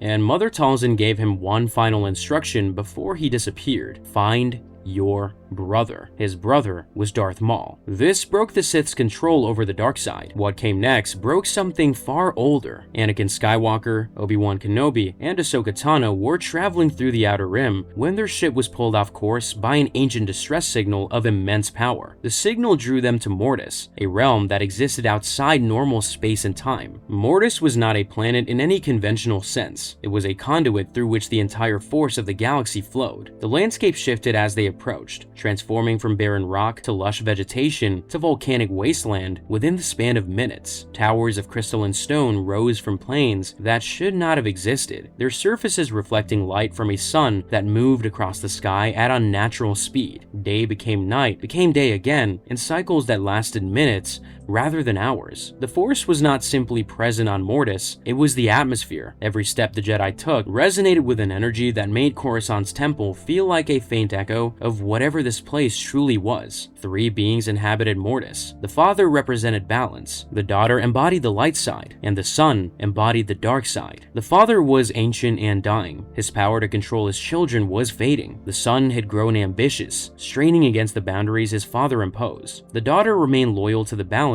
but cannot contain the son alone. The father had drawn the Jedi to Mortis for one reason: to test whether Anakin Skywalker was the chosen one. The test was direct. Anakin was placed between the son and the daughter and asked to control them simultaneously through the Force. He succeeded. He held both beings in check at the same time, demonstrating a command over both aspects of the Force that no Jedi in recorded history had matched. The father confirmed what the Jedi Council had long suspected and never fully trusted: Anakin Skywalker was the chosen one. The prophecy was real. The son immediately moved to exploit this. He recognized that Anakin's power made him the most valuable asset in the galaxy, and that Anakin's emotional vulnerabilities made him controllable. The son attacked Ahsoka, infecting her with darkside energy and turning her against Anakin and Obi-Wan. The daughter sacrificed her life force to purge the corruption from Ahsoka, saving the Padawan, but fatally weakening herself. The act transferred a portion of the daughter's essence into Ahsoka, creating a bond with the Convor Mirai that would follow her for the rest of her life. With the daughter dying, the son made his most devastating move. He showed Anakin the future. Anakin saw everything. He saw himself kneeling before Palpatine, and accepting the name Darth Vader. He saw the Jedi Temple burning. He saw the younglings dead on the council chamber floor. He saw Padme dying on a medical table while he stood encased in black armor, breathing through a machine. He saw the Republic replaced by an empire and the galaxy plunged into darkness under his own hand. The vision was complete, specific, devastating. Anakin saw the totality of what he would become. The son's gambit worked. Anakin did not reject the vision, he internalized it. The fear that had been building inside him since his mother's death on Tatooine, the terror of losing Padme, the growing suspicion that the Jedi Council did not trust him and never would, all of it found confirmation in what the son had shown him. Anakin did not turn to the dark side out of malice. He turned out of desperation. He believed that if he embraced the son's power on Mortis under control conditions, he could use it to rewrite the future before it arrived. The logic was the same logic that would eventually destroy him. The conviction that love could justify anything, even the darkness required to protect it. The son showed Anakin every atrocity he would one day commit as Darth Vader. Anakin saw his own future in full and fell to the dark side. Then, the father wiped his memory. Anakin walked away from Mortis not knowing what he had seen. The one person in the galaxy who had been given a chance to change the future was made to forget it existed. The father intervened. He could not allow the chosen one to leave Mortis carrying knowledge of a future the Force itself had not yet decided. He used the last of his power to erase Anakin's memory of the vision. Every image of the temple burning, of Padme dying, of the black armor and the mechanical breathing was stripped from Anakin's mind. He would not remember Mortis or the future he had been shown. He would walk back into the Clone Wars carrying the same fears, the same attachments, and the same vulnerabilities that the vision might have allowed him to confront. The father then sacrificed himself to strip the son of his immortality. Anakin, acting on instinct rather than corrupt allegiance, destroyed the son. The daughter was already dead, and the father was dying. The three beings who had maintained the Force's balance for eons were gone. Anakin, Obi-Wan, and Ahsoka left Mortis. None of them fully remembered what had happened. The realm collapsed behind them, and the cosmic balance the father had maintained was shattered. The Force itself was now unanchored in ways the Jedi would not understand until it was far too late. The Chosen One had been shown his destiny and stripped of his knowledge. The galaxy's oldest guardians of balance were dead. And on the fringes of known space, Savage Opress was hunting for a brother who had spent a decade on the edge of madness with nothing left inside him but hatred and the memory of being cut in half by a Jedi on Naboo. The careful architecture Sidious had maintained for decades was no longer the only dark side power structure in play. Ventress was free, carrying her own agenda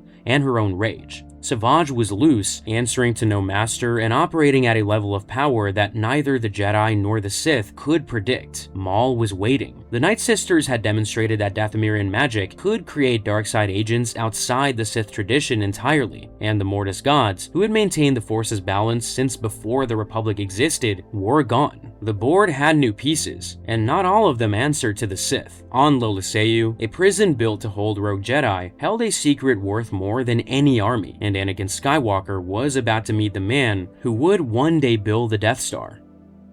Chapter 9: Sealing the Trap. Two events in the war's final months would shape the galaxy's future more profoundly than any battle or Senate vote. On a prison world called Lola Seiyu, Anakin Skywalker met the man who would one day build the Death Star. And on a hunting moon in the Trandoshan system, Ahsoka Tano discovered she could survive the galaxy's worst horrors without her master beside her. The Clone Wars' second year ended the way Palpatine had always intended. The Republic was so deeply committed to the conflict that reversing course would destroy it faster than continuing. The banking system was captured, the peace movement was dead, and the Jedi Order's moral foundations were cracking under compromises no one was willing to name. The dark side had fractured into competing powers that no one could control. The Citadel was a separatist prison facility on Lola Seiyu, a volcanic world in the Outer Rim. The prison had originally been built by the Republic itself, designed specifically to hold rogue Jedi who had fallen to the dark side or defected during previous conflicts. Its walls were lightsaber resistant, its containment fields were electrified and tuned to disrupt Force concentration, and its sensor grids could detect the unique biosignatures of Force users. When the Separatists captured Lola Seiyu, they inherited a facility purpose-built to imprison the very people the Republic would send to rescue anyone held inside it. The prisoners who mattered most were Jedi Master Even Peel and Captain Will of Tarkin.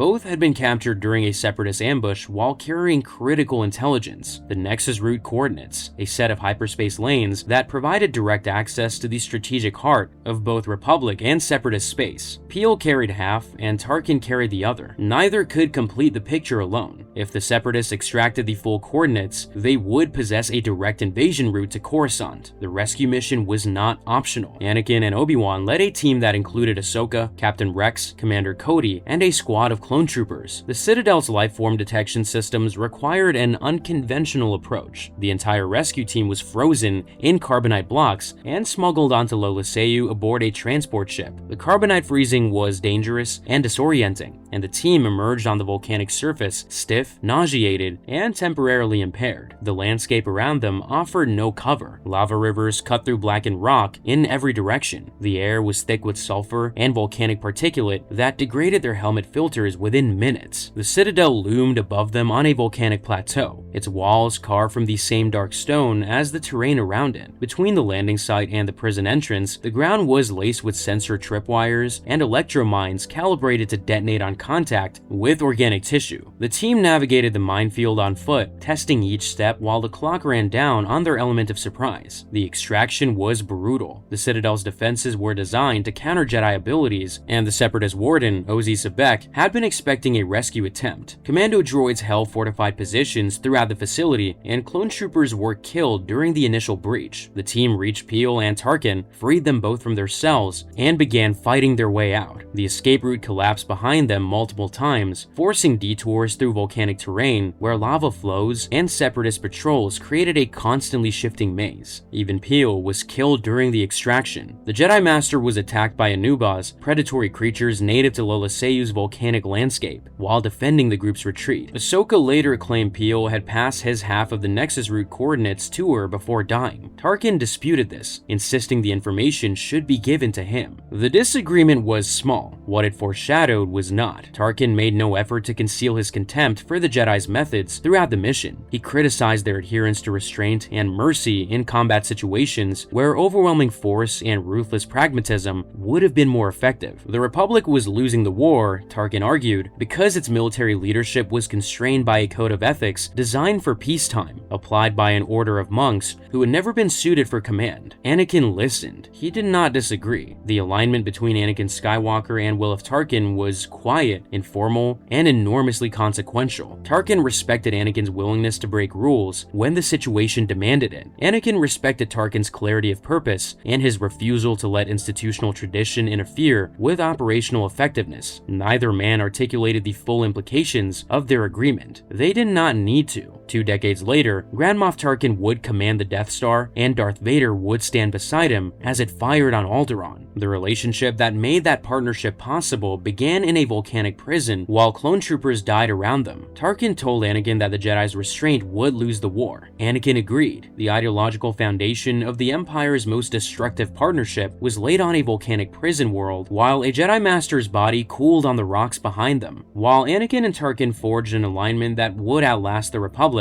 Ahsoka faced a trial that would define the rest of her life. During a battle on Felucia, Ahsoka was abducted by Trandoshan slavers. She was transported to the moon of Waska, a private hunting reserve where Trandoshan sport hunters captured sentient beings and released them into dense forests to be hunted for trophies. Ahsoka was dropped onto the island with no lightsaber, no communicator, and no way to contact Anakin or the Republic military. She was entirely alone for the first time since becoming a Padawan. The island was not empty. Other captives had survived previous hunts. Among them were Jedi younglings captured from various battlefields and transported to Waska. They were frightened, demoralized, and surviving day to day by hiding from Trandoshan hunting parties that swept the forest in armed skiffs. They hid, they ran, and they waited to be found and killed. Ahsoka refused to accept that. She organized the surviving captives into a guerrilla resistance, mapping the Trandoshan's patrol routes by observing their skiffs from the forest canopy over several rotations. She identified the gaps between sweeps and used those windows to move the younglings into defensible positions on higher ground, teaching them to build snare traps from vines and deadfall that could disable a skiff's repulsor lift if positioned correctly across the flight path. She assigned roles based on ability rather than age, putting the strongest younglings on perimeter watch and the most force-sensitive on early warning duty. The hunting ground that had been designed to terrorize its captives was being turned into a network of ambush points by a Padawan who refused to play the role the Trandoshan's had assigned her. Fellow captive Khalifa, a Jedi youngling who had survived on the island longer than anyone else, was killed by the Trandoshan hunters during one of the early engagements. Her death hardened Ahsoka's resolve. Khalifa had survived for months through caution and concealment. She died the moment she chose to fight. Ahsoka absorbed that lesson without letting it paralyze her. The risk of fighting was real. The certainty of dying while hiding was worse. The uprising's turning point came when a young Wookiee warrior named Chewbacca was captured by the Trandoshans and dropped onto the island. Chewbacca brought raw physical power and a fury the Trandoshans had not anticipated from their prey. Shortly after, a Wookiee rescue party led by General Tarful tracked the hunting operation to Waska. When Tarful's force arrived, the balance shifted entirely. Ahsoka coordinated the combined force of Jedi younglings, Chewbacca, and Tarful's Wookiee warriors into a unified assault on the Trandoshan hunting lodge. The hunters, accustomed to chasing terrified captives through the Force, found themselves under organized attack by an enemy that was no longer running. The Trandoshan operation was destroyed, and the captives were freed. Republic forces eventually located the moon and extracted the survivors. Ahsoka was hunted on a moon where every other captive had accepted death. She built a resistance from nothing, allied with Wookiees, and burned the hunting lodge to the ground. The Padawan who had lost her squadron over Ryloth had become a commander who could survive without her master, without the Council, and without the Republic. She did not know it yet, but Anakin had already begun to lose her. Ahsoka returned to Anakin and the 501st and resumed her duties, but the experience had changed her in ways that would become visible over the following year. On the hunting moon, Ahsoka had led without Anakin's guidance, without the Jedi Council's authority, and without the Republic's resources. She had built a resistance from nothing and liberated herself through her own leadership. When the Jedi Order expelled her, when the siege of Mandalore tested everything she had learned, and when the decades of resistance that followed demanded a leader who could stand alone, the roots of that strength trace back to a hunting moon where Ahsoka Tano refused to hide. Anakin's inability to locate Ahsoka during her captivity deepened the fear that had been growing inside him since the war began. He could not find her through the Force. He could not save her. The experience fed the same attachment Sidious had been cultivating since Anakin was a boy, the terror of losing the people he loved, and the conviction that he needed more power to protect them. While the Jedi fought and the Senate spent, the war's true endgame was taking shape in places no one was watching. Lieutenant Commander Orson Krennic, operating under the Republic's classified Special Weapons Division, had identified the pacifist scientist Galen Erso as the key to solving the energy problems that plagued the Republic's most ambitious secret project. Erso and his wife Lyra had been imprisoned by the Separatists on the planet Vault. Krennic orchestrated their rescue, positioning himself as Erso's survivor and indebting the scientist to the Republic. Erso believed his research into kyber crystal energy applications would provide sustainable power for war-ravaged worlds. He envisioned reactors that could restore electricity to planets whose infrastructure had been destroyed by Separatist bombardment. He saw his work as healing. He told Lyra that if the research succeeded, the war's devastation could be reversed within a generation. Krennic knew better. Every breakthrough Erso produced was funneled directly into the primary ignition systems of the battle station already under construction in orbit above Geonosis. The weapon that would define the Empire was being built in secret above a planet the Republic had conquered twice, and its most critical component was being developed by a man who had no idea what his work was actually for. The visible war consumed the galaxy's attention. Battles made headlines, and generals became legends, while soldiers died by the thousands on worlds whose names the Senate could barely pronounce. But the war that mattered most was the one fought in banking offices, classified research facilities, and the corridors of power where men like Krennic and Palpatine operated. The economy was captured, and the peace movement was murdered. The Chosen One had been shown his future and made to forget it, and the Death Star was being assembled in secret, powered by research stolen from a man who thought he was saving lives. Year 1 built the trap, and Year 2 sealed it. The Republic's economy was chained to war, its Senate was bought, and its peacekeepers were breaking under the weight of compromises no one was willing to name. The Chosen One had seen his own destruction and been made to forget. Every door that could have led to peace was now locked, and the only path left ran straight through the darkness. The darkness was waiting.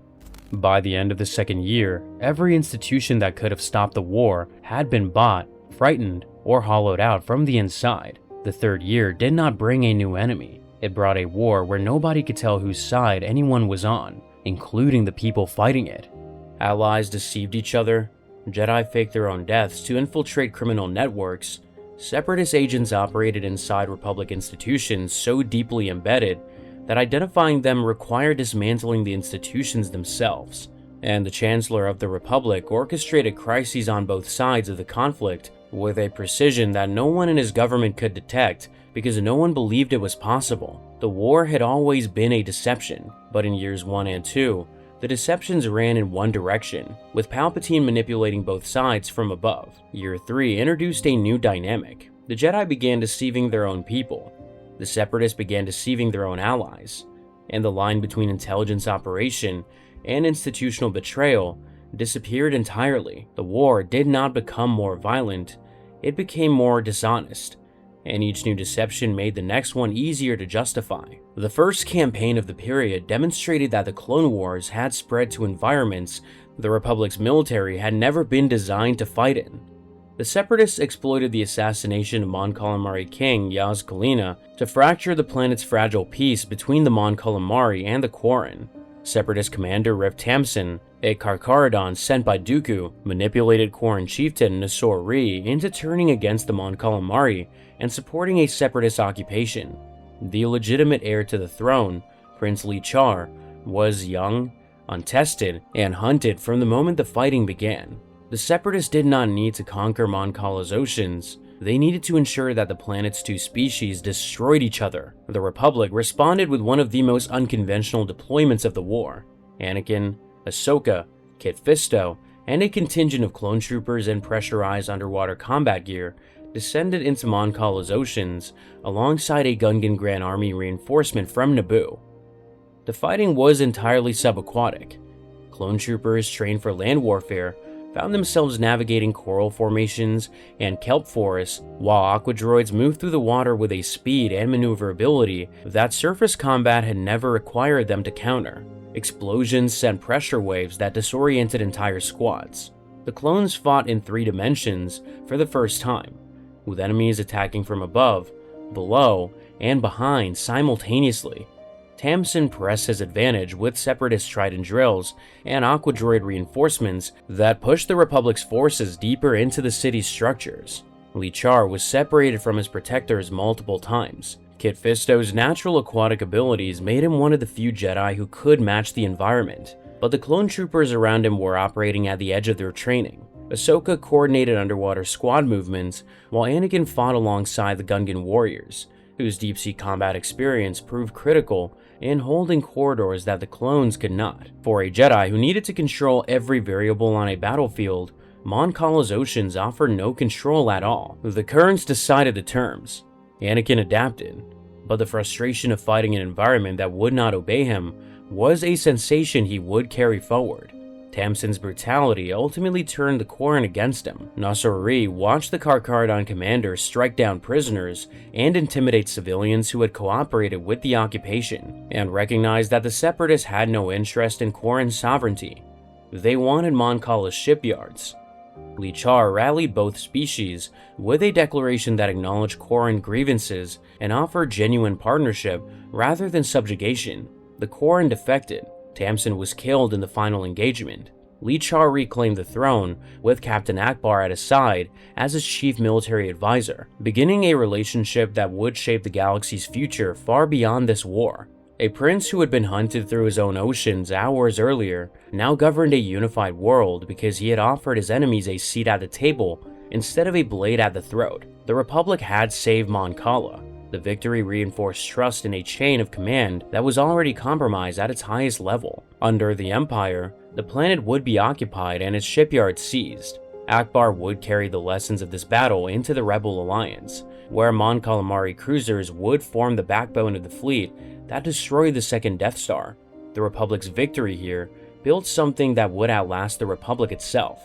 The crisis on Mon Cala was a conventional military problem solved through unconventional means. What happened next on Naboo was something far more dangerous, a crisis where the Republic's own internal vulnerabilities were weaponized against it. Separatist agent Richelieu, a Gungan minister operating inside Boss Leonie's inner circle, used a mystical amulet to mind control the Gungan leader into ordering the Grand Army to march on Theed. Anakin discovered the amulet and destroyed it, freeing Leonie. When the liberated boss confronted Richelieu, the traitor stabbed him and fled. With Leonie unconscious, Representative Binks impersonated the boss to stand down the Gungan forces before they could attack the Naboo capital. General Grievous arrived on Naboo with a droid army, expecting Gungan cooperation. The Gungans deactivated the droid escorts and surrounded the cyborg general. General Tarpals stepped forward and engaged Grievous in single combat. The duel was uneven from the start.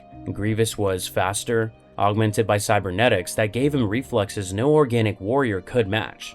Tarpals fought with a weapon he had carried since the Battle of Naboo over a decade earlier, an electropole that crackled with energy each time it connected with Grievous's duranium frame. Grievous drove an electropole through Tarpals' chest. Tarpals did not fall.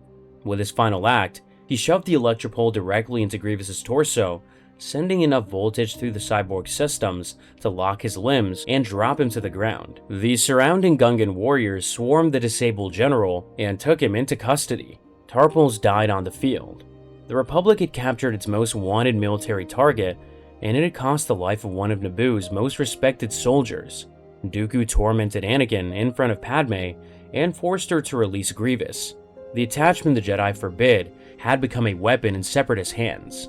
Anakin had pursued Richelieu to an ancient Naboo structure where Count Dooku was waiting. Dooku killed the failed agent and overwhelmed Anakin, taking him prisoner.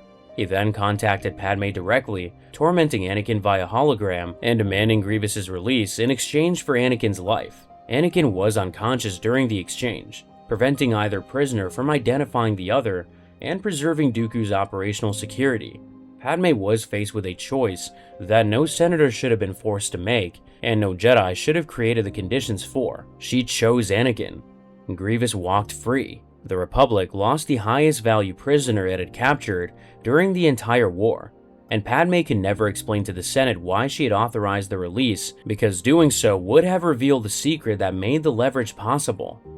The exchange worked precisely because Padme and Anakin's secret marriage gave Dooku leverage the Jedi Council did not know existed. The attachment Anakin had hidden from the Order for years had been identified by the Separatists and exploited as a strategic asset. Dooku's strategy bypassed combat entirely. He threatened Anakin in front of the woman who loved him and let the forbidden relationship do the rest.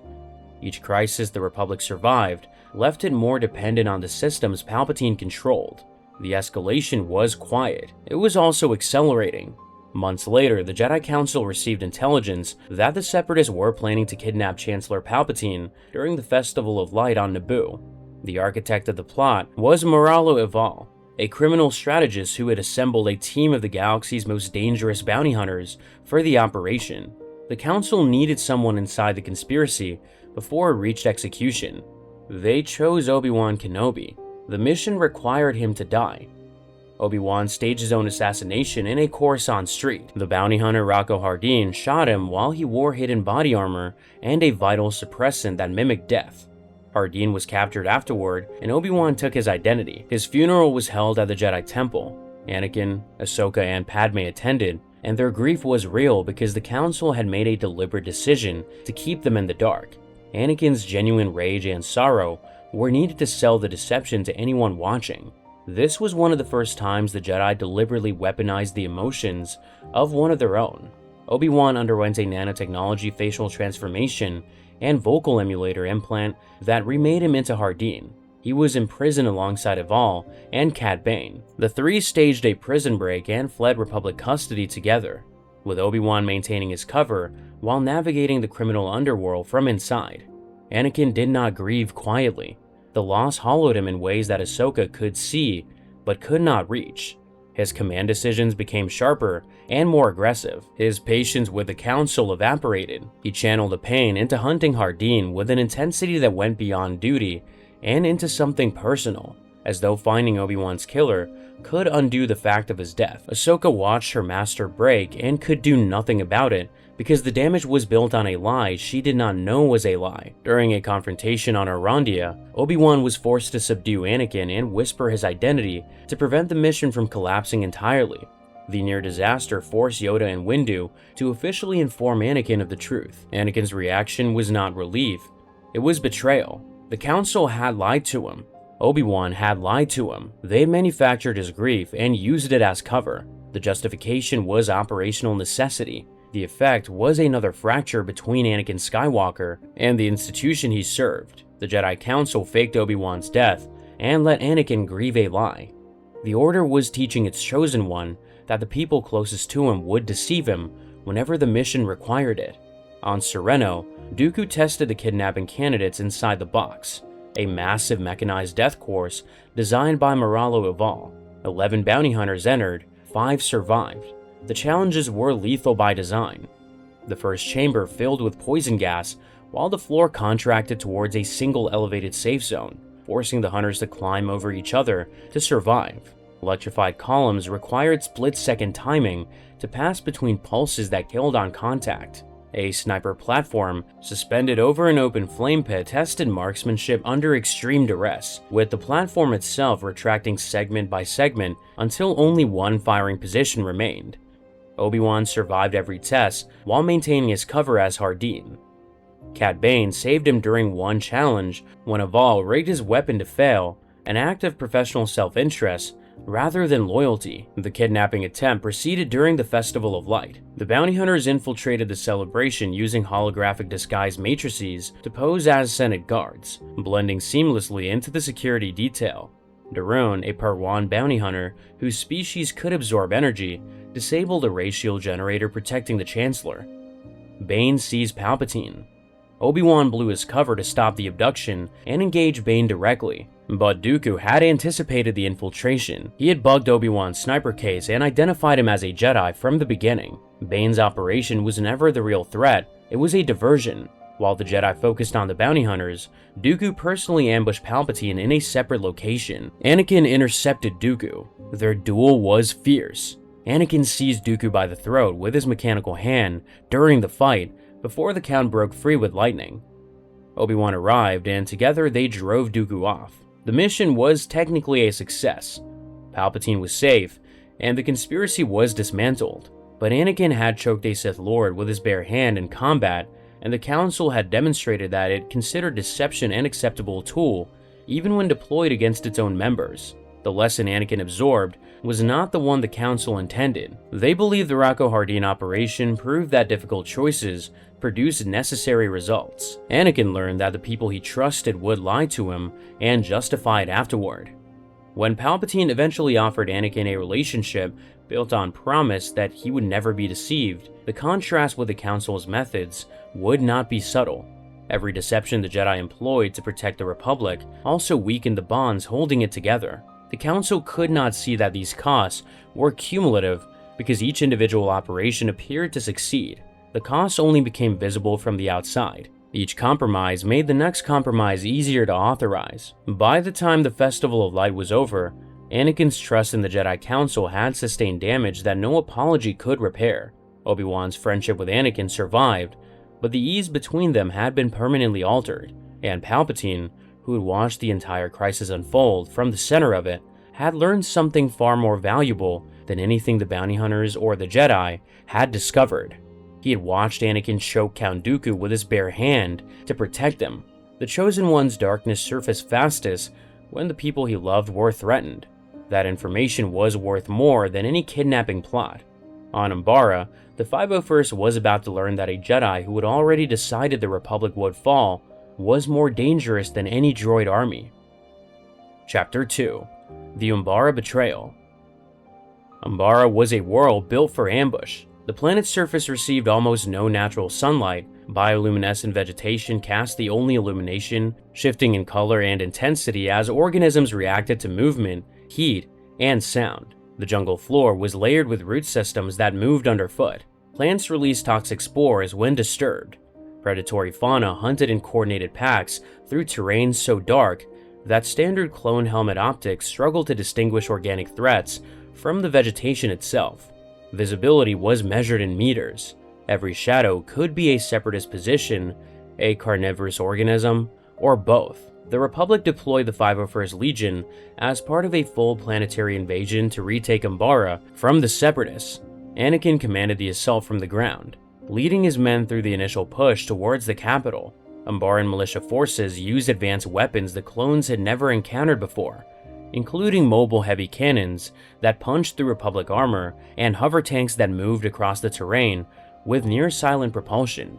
The 501st took casualties on the approach. The terrain devoured formation discipline.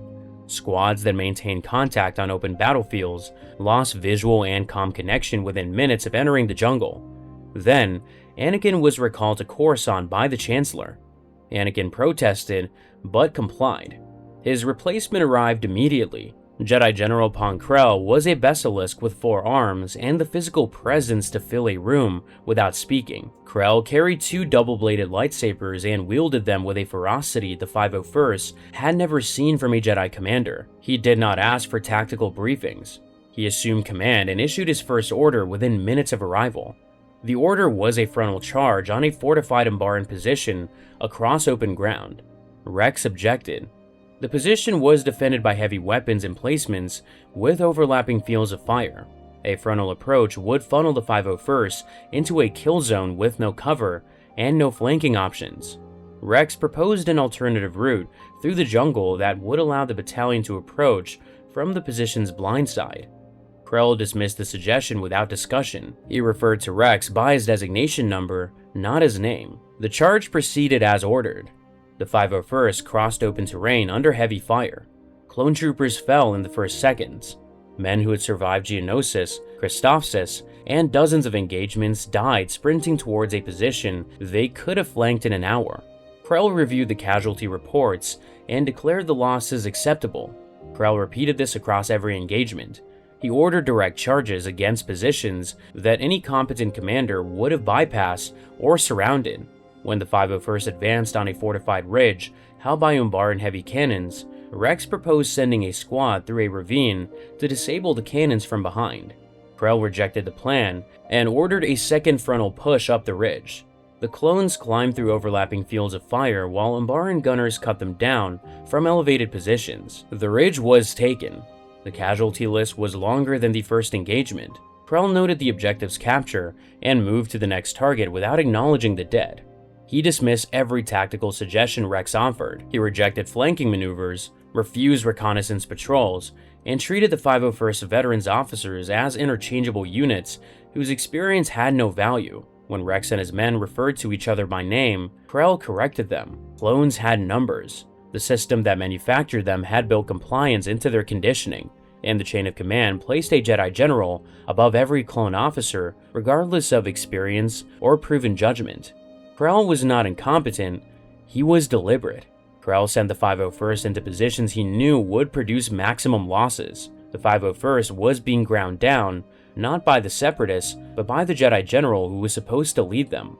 Fives and Jesse reached a breaking point. When Krell ordered another frontal charge against a heavily defended airbase, Fives proposed an alternative. A small team would steal Umbaran starfighters from the base's perimeter and use them to destroy the Separatist supply ship in orbit that was feeding reinforcements to the surface. The mission required disobeying Krell's direct orders. Fives and Jesse recruited Hardcase, a heavy weapons specialist whose appetite for destruction made him the most dangerous and the most expendable volunteer in the battalion.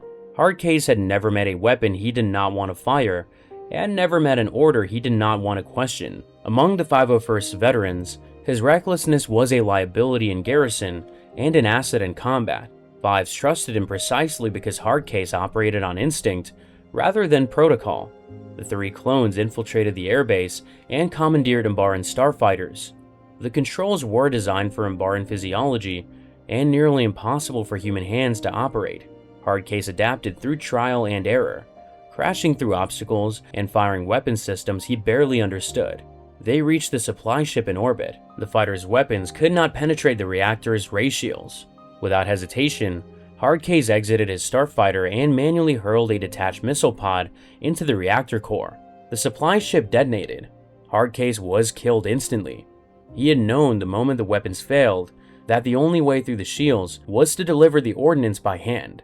He did not announce his decision. He simply grabbed the weapon and threw himself at the target. Fives and Jesse returned to the surface. The supply line was severed. Reinforcements to the Separatist garrison stopped arriving. By every military metric, the mission had succeeded. Krell ordered Fives and Jesse arrested for insubordination. He demanded they face judgment. The firing squad was assembled. Clone troopers who had fought beside Fives and Jesse for years stood in a line with their weapons raised. Rex stood before his men, blaster raised, and could not give the order. Fives spoke directly to the troopers holding the weapons. He told them that following this order meant ending their brothers for saving their lives. The firing squad lowered their weapons. Dogma, the clone who had been Krell's most vocal defender throughout the campaign, insisted the sentence be carried out. Fives and Jesse were spared, but the damage to unit cohesion was severe. The 501st was fracturing between clones who trusted their chain of command and clones who trusted their brothers. Something fundamental had shifted inside the battalion. Krell then issued the order that exposed everything. He informed Rex that Umbaran insurgents had obtained clone armor and were approaching the 501st position from the south. Simultaneously, he contacted the 212th Battalion operating in an adjacent sector and told them that enemy forces disguised in clone armor were approaching from the north. Both battalions mobilized. The 501st and the 212th met in the Umbaran jungle. In near total darkness, surrounded by bioluminescent vegetation that shifted with every movement, two Republic battalions opened fire on each other. Clone troopers shot their own brothers. The engagement lasted long enough for dozens of casualties to accumulate before anyone realized the truth. Blaster bolts that should have been aimed at droids struck armor painted with Republic insignia. Men screamed the names of their units into comms that were jammed by Umbaran interference. Squads that had fought side by side for 2 years fired into each other's positions because a Jedi general had told them the enemy was wearing their faces. In the strobing light of blaster fire, the clones could not see what they were shooting at. They could only hear the shots, the impacts, and the voices calling out designations that belonged to their own army. Trooper Waxer was hit during the engagement. The same clone who had painted Numa's face on his helmet after the liberation of Ryloth, who had carried a Twi'lek orphan through underground tunnels to save her village, was shot by soldiers wearing the same armor he wore. As he lay dying, Waxer removed his helmet. Rex knelt beside him and saw the face of a brother underneath. Waxer's eyes found Rex's. No words were necessary. Rex looked at the helmet in Waxer's hands, at Numa's face still painted on the surface, and understood what had happened. He ordered an immediate ceasefire. The two battalions stopped firing and counted their dead. Everybody on the ground was a brother. Waxer fell with Numa's face painted on his helmet. He was struck down by the 501st because a Jedi lied to them. Rex and Fives confronted Krell at the command post. They brought evidence of the false intelligence reports. Krell did not deny it. He dropped the pretense entirely. Krell had foreseen the Republic's fall through the Force. He had seen Sidious's plan succeeding, the Jedi destroyed, and a new order rising from the war's ashes. Rather than warn the Order or fight the Vision, Krell had decided to position himself on the winning side. He intended to deliver Umbara to Dooku as proof of his value and earn a place as the Count's new apprentice. Every reckless charge, every refused flanking maneuver, every clone lost in a frontal advance had been calculated to weaken the Republic's position on Umbara while maintaining the appearance of aggressive command. The clones had not been led by an incompetent general. They'd been led by a traitor who had decided their lives were currency to purchase his own survival. The system that placed Jedi in unchecked command of clone forces had produced the exact vulnerability it was never designed to address. Krell ignited his lightsabers and fought. 4 arms wielding 2 double-bladed weapons in a confined jungle created a combat zone that no individual clone could survive.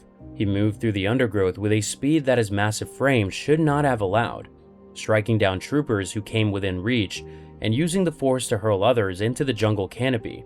The clones could not match him in direct combat. They adapted. Rex coordinated teams to attack from multiple angles simultaneously, forcing Krell to defend in every direction at once. Troopers used cables and binders launched from distance, while other squads drew his attention with suppressive fire. They accepted that some of them would die closing the distance because the alternative was letting a four-armed Jedi with precognition escape into the jungle he could disappear into permanently. Tup circled behind Krell's position during the chaos and stunned him from behind with a point-blank shot. The general collapsed. The question of what to do with him split the survivors. Military protocol required transporting Krell to Coruscant for trial. Fives argued that Krell was too dangerous to move. A Jedi who could manipulate two battalions into turning on each other from a command post could manipulate a transport crew just as easily. Rex agreed but could not bring himself to end a prisoner's life. He stood in the brig with his blaster drawn and his hands steady and did not fire. The weight of what Krell had done pressed against the weight of what ending him would mean. Taking the life of a restrained prisoner was not what clones were supposed to do, but nothing about Umbara had been about what clones were supposed to experience. Five stepped back. He did not reach for the weapon. He looked at Rex, and both men understood that neither of them could carry this and remain who they were afterward. Dogma took the blaster. The clone who had defended Krell's authority more fiercely than anyone in the 501st, who had reported Fives and Jesse for insubordination, who had insisted that the chain of command existed for a reason, and that soldiers did not get to choose which orders they followed, raised the weapon and fired. Krell fell in the brig of his own command post, struck down by the soldier who had believed in him longest. The other clones watched Dogma's face as he lowered the blaster. What they saw was not rage or satisfaction, it was the expression of a man who had just learned that the thing he had built his entire identity around had been hollow from the start. Dogma's arc was Umbara's moral engine. He did not strike Krell down because he had stopped believing in the system. He struck Krell down because the system had put a traitor in command, and Dogma's faith in authority had been the instrument that kept the traitor in power.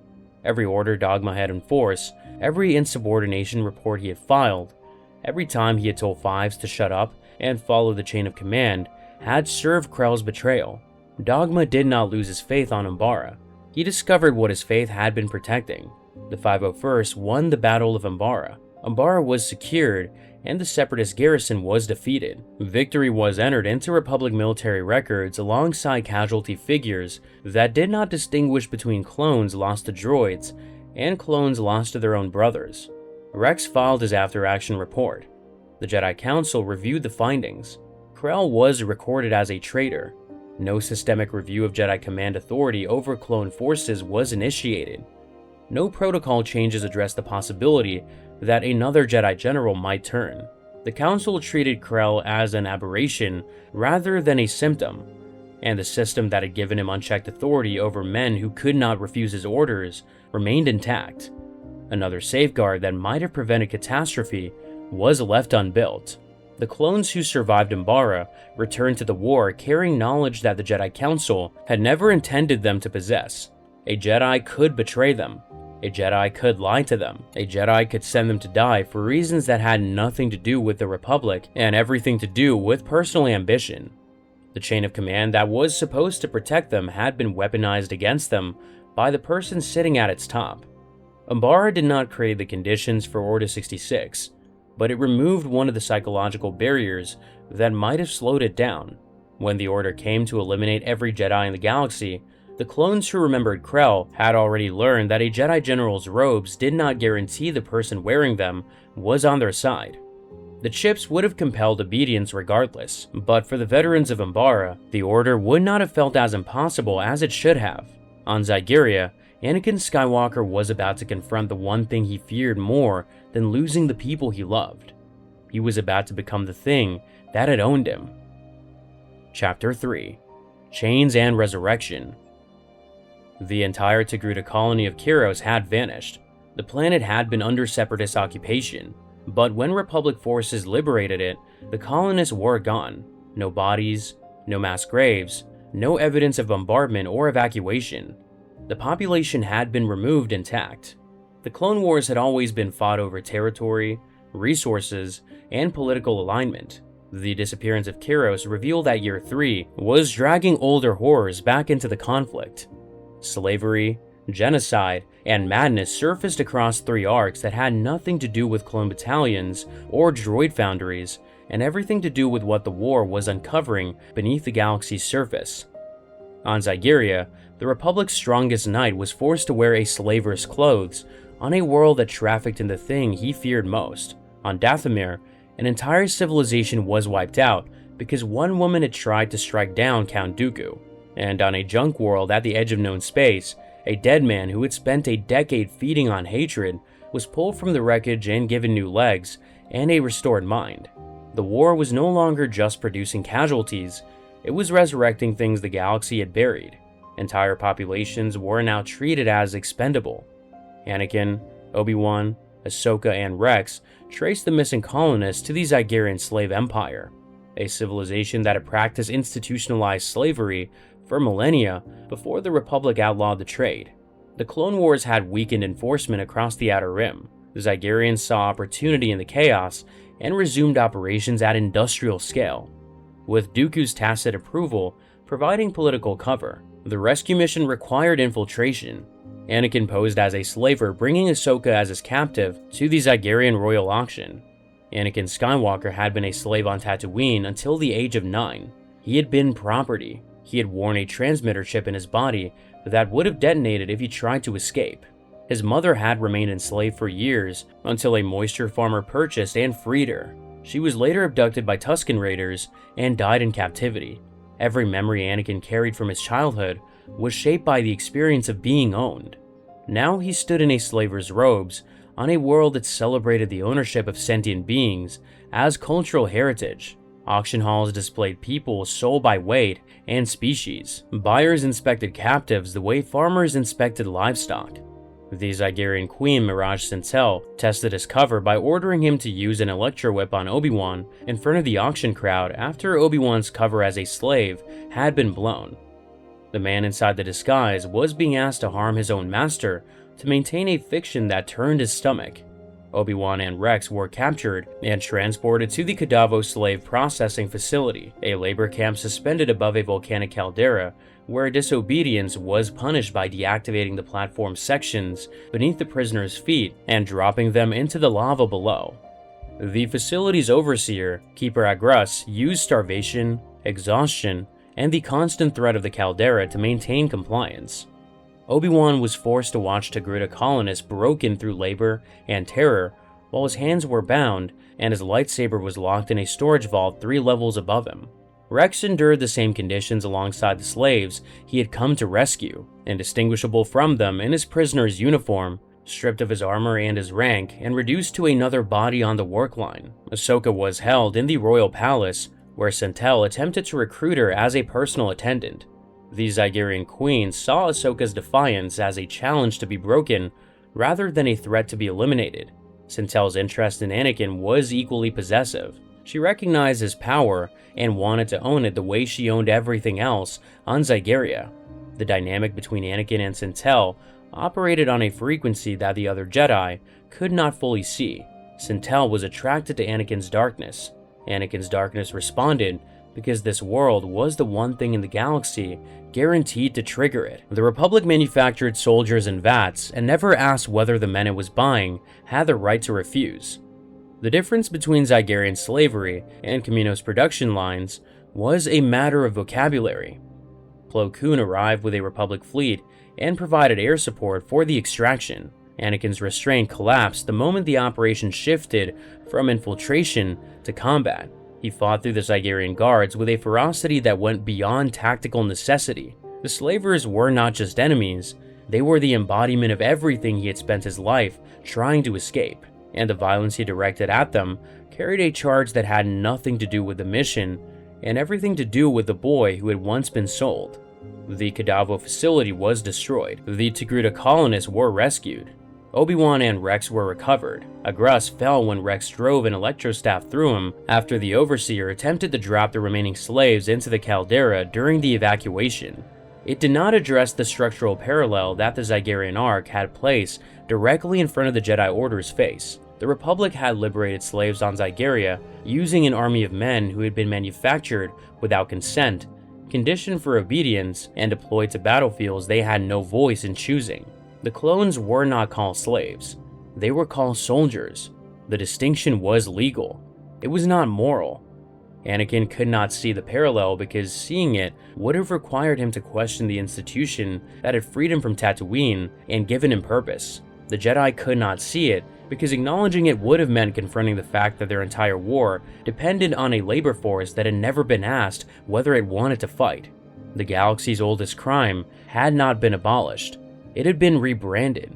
Each moral boundary the war eroded made the next erosion less visible. While Anakin confronted the horrors of Zygerria, Count Dooku was preparing to erase an entire civilization from the galaxy. The Night Sister massacre was Dooku's retaliation for Ventress's repeated assassination attempts, but it later served a deeper purpose. The Night Sisters practiced a dark side tradition that operated entirely outside Sith doctrine. Talzin's magic could not be controlled by the Sith, could not be predicted by them, and had already been used against Dooku directly. The massacre was not just revenge, it was the Sith ensuring that no rival dark side tradition survived to challenge their monopoly. Dooku's order to Grievous was explicit: go to Dathomir and destroy the Night Sisters. All of them. Grievous arrived with a fleet large enough to devastate the planet's surface. Droid landing craft ascended through Dathomir's atmosphere in waves. Battle droids marched into the forest where the Night Sisters had lived for generations. Ventress led the defense. She organized the surviving Night Sisters into ambush formations that exploited their knowledge of the terrain. The initial engagements favored the defenders. Night Sister warriors used Dark Forest to isolate droid patrols and destroy them before reinforcements could arrive. Ventress personally engaged Grievous in single combat and bested him, driving him backward through the undergrowth with a combination of lightsaber technique and Dathomirian magic that the cyborg general could not counter. But Grievous did not fight with honor. When Ventress gained the advantage, he ordered his droids to resume firing despite their single combat agreement. The forest filled with blaster bolts. Night Sisters fell. In the hidden cave beneath Dathomir's surface, the eldest Night Sister, Old Daka, performed the chant of resurrection. Dead Night Sister warriors rose from their graves and joined the fight. An army of the undead poured from the cave mouth and crashed into the droid lines. Simultaneously, Mother Talzin used a voodoo effigy to torment Dooku remotely from across the galaxy. The Count convulsed aboard his ship and ordered Grievous to find the source. Grievous stormed the hidden cave with a contingent of commando droids. He found Old Daka performing the chant and struck her down with a lightsaber. The moment Daka died, every resurrected Night Sister collapsed and the spell was broken. Grievous's droids swept through the remaining defenders. The Night Sisters were wiped out. Ventress survived. She fled into the forest of Dathomir, wounded, grieving, and alone. Talzin survived by dissolving into green mist before Grievous could reach her. The Night Sister clan was functionally extinct. An entire dark side tradition, distinct from the Sith, rooted in centuries of matriarchal ritual and connected to the Force through pathways the Jedi had never studied, was erased in a single afternoon because Count Dooku wanted revenge on one woman. The Sith's response to defiance was annihilation, and the galaxy barely noticed. Dooku ordered an entire civilization destroyed because Ventress had tried to strike him down. Dathomir's dark side tradition, the only alternative to the Sith, was gone. The Night Sisters were dead, but Dathomir had one final act to perform. Savage Opress had been searching for his brother since Mother Talzin gave him the Talisman of Finding at the end of Year 2. The talisman led him to Lotho Minor, a junk world at the edge of the Outer Rim where the galaxy's waste accumulated in mountains of scrap metal and toxic refuse.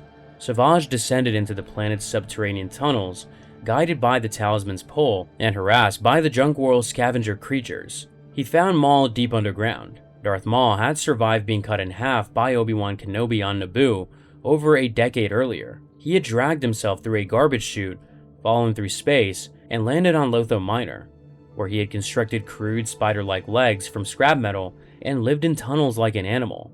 His mind was shattered. He alternated between weeping, snarling, and muttering fragments of memory, recognizing almost nothing of who he had been. The only coherent thought that had survived a decade of madness was a single word: revenge.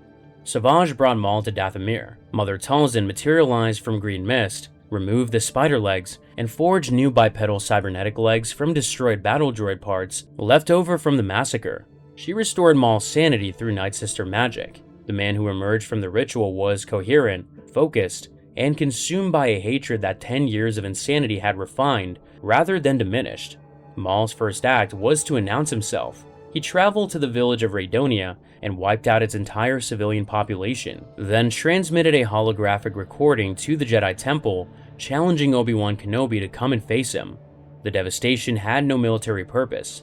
It was a signal flare designed to draw one specific Jedi across the galaxy.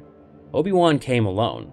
Maul and Savage ambushed him, disarmed him, and captured him aboard their freighter. They intended to make him suffer until there was nothing left. Asajj Ventress boarded the ship independently. She had spotted the bounty on Savage at a cantina on Tatooine and came for the credits, not to rescue anyone. She freed Obi-Wan and lent him one of her red lightsabers. The four combatants fought a 2-on-2 duel through the freighter's corridors. Maul taunted Obi-Wan about ending Qui-Gon Jinn. The duel was vicious but inconclusive. Obi-Wan and Ventress, outmatched in raw power, retreated into the cockpit and jettisoned it as an escape pod. Maul and Savage were left aboard the freighter. Maul did not pursue. He had confirmed that Obi-Wan still lived, that the Jedi still feared him, and that his own power had returned. The galaxy had a new predator, operating outside the Sith's control, answering to no master, and driven by a grudge that had outlasted a decade of madness and a body cut in half. Maul had new legs, a restored mind, and a hatred that had survived 10 years of insanity. The dark side now had a third faction, something older and angrier than Sith or Night Sister. The period also produced a smaller but significant encounter. Lux Bonteri, the son of the fallen Separatist peace senator Mina Bonteri, sought revenge against Dooku by allying with Death Watch on the frozen world of Karlak. Ahsoka accompanied him and witnessed Death Watch's methods firsthand. Pre Vizsla's warriors occupied a Mingpo village, kidnapped women as laborers, and burned the settlement when the villagers protested. Vizsla struck down a chieftain's granddaughter with the darksaber in front of her family to establish dominance. Ahsoka fought Vizsla directly. Their duel was brief but fierce. Darksaber against dual lightsabers. Ahsoka sliced through Vizsla's jetpack, causing it to explode, and escaped with Lux aboard a speeder. The encounter was minor compared to the arc's other events. What it gave Ahsoka was first-hand knowledge of what Death Watch did to civilians when no one was watching. The war's third year had dragged the galaxy's oldest horrors into the open. Slavery had returned at industrial scale. A civilization had been wiped out for the crime of producing one defined woman, and a man who should have been dead had rebuilt himself from madness and scrap metal and was now hunting the Jedi who had cut him in half. The conventional war between clones and droids was still being fought across the Outer Rim, but the forces gathering in the shadows were older, angrier, and far less predictable than anything the Republic's armies had been built to face. On Onderon, the Republic was about to arm a planet's people instead of conquering it. The template they built would outlast the Republic itself. Chapter 4: The Shadow Collective. In a matter of weeks, a former Sith Lord with no army, no territory, and no institutional support built a criminal empire that overthrew a legitimate government, united the galaxy's most powerful crime syndicates under a single command structure, and forced Darth Sidious off his throne and onto the battlefield for the first time during the war.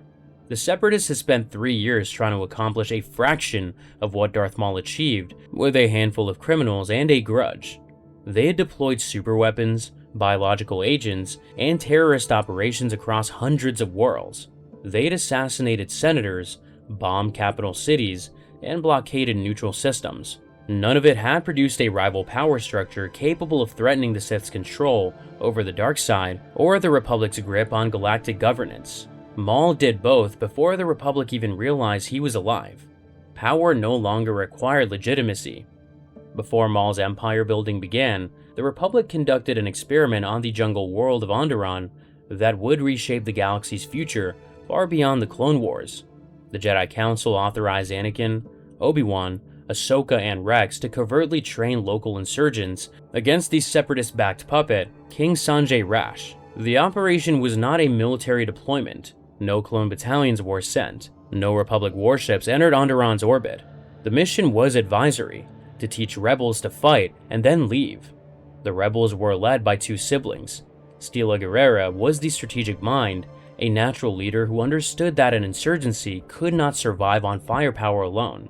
It needed the population's support, and earning that support required discipline, restraint, and visible moral authority. Her brother Saw was the opposite. He was aggressive, impulsive, and convinced that escalation was the only language the Separatists understood. The tension between them defined the rebellion's character. Stila pushed towards precision, Saw pulled towards force. Both approaches were necessary, and neither alone would have been sufficient. Anakin, Obi-Wan, and Rex provided initial combat training in a jungle camp outside the capital city of Izes. The rebels learned ambush tactics, demolition techniques, and small unit coordination suited to urban guerrilla warfare in Izes' narrow streets and elevated walkways. After the training phase, Obi-Wan, Anakin, and Rex departed. Ahsoka remained as the sole Jedi advisor, operating under a mandate to guide but not directly fight. Ahsoka's position on Onderon tested her in ways that conventional combat never had. She trained people who would die using the skills she taught them, and she could not fight beside them when they did. Ahsoka watched rebels she had coached through ambush drills carried back to camp on improvised stretchers. In after-action briefings, she corrected tactical errors knowing that the next engagement would produce new casualties she was forbidden from preventing. The mandate to advise but not intervene put her in a position where she carried the emotional weight of command without the authority to act on it. The rebellion gained momentum through a series of escalating engagements inside Izes. The rebels ambushed droid patrols, disrupted supply convoys, and broadcast messages to the civilian population calling for resistance against the occupation. Rash responded with increased droid presence and public displays of force designed to intimidate the population into compliance. Every act of separatist brutality pushed more Onderonians towards the insurgency. The Republic's contribution was not limited to training. Anakin paid Hondo Ohnaka to deliver Cinar rocket launchers to the rebel camp, providing the insurgents with the one weapon they lacked: the ability to destroy the Separatist gunships. Hondo arrived aboard the Fortune and Glory and delivered the launchers with his usual theatrical flair. The rockets could penetrate the ray shields that protected the HMP droid gunships dominating Onderon's skies. Without them, the rebels had no answer for air superiority. With them, the final battle became possible. The uprising's climax cost the rebellion its best leader. During the final engagement outside Izes, Saw shot down the last Separatist gunship with a rocket launcher.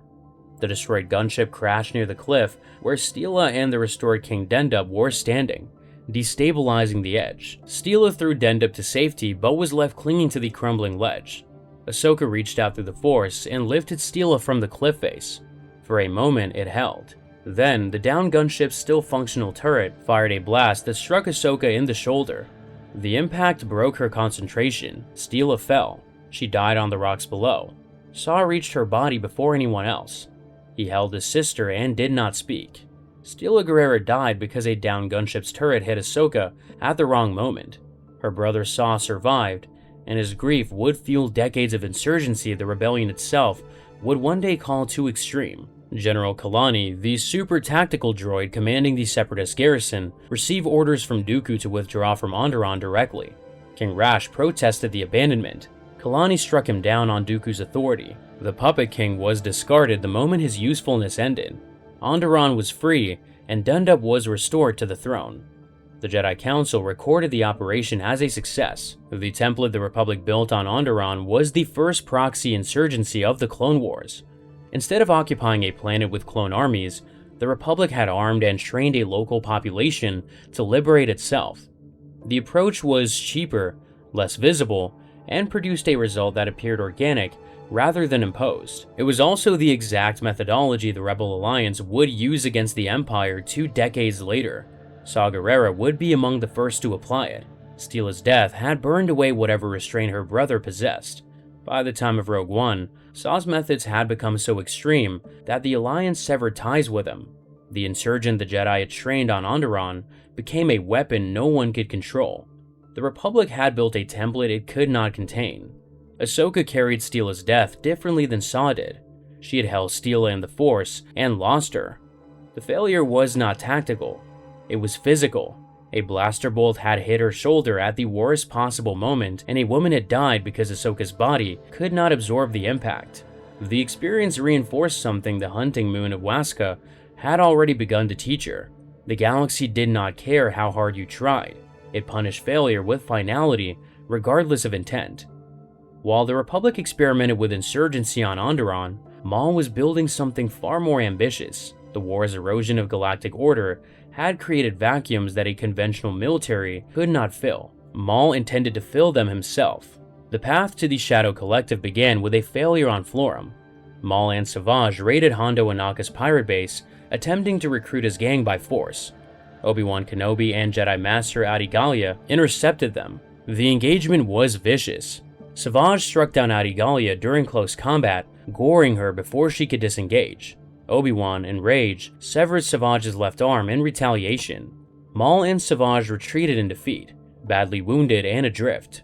Death Watch scouts discovered the unconscious brothers and brought them to their camp on Zanbar. When Maul recovered, he saw an opportunity. He proposed an alliance.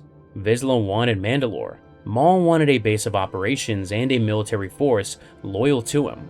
Together, they could take the planet and share the spoils. Vizsla agreed because he believed he could use the Sith brothers and discard them once Mandalore was secure. Maul agreed because he believed the same thing about Vizsla. The Shadow Collective expanded rapidly. Maul and Savage traveled to Mustafar and eliminated Black Sun's leadership when they refused to join. The Pike Syndicate signed on after Maul demonstrated what happened to organizations that declined his offer.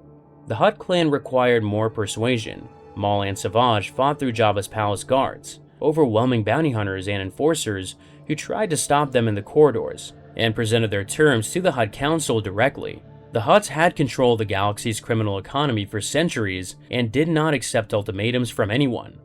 Maul was not offering an ultimatum, he was offering a demonstration. The Hutts looked at the bodies of their guards on the floor and joined. Within weeks, the Shadow Collective controlled the galaxy's largest criminal networks, its most lucrative smuggling routes, and a Mandalorian army equipped with Beskar armor and jetpacks. The speed of the consolidation revealed how fragile the galaxy's power structures had become. The plan for Mandalore was elegant in its cynicism. The Shadow Collective's criminal elements would stage attacks across Sundari, intimidating the civilian population and creating a crisis that Duchess Satine's pacifist government could not contain. Death Watch would then arrive as liberators, crushing the criminals in public view and positioning Vizsla as the savior Mandalore needed. Satine's government would collapse under the weight of its own demonstrated failure. The coup would appear organic. The population would welcome it. The plan worked exactly as designed. Criminal gangs rampaged through Sundari's streets. Citizens were robbed, businesses were destroyed, and Satine's police force was overwhelmed. The Death Watch stormed the city in full armor, engaging criminals in coordinated street battles that the population watched from behind barricaded windows. The criminals fell. Death Watch stood over the wreckage as heroes. Satine was deposed. Vizsla claimed the throne of Mandalore. Then, Vizsla betrayed Maul. He imprisoned both brothers, calculating that the Sith had served their purpose and were no longer needed. Maul and Savage escaped their cell, and Maul challenged Vizsla to single combat for the right to rule Mandalore under ancient Mandalorian tradition. Vizsla accepted because refusing would have cost him the loyalty of his own warriors. The duel was fought in the throne room of Sundari's royal palace. Vizsla used every weapon in his arsenal: the Darksaber, his jetpack, wrist-mounted rockets, flamethrowers, and gauntlet blades. Maul absorbed the punishment, adapted to the Mandalorian fighting style, and dismantled Vizsla's defenses one system at a time. When Vizsla was disarmed and beaten, Maul took the Darksaber and struck him down with his own weapon. Death Watch fractured. Warriors loyal to Vizsla's memory refused to follow a Sith. Bo-Katan Kryze led the Night Owls in open opposition to Maul's rule. The Loyalist faction, including Rook Kast and Gar Saxon, accepted Maul's claim because the combat had been fought under Mandalorian law. Maul now controlled Mandalore, the Shadow Collective, and the Darksaber. He had built a power base larger than anything the Separatists had achieved through 3 years of conventional warfare. Maul claimed the Darksaber and the throne. A former Sith Lord with nothing had built more in weeks than the entire Separatist war machine had built in 3 years. Obi-Wan infiltrated Mandalore in a desperate attempt to rescue Satine. He was captured. Maul brought Satine before Obi-Wan and struck her down with the darksaber while Obi-Wan watched. The act was deliberate, unhurried, and designed to inflict maximum suffering on the Jedi who had taken Maul's legs on Naboo. Satine's final words were a declaration of love that Obi-Wan had spent his entire adult life unable to answer in the way she needed. The woman who had told Obi-Wan she loved him aboard the Coronet during Year 2, who had learned that he would have left the Order for her, fell in front of him at the hands of a man who understood exactly what she meant to him. Bo-Katan's Night Owls rescued Obi-Wan before Maul could finish what he had started. Obi-Wan escaped Mandalore carrying a grief that would never fully heal. The Jedi Code's prohibition on attachment had not protected Obi-Wan from loss. It had only ensured that when the loss came, he would bear it alone. Obi-Wan's path and Anakin's path continued to mirror each other. Obi-Wan lost the woman he loved because he chose duty. Anakin would lose everything because he chose love. The Code failed both of them. Maul's growing power triggered the one response he had not anticipated. Darth Sidious sensed a rival through the Force and traveled to Mandalore personally. This was the first time during the Clone Wars that Sidious left Coruscant to confront a threat directly. He arrived in the throne room where Maul sat with the darksaber and ignited 2 crimson lightsabers. The duel was not competitive. Sidious fought Maul and Savage simultaneously and dominated both. He struck down Savage Opress first, driving a blade through him while Maul watched. With Savage dead, Sidious turned his full attention to Maul and dismantled him. Lightning, telekinesis, and saber work that operated at a level Maul could not match reduced the self-proclaimed crime lord to a broken figure crawling across the throne room floor. Sidious did not end him. He told Maul that he had other uses for him. The message was absolute. Maul had built an empire. Sidious had destroyed it in minutes. The difference between them was not power, it was patience. Maul acted on ambition, Sidious acted on design. One produced a criminal network, the other was producing a galactic empire. Every rival who rose during the Clone Wars served Sidious's purpose by revealing itself and being destroyed. A bomb had detonated inside the Jedi Temple, and the person responsible was not a Sith, not a bounty hunter, and not a Separatist. She was a Jedi. Chapter 5. The Wrong Jedi. The Jedi Temple had been attacked before. Cad Bane had breached its vaults during Year 2 and escaped with a holocron containing the locations of every Force-sensitive child in the galaxy. That infiltration had been the work of an outsider, a mercenary hired by the Sith to exploit gaps in security the Order had never addressed.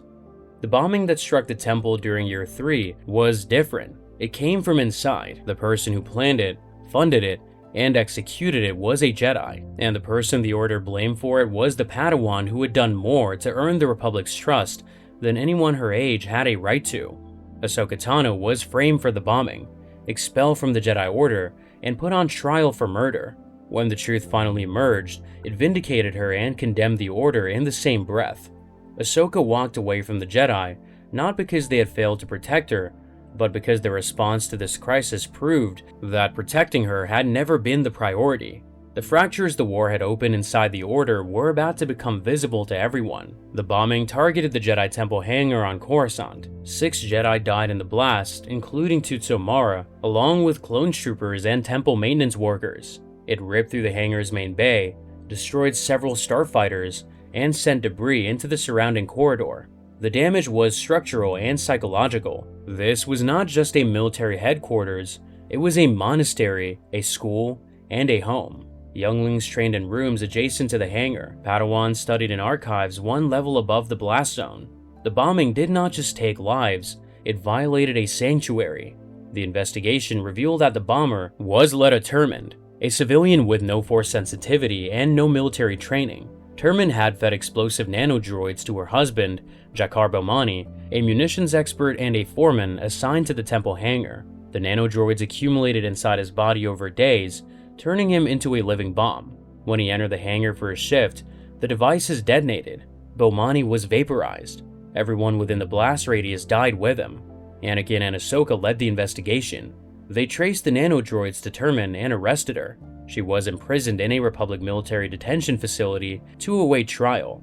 The case appeared closed. Then, Ahsoka visited Termund in her cell. Termund was frightened. She told Ahsoka that she had not acted alone. A Jedi had put her up to it. She was about to name the Jedi who had masterminded the bombing when her throat closed. Turman choked, gasped, and collapsed. She was dead before Ahsoka could reach her. The security footage showed Ahsoka standing in the cell with her hand extended while Turman collapsed. The recording had no audio. From every visual angle, it appeared that Ahsoka Tano had force-choked a prisoner. Barriss Offee had ended Turman's life remotely through the Force from elsewhere in the facility. She had timed the act to coincide with Ahsoka's visit and ensured that the only person visible on camera when Turman fell was the Padawan the Order would least suspect. Commander Fox arrived with a squad of shock troopers and arrested Ahsoka for murder. She was placed in a high-security cell. The evidence against her was immediate and damning. She had been alone with the victim was dead, and the security footage showed no one else in the room. Ahsoka escaped Republic custody. The escape itself added to the case against her. Clone troopers were found fallen along her route out of the facility, and their deaths were attributed to Ahsoka. Barriss had struck them down and staged the bodies to match the escape path, layering additional evidence onto a frame that was already suffocating. Ahsoka fled into Coruscant's underworld. She was a fugitive on the planet she had spent years defending. Clone troopers who had fought beside her during the war hunted her through the lower levels. She moved through industrial districts and transit corridors where the Republic's authority thinned and the population's distrust of the Jedi ran deep. The people she passed in the underworld did not see a wrongly accused Padawan. They saw a Jedi running from the law, and most of them assumed she was guilty because most of them had already decided the Jedi were capable of anything. Barriss continued to tighten the frame. She planted a trail of evidence leading to a warehouse on level 1315 of the underworld. Inside the warehouse, crates of nanodroids identical to the ones used in the temple bombing were stacked alongside shipping manifests that could be traced to Ahsoka's access codes.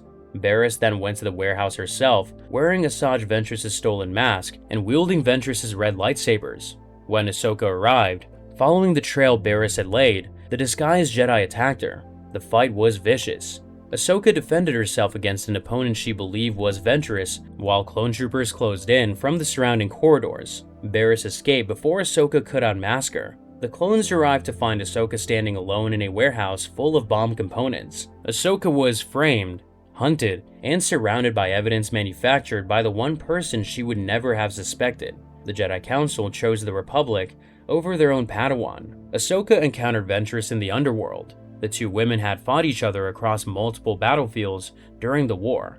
Now, they were both fugitives, both framed, and both operating in territory where neither had allies.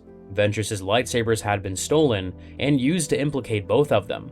The former enemies cooperated briefly before Ahsoka was captured by clone troopers and returned to Republic custody. The Jedi Council convened to determine Ahsoka's fate. Evidence was overwhelming.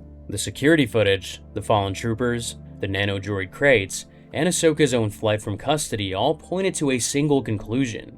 Admiral Tarkin and the Republic military demanded jurisdiction. A Jedi accused of bombing the Jedi Temple and taking the lives of Republic personnel would be tried by a Republic military tribunal, not by the Order. The Council voted to expel Ahsoka Tano from the Jedi Order. The vote was not unanimous. Obi-Wan argued that the Council should stand with Ahsoka and conduct its own investigation before surrendering her to a military court. He was overruled. Mace Windu, Ki-Adi-Mundi, and Saesee Tiin argued that the evidence left no alternative. The Republic's faith in the Jedi was already damaged by the bombing itself. Protecting a suspect the evidence condemned would have destroyed whatever credibility the Order still possessed. Fear had overridden principle, and the Council justified the decision as necessity. Ahsoka was stripped of her Padawan braid, her rank, and her standing within the Order. She was turned over to the Republic for trial. The tribunal was held at the Republic Center for Military Operations. Admiral Tarkin prosecuted. Padme Amidala defended. Chancellor Palpatine presided. A military officer prosecuting a former Jedi in front of the Senate, overseen by the Chancellor, was not the Jedi Order's justice system. It was the Empire's justice system, rehearsed in miniature before the Empire existed. The framework that would govern the galaxy after Order 66 was already being tested on the Padawan, who had served the Republic more faithfully than most of the senators watching from their pods. Tarkin presented the evidence methodically. The security footage, the dead troopers, the warehouse, the flight. Each piece built on the last. Padme challenged the chain of custody and the absence of motive, but the physical evidence was difficult to counter because it had been engineered specifically to resist scrutiny. Barriss had built a frame with the precision of someone who understood exactly how the Republic's legal system evaluated guilt.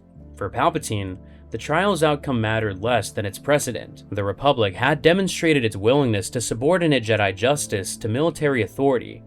That precedent was exactly the framework the Empire would need.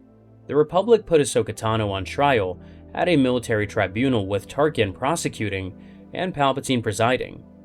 The military tribunal that would define Imperial justice was being tested on a 16-year-old Padawan who had committed no crime. Anakin refused to accept the verdict the evidence demanded. While the trial proceeded, he continued investigating. Anakin tracked inconsistencies in the nanodroid supply chain. He re-examined the warehouse on level 1315 and found traces that the evidence had been placed rather than accumulated. Ventress's movements confirmed that her lightsabers had been stolen, not lent. Every thread he pulled led away from Ahsoka and towards someone inside the Order. The threads converged on Barriss Offee. Anakin confronted Barriss at the Jedi Temple. He grabbed her lightsaber from her belt and ignited it. Barriss did not attempt to explain or deny. She reached out through the Force and summoned Ventress's red lightsabers from where she had hidden them inside the temple.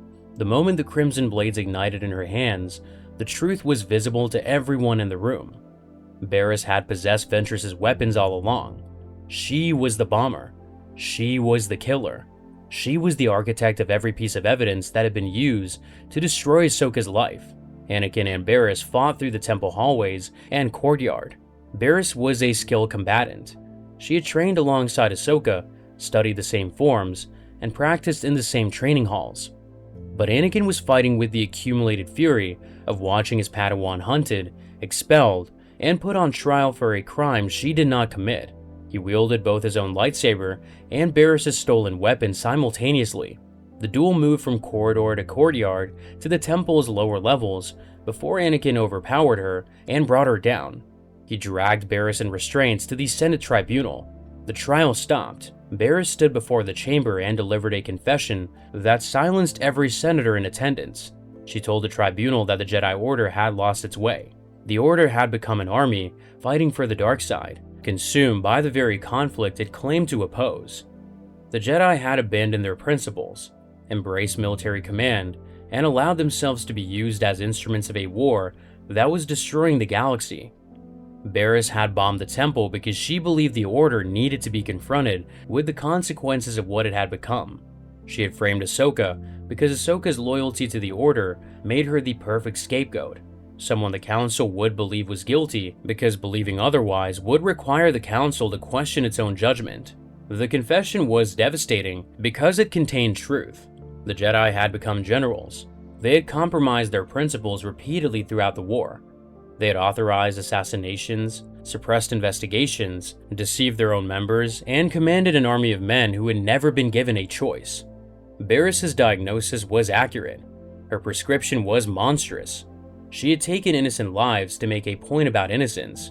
She had destroyed Ahsoka's life to prove that the Order destroyed lives.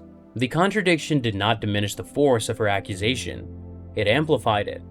The war had produced a Jedi who bombed her own temple and a council that expelled the wrong person for it.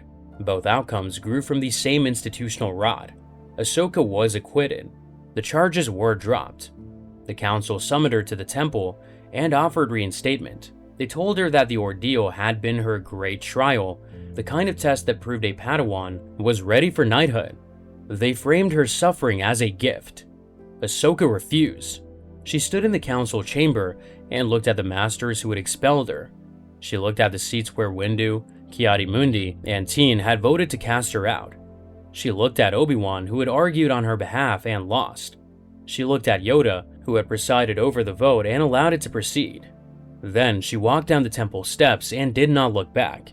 Anakin followed her. He stood on the steps behind her and told her that he understood. Ahsoka's response was quiet and final. She told him that she knew he believed in her, and she was grateful, but this was not about him. She could not stay. She walked away from the Jedi Order, down the steps, alone. Ahsoka walked down the temple steps and did not look back. The Jedi Order had removed the one person who might have kept Anakin Skywalker from kneeling before Palpatine. Ahsoka's departure shattered Anakin in ways the Council never fully understood. The Order had betrayed his Padawan. The system he had served for over a decade had treated Ahsoka as disposable the moment the evidence turned against her. The Council had not stood with her. It had calculated the political cost of defending her and decided she was not worth the expense. The same institution that had lied to Anakin about Obi-Wan's death, that had faked a funeral to maintain an intelligence operation, that had sent him into a war without ever telling him why the clone army existed, had now thrown away the person he cared about the most. His loyalty was no longer being returned. Barriss was right about the Order losing its way. She was wrong about everything else. But for Anakin, the distinction between Barriss's truth and Barriss's crime was less important than what the entire crisis had revealed about the Council's priorities. They had chosen the Republic's opinion over their own Padawan's innocence. When Palpatine told Anakin that the Jedi did not trust him, that the Council feared his power and resented his independence, the temple bombing would be one of the memories that made those words ring true. Ahsoka's absence left a hole in Anakin's life that no one else could fill. She had been his student, his partner, his responsibility, and his anger. Ahsoka had challenged him when he went too far. She had reminded him what the Jedi were supposed to be by embodying it more naturally than he ever could. Without her, the path between Anakin and Palpatine had one fewer obstacle. This fracture would not heal. The Order did not understand what it had lost. It recorded Ahsoka's departure as a personal choice, a Padawan who was not ready for the burden of knighthood. It did not recognize that Ahsoka had left because she was ready, and because what she was ready for was no longer something the Jedi Order could provide. On Ringo Vinda, a clone trooper's weapon discharged into a Jedi general's back. The shot was involuntary, but the chip that caused it was not. Chapter 6: The Buried Truth.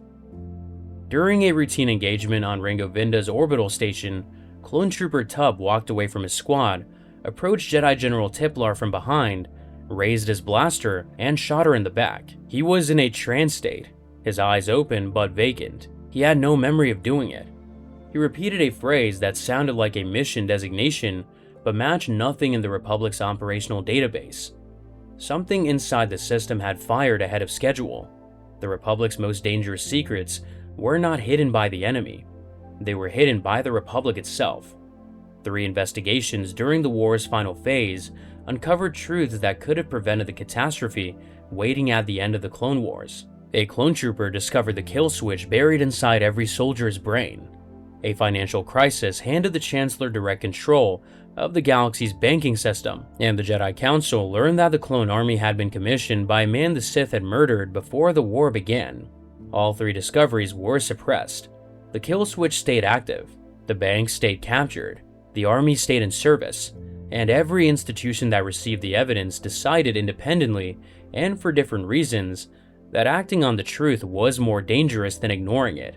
The conspiracy was not hidden in one place. It was distributed across the Republic itself. Tub had served without incident through years of combat. He was a reliable soldier, a veteran of Umbara who would stun Pong Krell from behind when no one else could get close enough. Nothing in his record suggested instability. Nothing in his behavior before the battle indicated that anything was wrong. Tiplar was dead before anyone around her understood what had happened.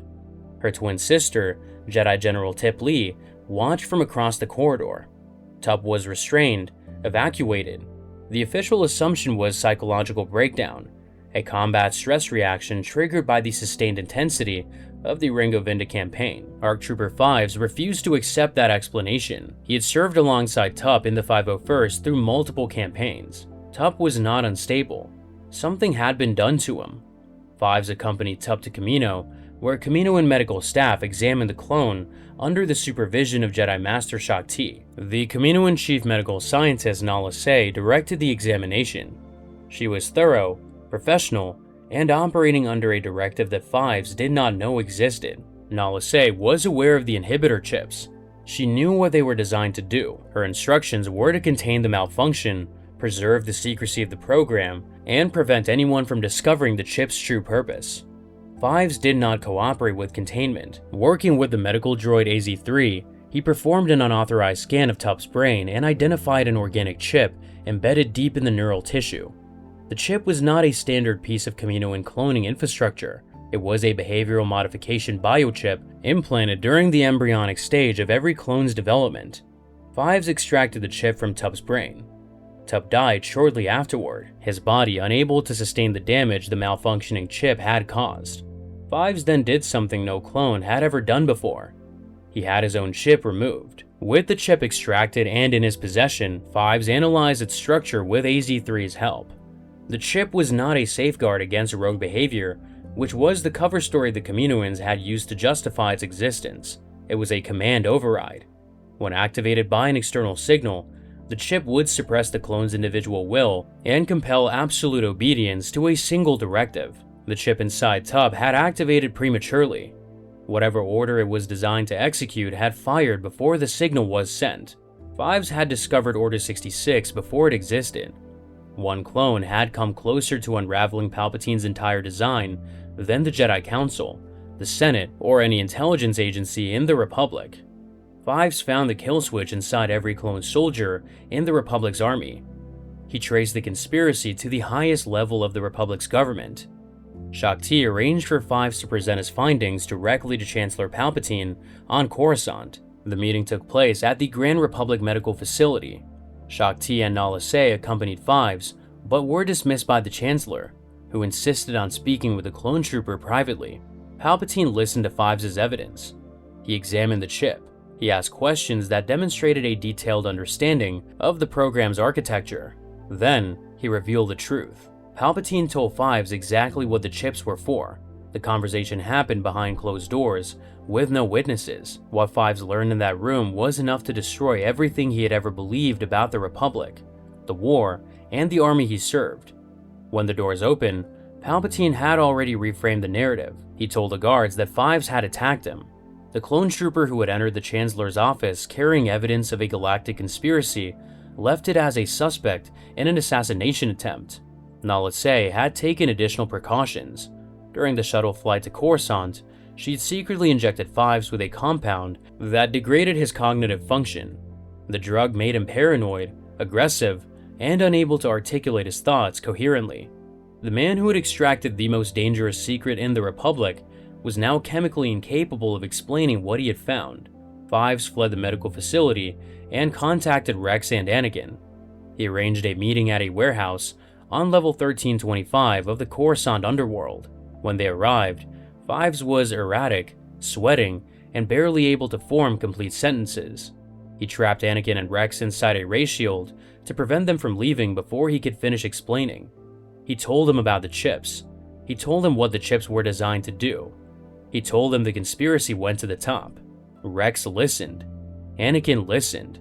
Neither fully understood what Fives was telling them because the drugs in his system had turned his testimony into fragments.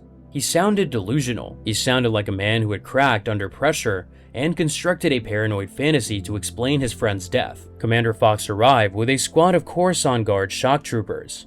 Fox ordered Fives to surrender. Fives, his judgment destroyed by the compound in his bloodstream, reached for Rex's blaster. Fox fired immediately. Fives collapsed. Rex caught him.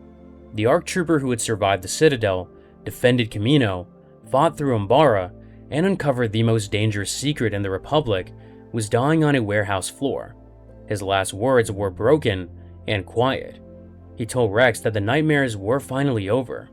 Rex held him until he stopped breathing. Fives was drugged, discredited, and silenced.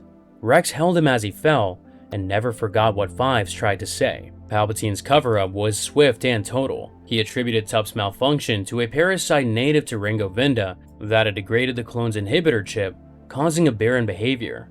The official report classified Fives' actions as a paranoid episode triggered by the same parasite. The Jedi Council accepted the explanation. Shaak Ti accepted the explanation. The investigation was closed. The system had absorbed the threat and sealed itself shut. Rex did not accept it. He did not file a contradictory report or challenge the official findings. He simply remembered. He remembered Fives' name. He remembered what Fives tried to tell him in the warehouse. He remembered the word chips. That memory, carried in silence through every remaining battle of the Clone Wars, would become the reason Rex survived Order 66 when every other clone in the galaxy obeyed it without hesitation. While Fives' discovery was being buried, Palpatine was completing his capture of the Republic's financial infrastructure. The instrument was Rush Clovis, a former banking clan senator and Padme Amidala's former romantic interest. Clovis had resurfaced with evidence of massive corruption inside the intergalactic banking clan. He proposed reforms that would restore transparency and accountability to the institution that controlled the galaxy's credit supply. Anakin's jealousy over Padme's involvement with Clovis triggered a dark-side outburst that horrified everyone who witnessed it. Anakin confronted Clovis at Padme's apartment and beat him with his fists while Padme watched. The attack was not a calculated intimidation tactic. It was rage, pure and uncontrolled, directed at a man whose proximity to Padme activated every possessive instinct Anakin carried. Padme was not frightened of Clovis. She was frightened of Anakin. The man she had married in secret had just demonstrated that his love operated on a frequency indistinguishable from violence. The darkness Palpatine had watched Anakin display on Naboo was no longer situational. It was becoming permanent. Palpatine manipulated the entire crisis from behind the scenes. He encouraged Clovis's reforms while simultaneously engineering a separatist invasion of Scipio, the banking clan's headquarters world. The invasion created a crisis that only Republic military intervention could resolve. Clovis sacrificed himself during the fighting, releasing Anakin's grip and falling to ensure Padme's survival. The banking clan's leadership was eliminated. The Republic assumed direct control of the banks. Each crisis Palpatine manufactured produced the exact institutional dependency he required. Palpatine now controlled the military, the Senate, and the financial system. Every pillar of Republic governance answered to the Chancellor. The institutions still existed.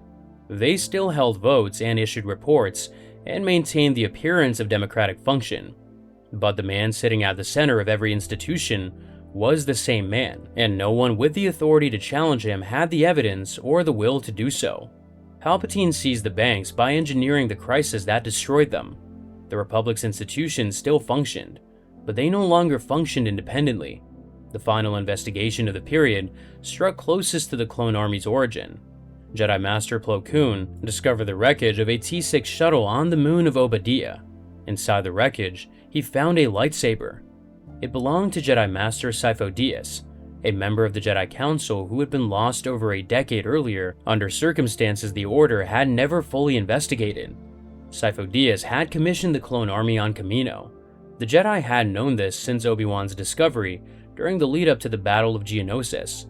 What they had never determined was why Sifo-Dyas had placed the Order, who had funded it, and how a single Jedi acting without Council authorization had arranged the production of millions of soldiers. The answers had been buried for over a decade. They were about to surface at the worst possible moment. The investigation on Obadiah provided answers the Council was not prepared to receive. Former Chancellor Valorum had secretly sent Sifo-Dyas, accompanied by his aide Silman, to negotiate with the Pike Syndicate. The Jedi Council had simultaneously diverted Sifo-Dyas to Felucia for a tribal conflict, creating a gap in oversight that left him exposed. A man identified as Tyrannus had paid the Pikes to shoot down Sifo-Dyas' shuttle, ending the Jedi Master's life. The Pikes had kept Silman alive as leverage for over a decade. Anakin and Obi-Wan traveled to Obadiah and confronted the Pike leadership. They found Silman alive, but psychologically shattered by years of imprisonment. Before Silman could reveal Tyrannus' identity, Count Dooku arrived and ended him through the Force. Lone Pike inadvertently identified Dooku as Tyrannus by addressing him by the only name the Pikes knew. Dooku claimed Sifo-Dyas had cooperated willingly with the clone army's creation. A lightsaber duel followed. Dooku escaped. The Jedi Council now possessed a devastating piece of information. The clone army that the Republic depended on for its survival had been commissioned by a Jedi who was eliminated by the Sith. The man responsible was the leader of the Separatist military. The army the Jedi commanded every day had been designed, from its inception, by the enemy. The Council chose silence. Revealing the clone army's Sith origins would have undermined public confidence in the war effort, destabilized the military's chain of command, and raised questions about the Jedi's judgment that the Order could not afford to answer while the war was still being fought. The information was filed. No action was taken. The army remained in service. The Council had now suppressed evidence about the very weapon that would be used to destroy them. 3 investigations, 3 truths. Fives found the kill switch and was silenced for it. Clovis found the financial corruption and fell in the crisis. Palpatine manufactured around it. The Council found the clone army's Sith origins and chose to bury the finding rather than confront what it meant. The Republic did not fall because information was unavailable. It fell because every institution that received the truth decided the truth was too dangerous to act on. The chip stayed active. The bank stayed captured. The army stayed loyal to a chain of command that terminated at the desk of a Sith Lord, and the clock continued running towards an order that no one with the power to stop it believed was coming. The Jedi discovered that the clone army was commissioned by a man the Sith had eliminated, and yet they chose silence. While they suppressed the truth about their army, Yoda heard a voice from beyond death. Chapter 7: Before the End. During meditation in his quarters at the Jedi Temple, Yoda heard someone speaking to him through the Force. The voice belonged to a man who had been dead for over a decade. Qui-Gon Jinn, the Jedi Master struck down by Darth Maul on Naboo, had discovered a path that no Jedi in recorded history had walked. He had found a way to preserve his consciousness within the cosmic force rather than dissolving into it. He was reaching out to the one Jedi he believed was capable of learning the same technique. The Clone Wars' final months did not produce a decisive battle or a turning point that historians could identify as the moment the Republic's fate was sealed. That moment had already passed. The kill switch was buried. The institutions were captured. The Padawan who might have saved the Chosen One had walked away. What the final months produced instead were acts of preparation. People who sensed the end was coming made their choices about what to preserve, what to destroy, and what to sacrifice before the darkness arrived. Yoda was the first to act, and the nature of his action revealed how completely the Jedi Order's leadership understood, on some level, that the war could not be won. The Council's reaction was alarm rather than curiosity. When Yoda reported the voice, Mace Windu and Ki-Adi-Mundi suspected Sith manipulation. The dark side had grown so powerful during the war that a Force illusion designed to destabilize the Order's most senior member was entirely plausible. Yoda underwent medical examination. Anakin and Obi-Wan were assigned to observe him. No physical or psychological cause was identified. The Council remained skeptical. Yoda did not. He escaped Coruscant in secret, flying alone to Dagobah. Dagobah was a swamp world teeming with life and saturated with the Force. It was remote, uncharted on most navigational databases, and untouched by the war. The planet's dense concentration of living organisms created a natural amplifier for the Force that drowned out the dark side interference radiating from Coruscant. On Dagobah, Qui-Gon's presence became clearer. The dead Jedi could not fully manifest visually, but his voice guided Yoda to the next stage of the journey, a planet at the heart of the galaxy where the cosmic force originated. Yoda traveled there alone. The planet had no name in any archive. Its surface was divided into territories governed by the 5 priestesses, luminous beings who embodied different aspects of the living force. They were ancient, predating the Jedi Order by millennia, and they controlled access to the technique Qui-Gon had discovered. They agreed to test Yoda. If he passed, he would learn how to preserve his identity after death. If he failed, the knowledge would remain sealed. The trials were designed to break him. The first trial forced Yoda to confront his own dark side. A shadow version of himself materialized, embodying every emotion Yoda had spent nearly 9 centuries suppressing. Fear, anger, pride, jealousy, and the desperate need to confront outcomes that the Force had already decided. The Shadow Yoda was small and vicious, and entirely honest about the parts of himself that the real Yoda preferred to keep buried beneath serenity. Yoda did not need to defeat a shadow through combat or denial. He accepted it. He acknowledged that the darkness was part of him, that it had always been part of him, and that pretending otherwise was itself a form of dishonesty the Force would not tolerate. The shadow dissolved, and the trial was passed. The war had taught the Jedi to suppress doubt. The Force required Yoda to embrace it. The priestesses sent Yoda to Moraband, the ancient Sith home world.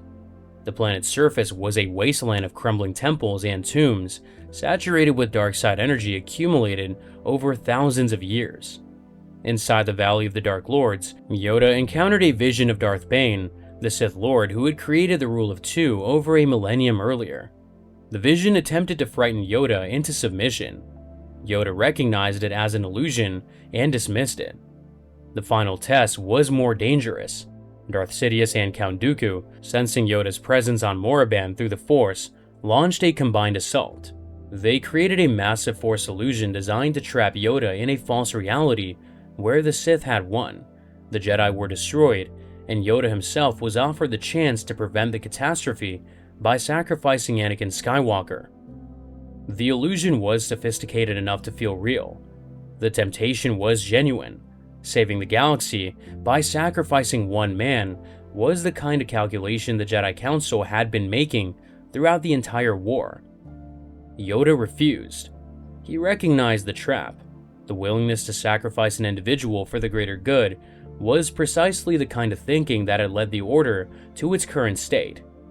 He rejected the illusion and endured the psychic assault until Sidious and Dooku exhausted themselves maintaining it. Yoda passed the trials. The priestesses began teaching him the path to consciousness preservation after death. The technique would eventually allow Yoda to appear as a Force ghost, guiding future generations of Jedi long after his physical body ceased to exist. Yoda learned how to survive death, but could not learn how to prevent it. The Grand Master was not preparing to win the war, but to outlast its consequences. The significance of Yoda's journey was not what he gained.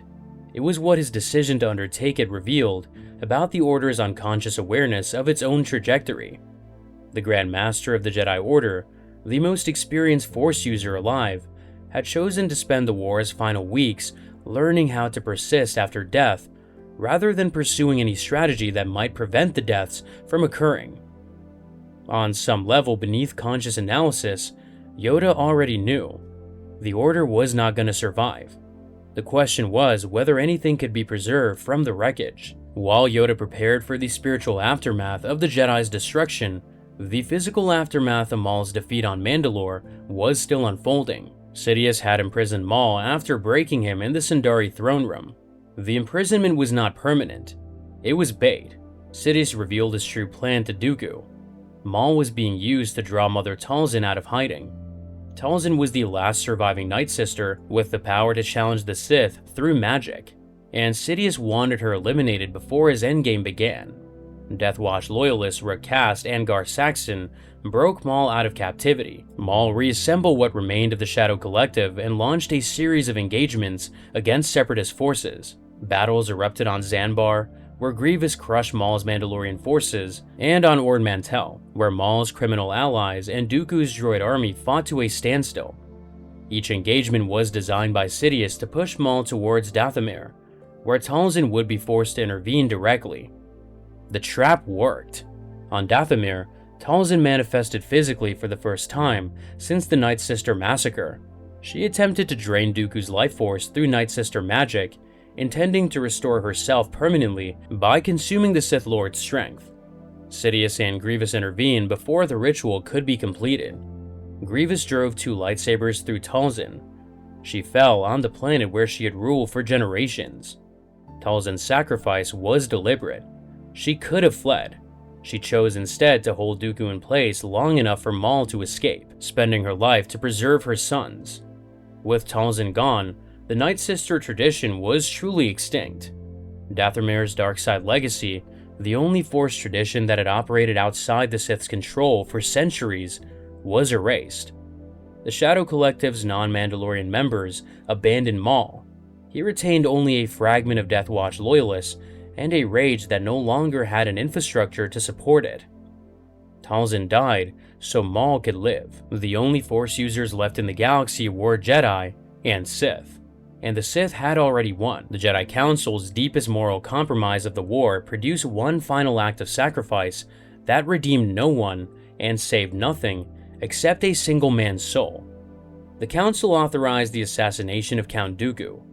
The trigger was the atrocity on Marani, where Dooku ordered the annihilation of an entire species.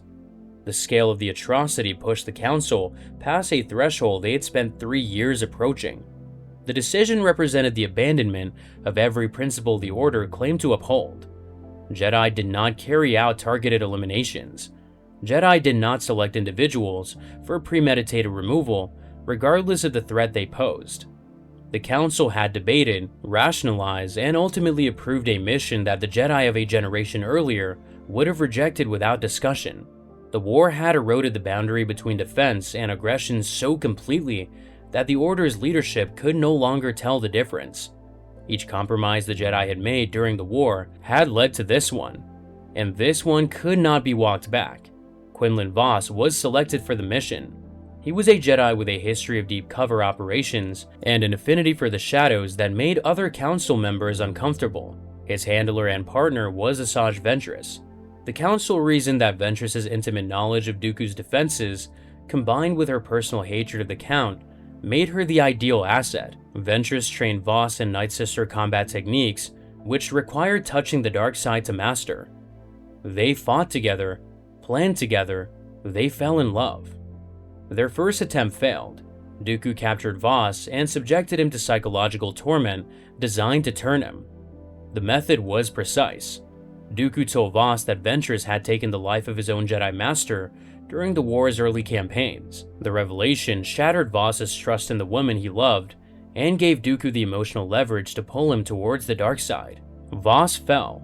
He became Dooku's apprentice. The Jedi's own operative had been captured and turned against them. Ventress refused to abandon him. She mounted a rescue that became a final confrontation. In the climactic battle, Dooku unleashed Force lightning at Vos. Ventress stepped between them and absorbed the full blast. The lightning took her life. Her sacrifice snapped Vos back to the light. The dark side's grip broke because the woman who had been used as a weapon by every master she had ever served chose, for the first and last time, to die on her own terms. Obi-Wan and Vos returned Ventress's body to Dathomir. They laid her in the planet's sacred waters, among the ruins of the civilization that had created her. The woman the Jedi had hunted for years, the apprentice Dooku had discarded, the Night Sister who had lost everything, was carried home by the people who had once considered her an enemy. The Jedi had authorized a targeted elimination. Their weapon was a knight trained in the dark side by a woman the galaxy had abused since childhood. Ventress fell, saving the man who loved her. The Order that sent Vos on the mission recorded his return and Ventress's loss and moved on to the next crisis. No institutional reckoning followed. The program was quietly shelved. The moral cost was absorbed without acknowledgement.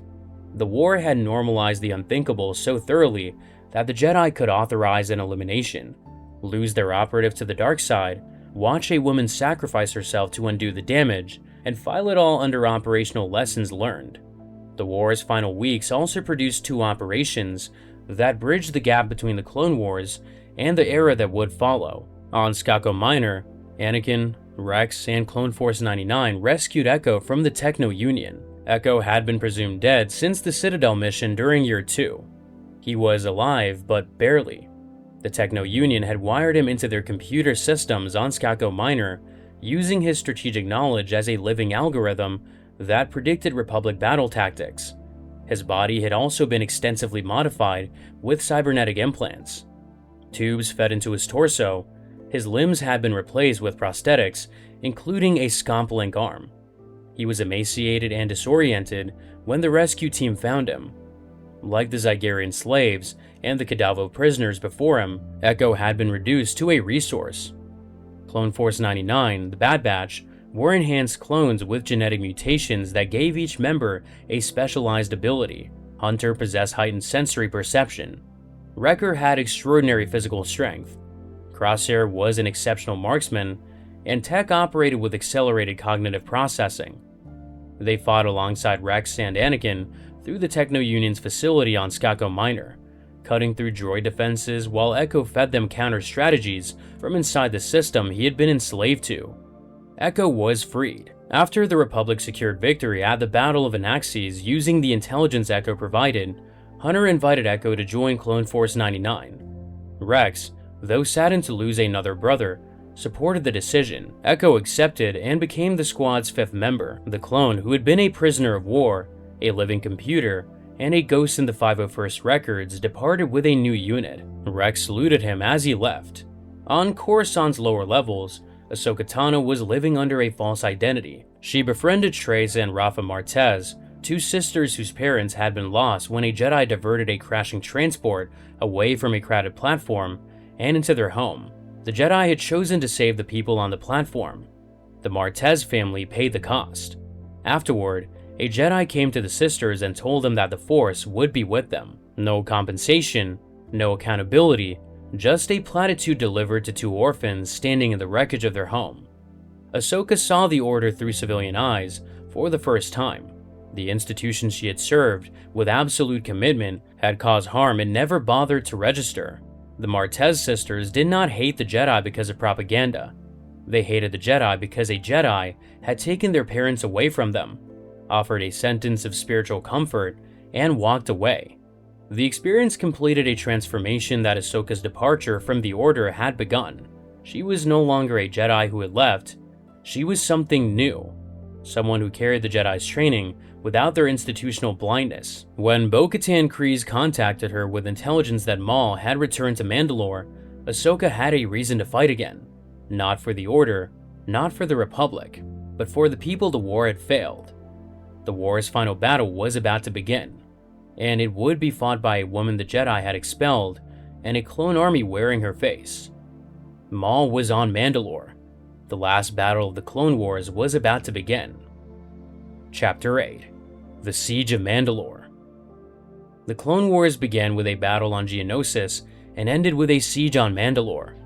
The first battle was fought by an army no one had ordered, commanded by Jedi who had never been soldiers, against a separatist movement that was secretly controlled by the same man who had created the army. The last battle was fought by a company of clones wearing their commander's face on their helmets, led by a woman who was no longer a Jedi, against a former Sith Lord who was the only person in the galaxy willing to tell the truth about what was coming. Between those 2 battles, every institution the Republic depended on was hollowed from the inside. The Siege of Mandalore was the moment the hollowing became visible. It was also the last moment anyone could have stopped it. Several moments during the siege came within reach of altering the future. None of them held. The siege began with a reunion. Anakin and Obi-Wan were fighting the Battle of Urbana during the Outer Rim sieges when Ahsoka Tano and Bo-Katan Kryze arrived aboard a Mandalorian transport. Bo-Katan brought intelligence that Maul had returned to Mandalore and was consolidating power among the remnants of his Death Watch loyalists. She requested Republic military support to retake the planet. Ahsoka delivered the request personally because Bo-Katan, a Mandalorian nationalist who had fought against Republic intervention for years, needed a credible intermediary. Anakin saw Ahsoka for the first time since she had walked down the temple steps. The distance between them had not diminished what they had meant to each other. It had calcified around the wound. They spoke carefully, navigating the space between what they wanted to say and what the moment allowed. Anakin had prepared something for her. He returned her lightsabers, modified with the crystals retuned to produce blue blades in place of the green she had carried before the Council expelled her. The weapons were a gift and an apology and an admission that he had never stopped thinking of her as his Padawan, regardless of what the Council had decided. Ahsoka ignited the blades, and the blue light reflected off armor that had been painted for her. The 332nd had prepared something as well. When Rex brought Ahsoka to the hangar to review her troops, the clones removed their helmets and revealed that they had painted their armor with Ahsoka's Togruta facial markings. The orange and white patterns covered every helmet in the company. The gesture was not authorized by command. It was not regulation. It was the 332nd telling Ahsoka that the Council's decision did not speak for them. These men had fought beside her on Christophsis, on Geonosis, on Umbara, and on dozens of worlds between. They had watched the Order expel her, and they had disagreed in the only way soldiers could, by wearing their loyalty on their armor where everyone could see it. She was moved in a way that she did not allow herself to fully express, because expressing it would have meant acknowledging how much the departure had cost her. Then, everything changed. A priority transmission arrived from Coruscant.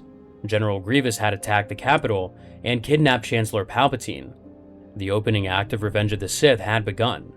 Anakin and Obi-Wan were recalled immediately. The Republic's two most capable Jedi generals were needed to rescue the Chancellor, and no other assignment could take priority. Anakin assigned Rex command of a division within the 501st, designated the 332nd, and prompted him to commander for the Mandalore operation. The division was practical. It was also symbolic. Anakin was entrusting his men and his former Padawan to each other because he cannot be in both places at once. His farewell to Ahsoka was brief. They exchanged a simple acknowledgement and parted. It was the last time Ahsoka saw Anakin Skywalker. The next time she would sense his presence through the Force, he would no longer be Anakin. As the Mandalore siege force departed, Anakin and Obi-Wan flew into the Battle of Coruscant above the capital. The two timelines, the animated series and Revenge of the Sith, were now running simultaneously.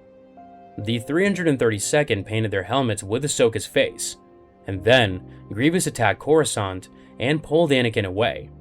The last time Ahsoka saw Anakin Skywalker, they said goodbye over a battlefield neither of them would survive unchanged. The siege of Sundari began with a combined assault.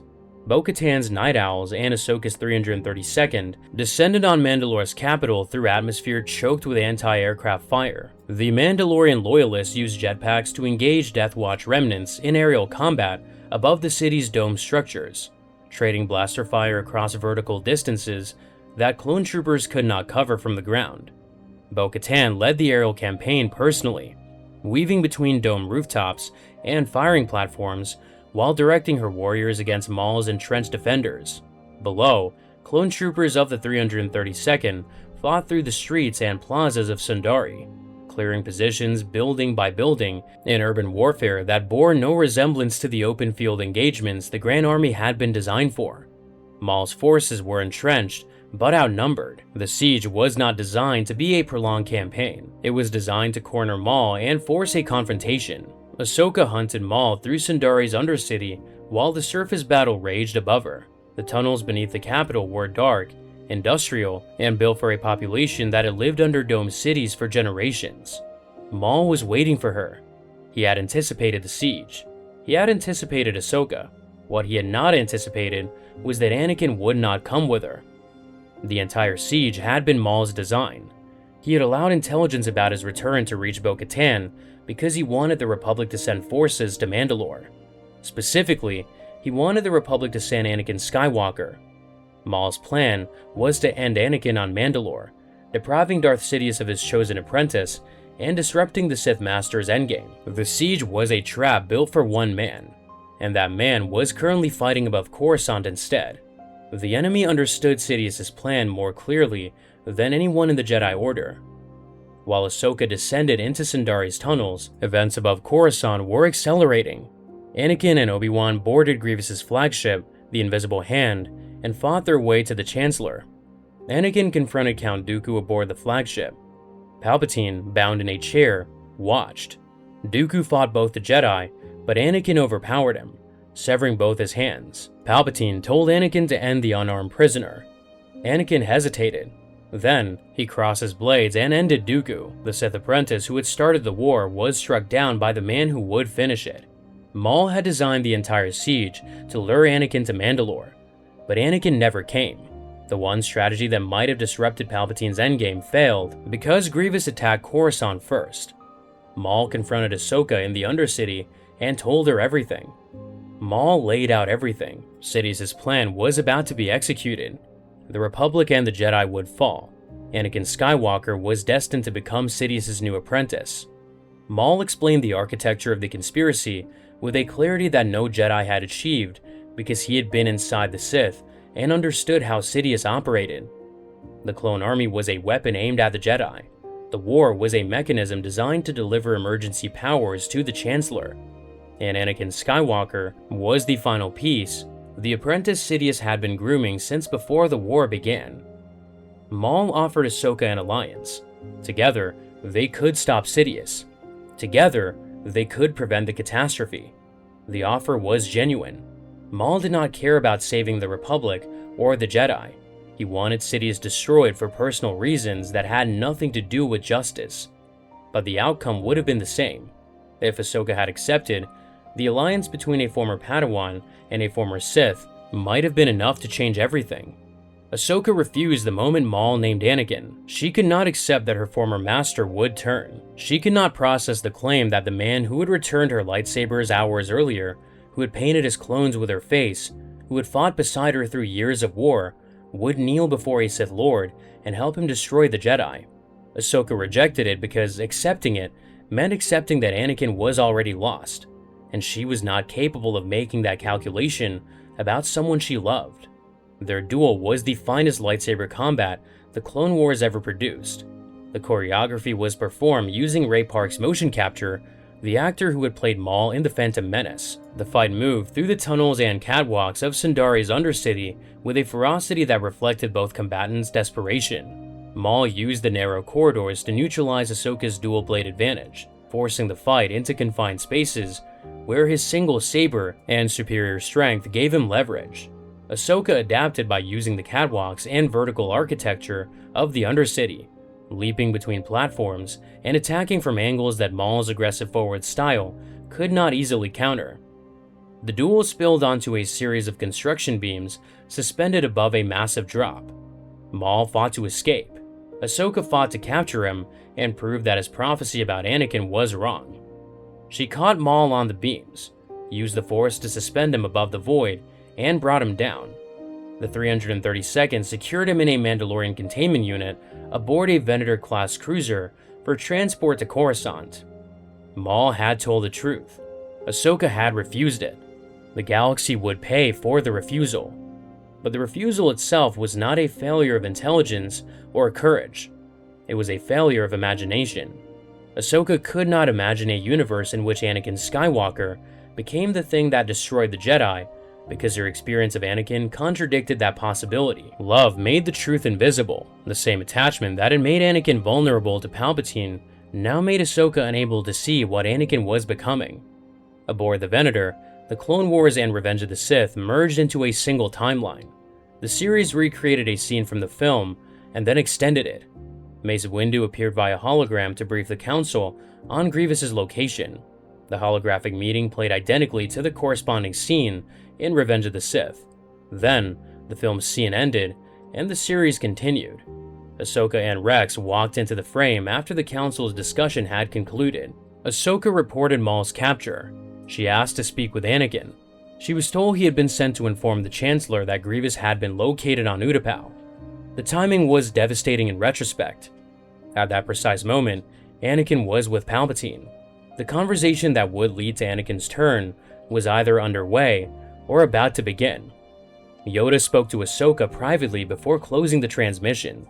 He asked if she had a message for Skywalker. The moment hung in the air. Ahsoka knew what Maul had told her. She knew the prophecy about Anakin. She had defeated Maul, but she had not disproved his claims. If she told Yoda what Maul had said, the Council would have received a specific, actionable warning about Anakin's vulnerability to Sidious. They might have recalled him. They might have sent someone to separate him from the Chancellor. They might have acted. The weight of the decision pressed against Ahsoka's chest in the seconds before she spoke. She had spent her entire life trusting Anakin.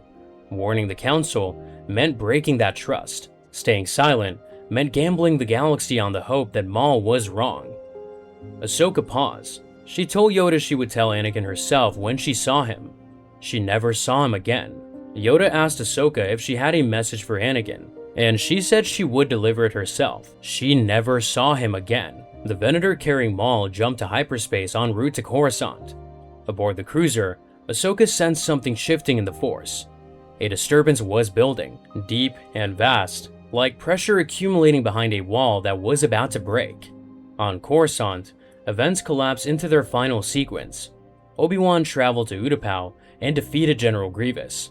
Palpatine revealed himself as Darth Sidious to Anakin. Mace Windu led a team of Jedi Masters to arrest the Chancellor. Anakin, torn between his loyalty to the Jedi and his desperate need to save Padme from the death he had foreseen, followed Windu to the Chancellor's office. The Jedi Master and the Sith Lord fought across the office until Windu gained the upper hand and drove Sidious to the window's edge. Windu disarmed Sidious. Anakin severed Windu's hand, and Sidious struck Windu down with Force lightning and hurled him through the window into the Coruscant night. Anakin knelt. He accepted the name Darth Vader. The Chosen One became the instrument of the Jedi's destruction. The Republic fell along the fractures the war had created. Aboard the Venator, Ahsoka felt it. The disturbance she had sensed erupted through the Force like a scream. She did not know what had happened. She only knew that something fundamental had broken. Maul felt it too, confined in his containment unit. His reaction was not surprise, it was recognition. Everything he had warned Ahsoka about was happening. Darth Sidious activated his holographic transmitter and sent a single message to every clone commander in the galaxy. The message was 3 words long: Execute Order 66.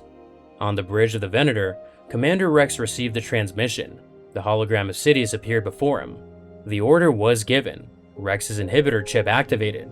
Tears ran down his face.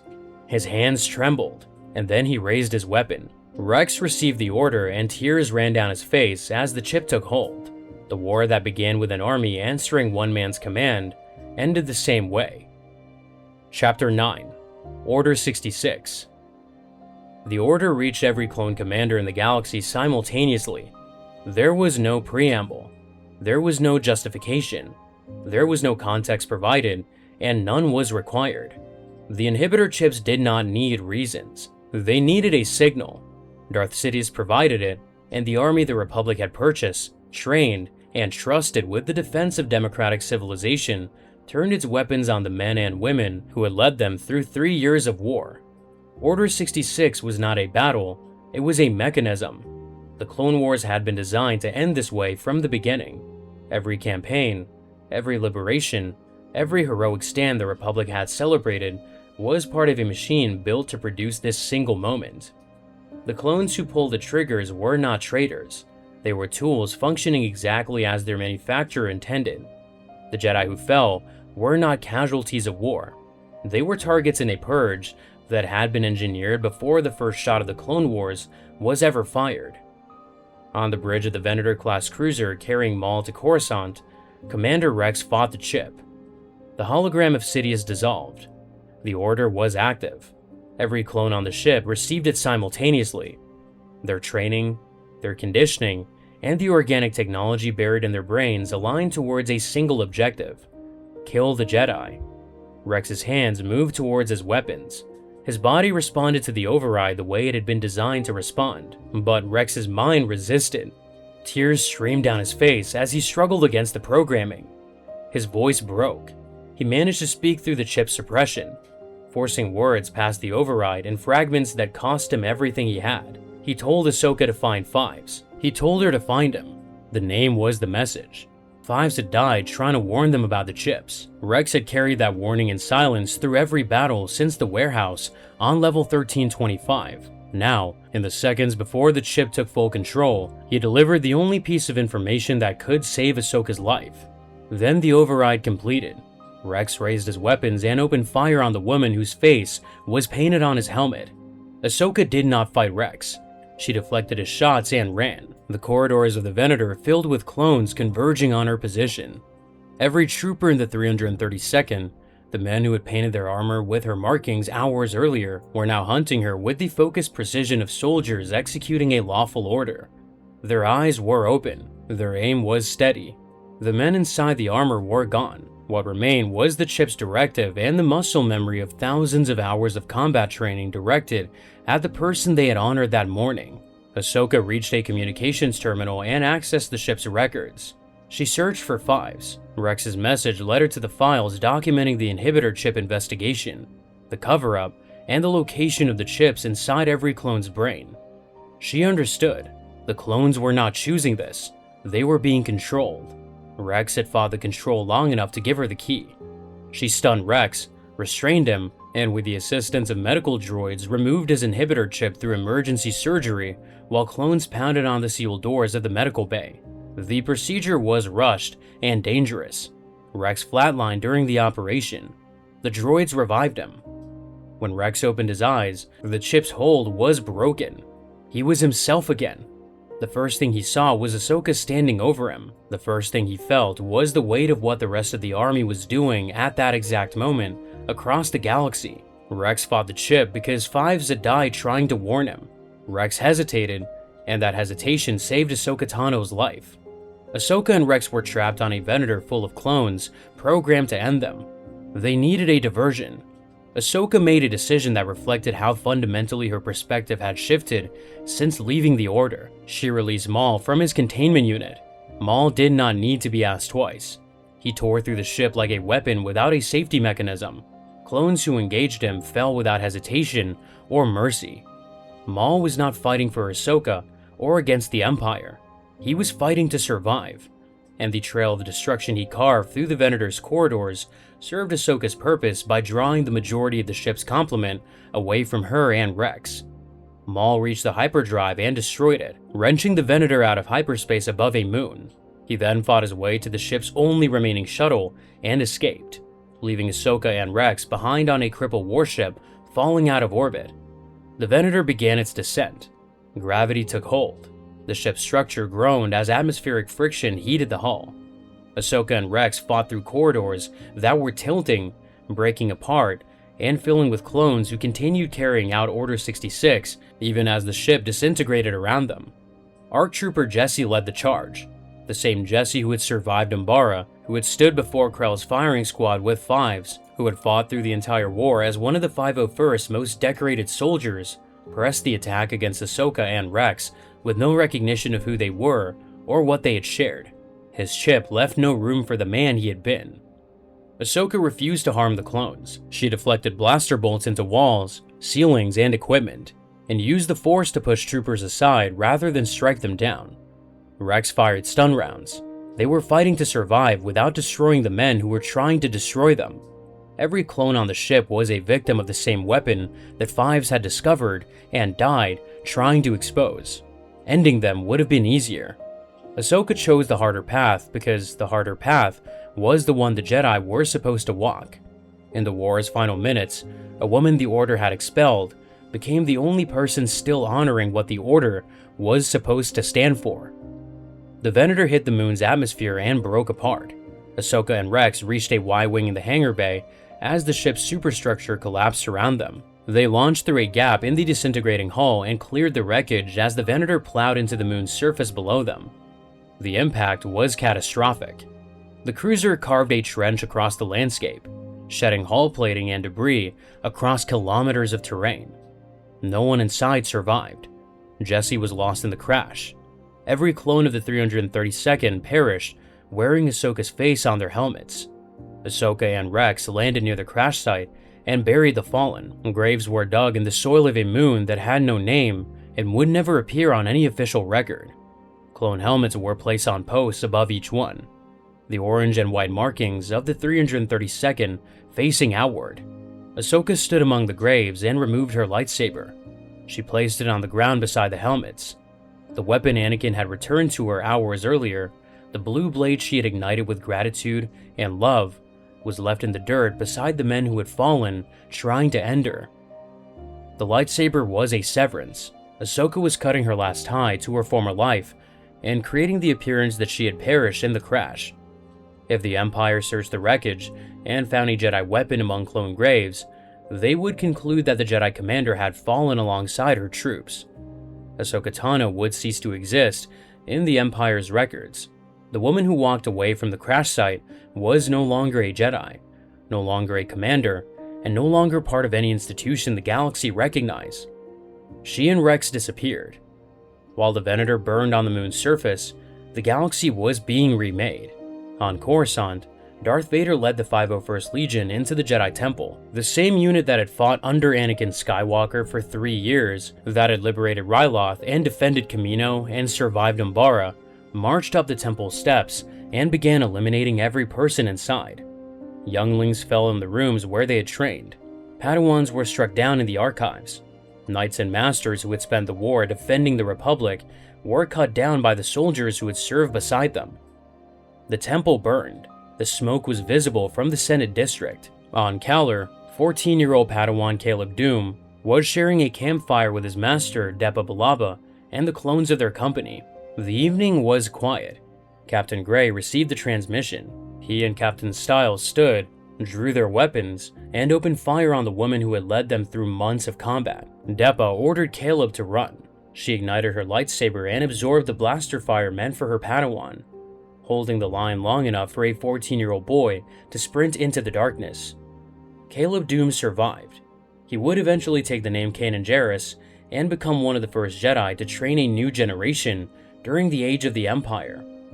Across the galaxy, the sequence repeated. Aayla Secura was struck down on Felucia by clones she had commanded through years of service. Ki-Adi-Mundi charged into a wall of blaster fire on Megiddo, deflecting bolts until the sheer volume overwhelmed him. Plo Koon, the Jedi who had discovered Ahsoka as a child and brought her to the temple, was brought down above Cato Neimoidia when his wingman fired on his starfighter without warning. The Jedi who had led the Clone Wars fell in it. The soldiers they had trusted with their lives became the instruments of their destruction. The war ended the way it began, with clones following orders they were never designed to question. On Mustafar, Vader carried out Sidious's final order against the Separatist Council. The leaders Sidious had used to start the war were disposed of the moment the war no longer served its purpose.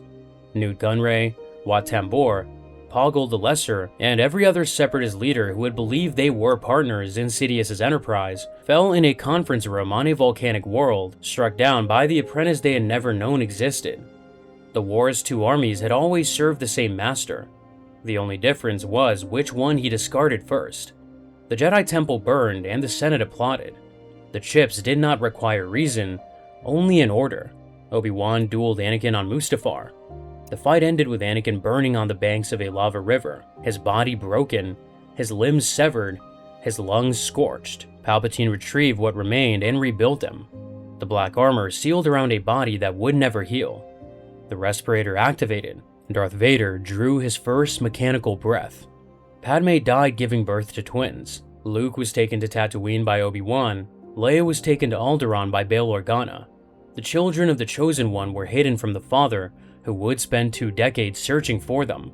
Palpatine addressed the Senate. He told them that the Jedi had attempted a coup. He told them that the Republic required reorganization for security and stability. The Senate applauded. The Galactic Republic became the Galactic Empire. Democracy ended with the consent of the people it had been designed to protect. The Clone Wars series concluded with an epilogue set sometime after Order 66. An Imperial shuttle descended through snow onto the surface of the moon where the Venator had crashed. The wreckage was partially buried. Its hull plating rusted and fractured. Stormtroopers in pristine white armor fanned out across the crash site.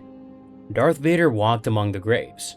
Vader moved through the rows of clone helmets. The orange and white markings of the 332nd faded by weather and time.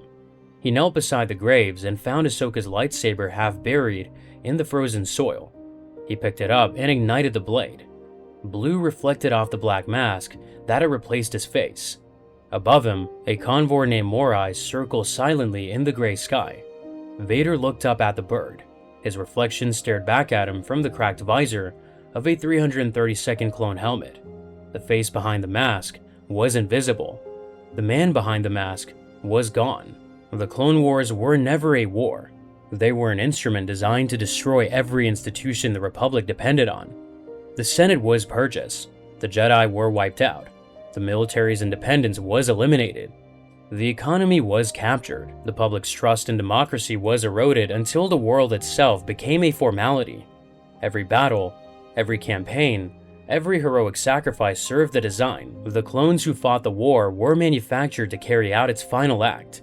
The Jedi who led it were destroyed by the army they commanded, and the man who engineered it all watched from the center of the Republic he was dismantling. Applauded by the Senate he had captured, protected by the soldiers he had designed to betray their generals. The darkness was no longer waiting. It was governing.